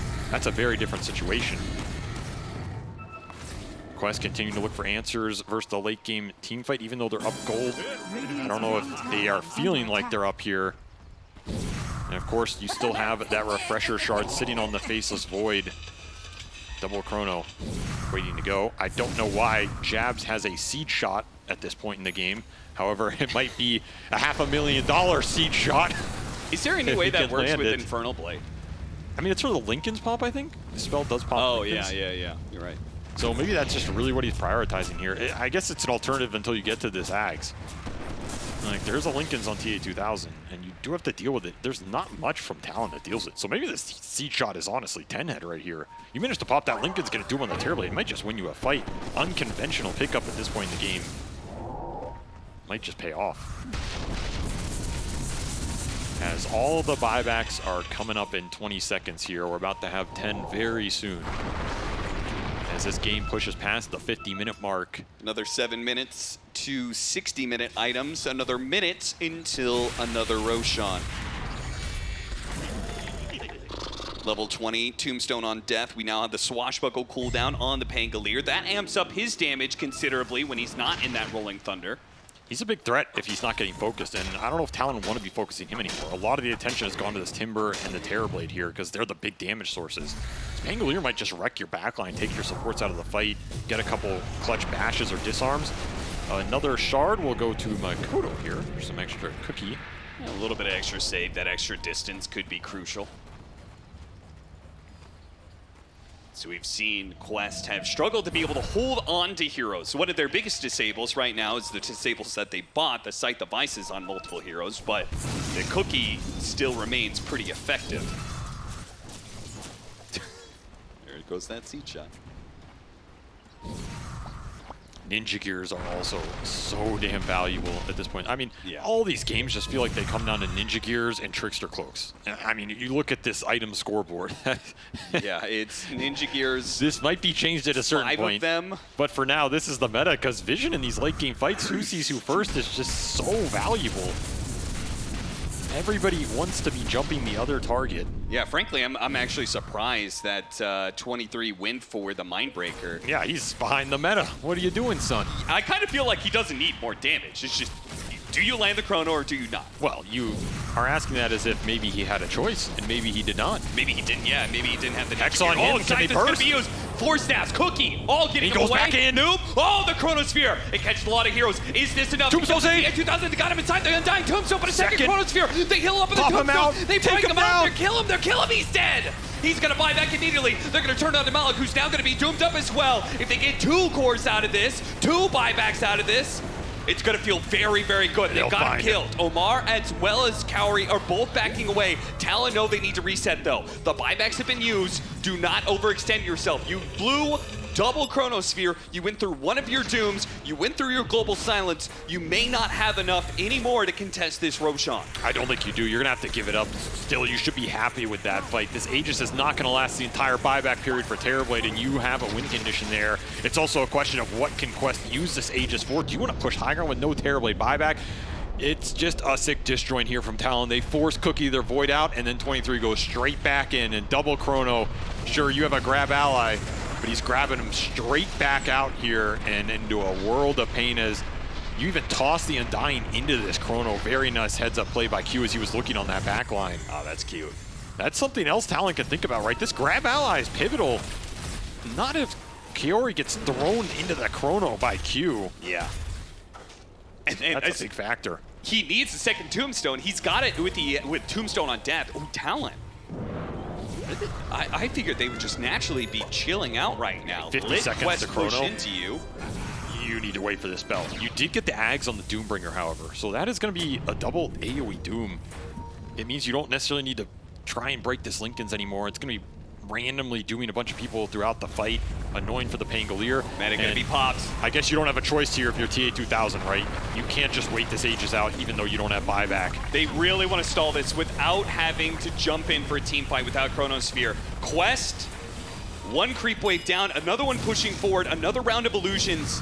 They know they kind of have to force this, but Q's going to be tossed into the AoE Doom. Can they bail him out? Oh, Where's damage. the Tombstone? They can't. The damage is too fast. Now the meta's going to be on cooldown when he comes back into the second life. They have to bail him out. They have to get in there and save their Terrorblade. Force Staff trying to get him away. He's got to Still, though, fight. the Doom is a problem. A second one coming out, and the Terrorblade put into the Tombstone. Tombstone, they got to focus it, but they don't have the low shredder. The Tombstone's going to keep him alive. Talon trying to walk away. He got the he Sunder. went back in. He Is went it for the enough? Chronosphere as he popped out of the Doom. And a second Doom now for Jazz, but it is not even needed. The damage is overwhelming from the little shredder. Shotgun blast at the face of Quest, and they are knocking him out as another round going into Malik. He's gonna die as well. 2 heroes dead with no buybacks. Quest, their hold. It's got to be one of a lifetime from here. I don't know how they do it without 2 of their cores because Talon are finally coming for your base. They're finally gonna go on the offense. 9,000 damage done by Makoto and double little shredder there, and those Chronos were on point. Extremely clutch plays by Quest to try and turn that around. The grab ally at the end buys time for the first Doom to wear off, which means he gets out, gets a Sunder on Undying before the Chrono. Almost survives all of it there. You just don't have a Satanic to heal back up on this Look at him Terrorblade. trying to get the courier place. Anything to stall it out. And now you're just going to run it down mid. No ults up between the Doom and the Face's Void. However, for Talon, I don't think they care as there is no Terrorblade on the map. And you have a stolen seed shot on Omar, not the spell he was looking for, as that's all he found from the Doom. They need Noob to kill this creep wave because Omar's catching the next one. Talon may be playing against time here at the backdoor. Protection can go back up. Creeps are gone. They are gone. Talon working their way through a second tier 4. Crit. Tier 4's down. I don't now think through the backdoor throne. matters. Backdoor protection, it won't even protect against this kind of damage. Talon will get their first upper bracket victory of the tournament and of the year. God damn, does that feel good for them, man. This is a tough series to come back in after that game 2, in a game that goes very late to almost the 60-minute mark, and you got to push those late game fights to the edge against maybe one of the most impressive carry players this year in TA 2000, who almost clutches that game out on top of some sick grab allies from Kaori. Even so, the ults are just way too powerful to fight through for this Terrorblade lineup, and it goes back to double chrono off that one Roshan. Maybe if you don't have that, you can clinch this game. But double chrono, double Doom, double AoE Doom as well in that last fight did so much work, and all Omar found was a silly seed shot. As Jab says, you can steal a spell from me, but it won't be a good one, my friend. And they cannot turn those spells back around against Talon, as the late game Talons kick in 25 Snapfire and 25 Void. I don't know if there's much else scarier in the game of Dota 2 right now. Oh, absolutely. This game shows you why. Talon, we said at the start of the series, this Southeast Asian team, they are a fierce late game team. They surprised us in game 1 by going for the more aggressive moves, and it pans out in a victory. But when they need it the most, they fall back on their experience and confidence going late. With some signature heroes as well. If you're going to look at this Talon lineup and go, what if their heroes have been the most successful for them this year? Jab's Doom has been up there for a lot of the early portions of the year, and the Q Tiny has been their go-to in the clutch situations. Yep. Not to mention 23 Savage's Faceless Void. It is perhaps up there with his Morphling in terms of, if you're going to pick me a hero to win a game that we need to win, I want the Faceless Void, I want the Morphling, and maybe his Spectre in there. I mean, Spectre's not in the meta, and the Morphling fell off, so you'll take the next best thing here, and damn did he do work on it. The scoreline does not reflect it, but he had very good chronos in his game. Even that fight, I mean, he did the most damage on his team, which is, or he took the most damage on his team, sorry. Makoto, I was about to say, almost got confused here, but he took the most damage on his team, and which once is a what bounce you want. back from Talon, not being able to make Bali, but make it here into top 6 at the Riyadh Masters. And with that top 6 finish, they guarantee themselves a $500,000 prize pool and a lot of pride as well. Jabs, congratulations on what I imagine to be a very stressful series. That last fight, who made the call to, like, as soon as we get the defense, just run down mid as fast as possible? I think it's just everyone. We know that they don't have buyback, and I think Tree said they're gonna use Korea to like try to cut the wave, so we try to protect it.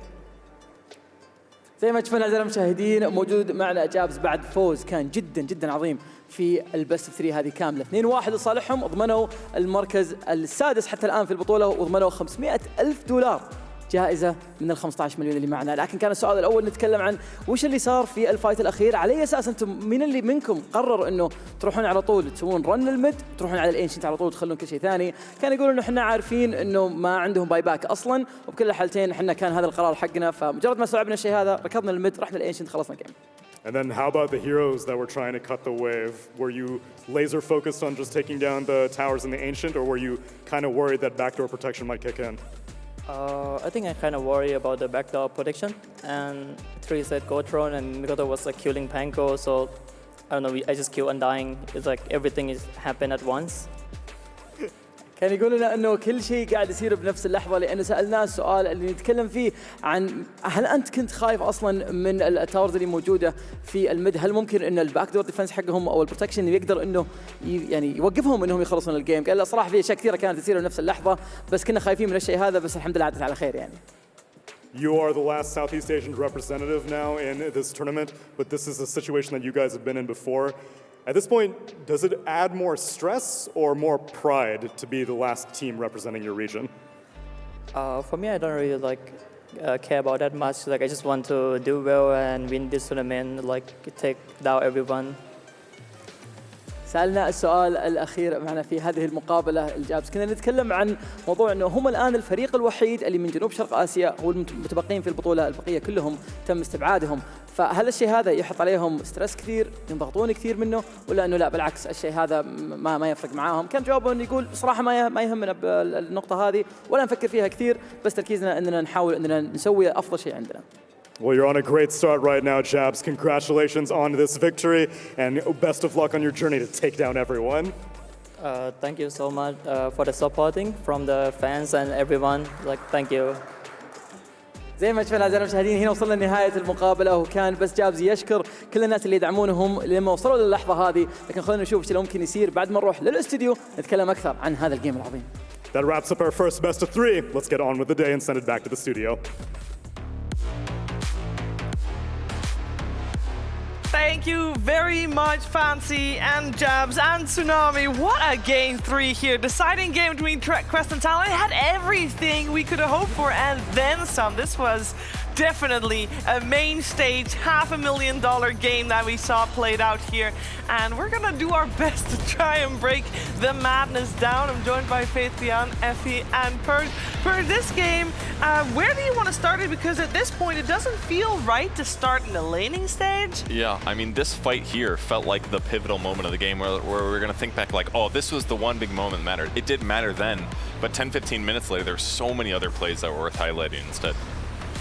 Yeah, it was madness. It was madness, and okay, I'm gonna decide where to start because we have seen this Talon team go with Snap and Faceless Void for the late game Faith Beyond so many times. How is this team able to make it to the late game every single time with this combination of heroes and look so dominant?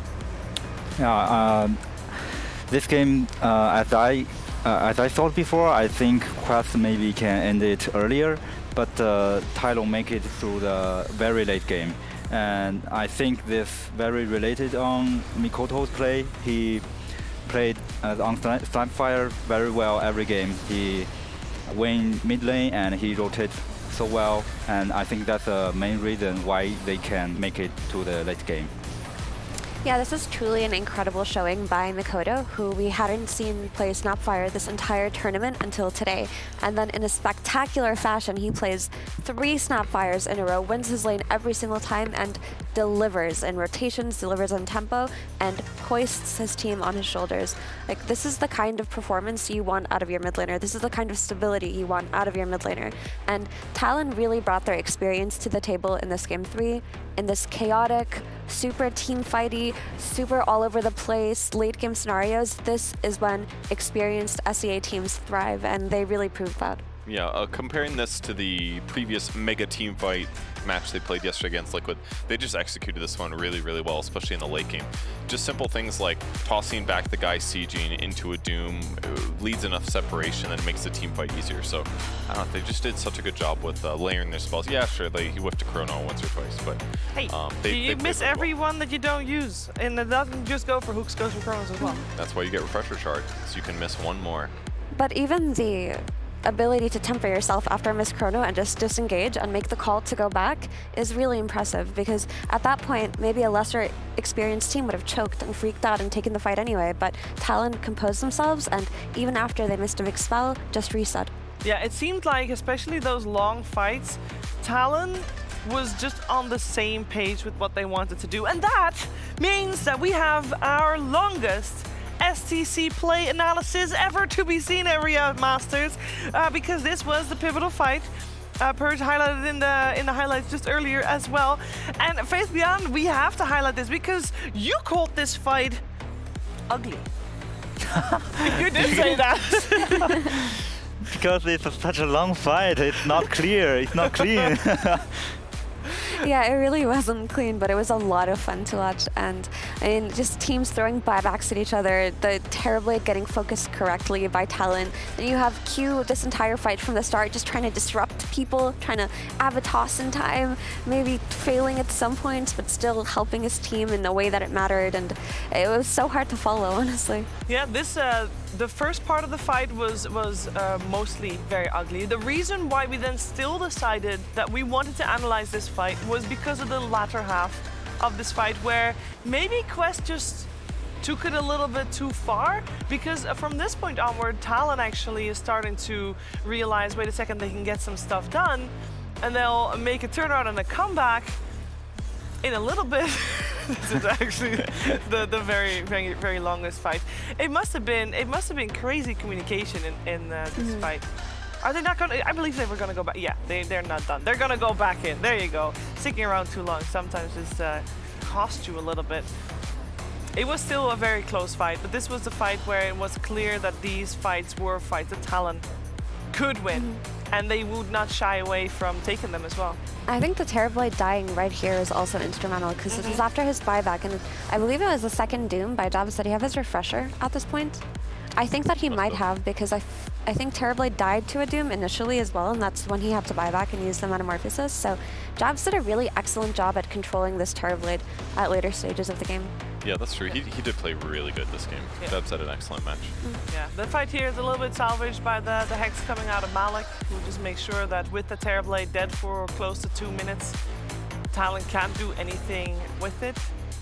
But it was, yeah, it was a crazy one. This was only like the start, I believe, of the close end game to this series that we have seen, and Talon coming out ahead on that. I don't think a lot of people would have been surprised because of their history of going late game third.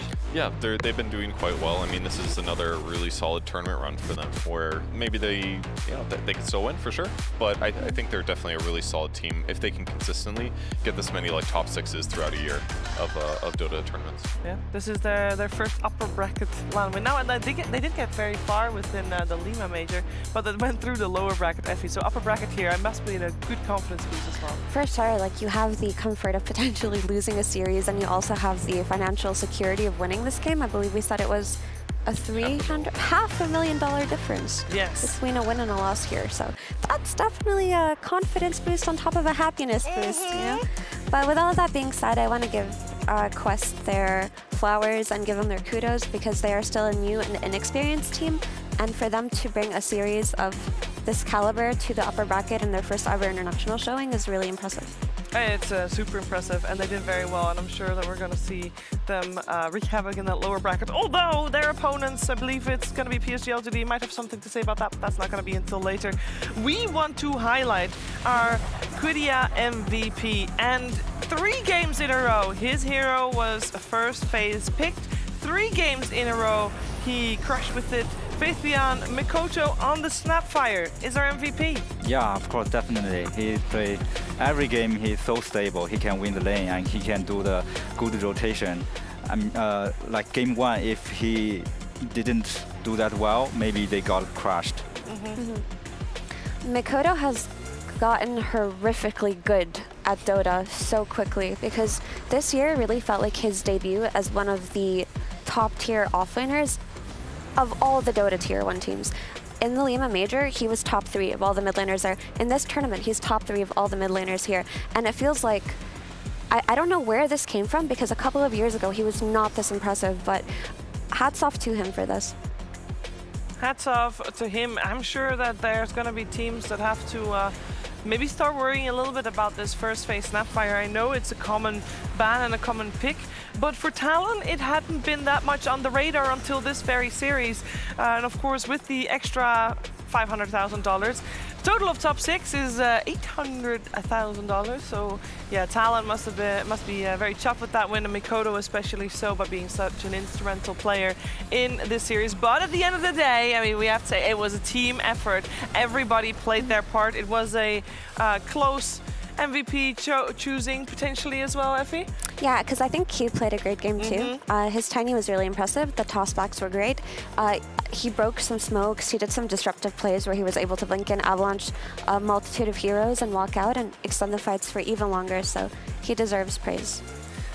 He deserves praise. 23 Savage deserves praise for the Chronospheres. You cannot underestimate the amount of pressure that is on you as a Faceless Void in a game like this. And a couple of missed Chronospheres is fine, as long as the ones that count still are correct. And that was the case. That was clutch. The global silences, the positioning of Ollie has been top tier as well.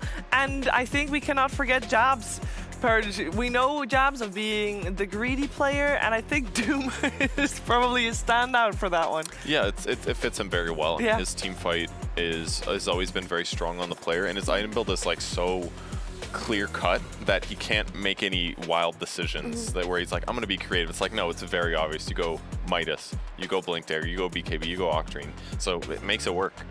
He did a really good job, but I just want to focus a tiny bit more on Ollie, I think. Yeah. Like, we thought that he was gonna get dived and die all the time. It did not happen. He was like 4, 2, and 15, that ratio KDA for the entire game. So I think he did a really good job, and he was in like all those fights, but he was not a target because he positioned so well. Yep.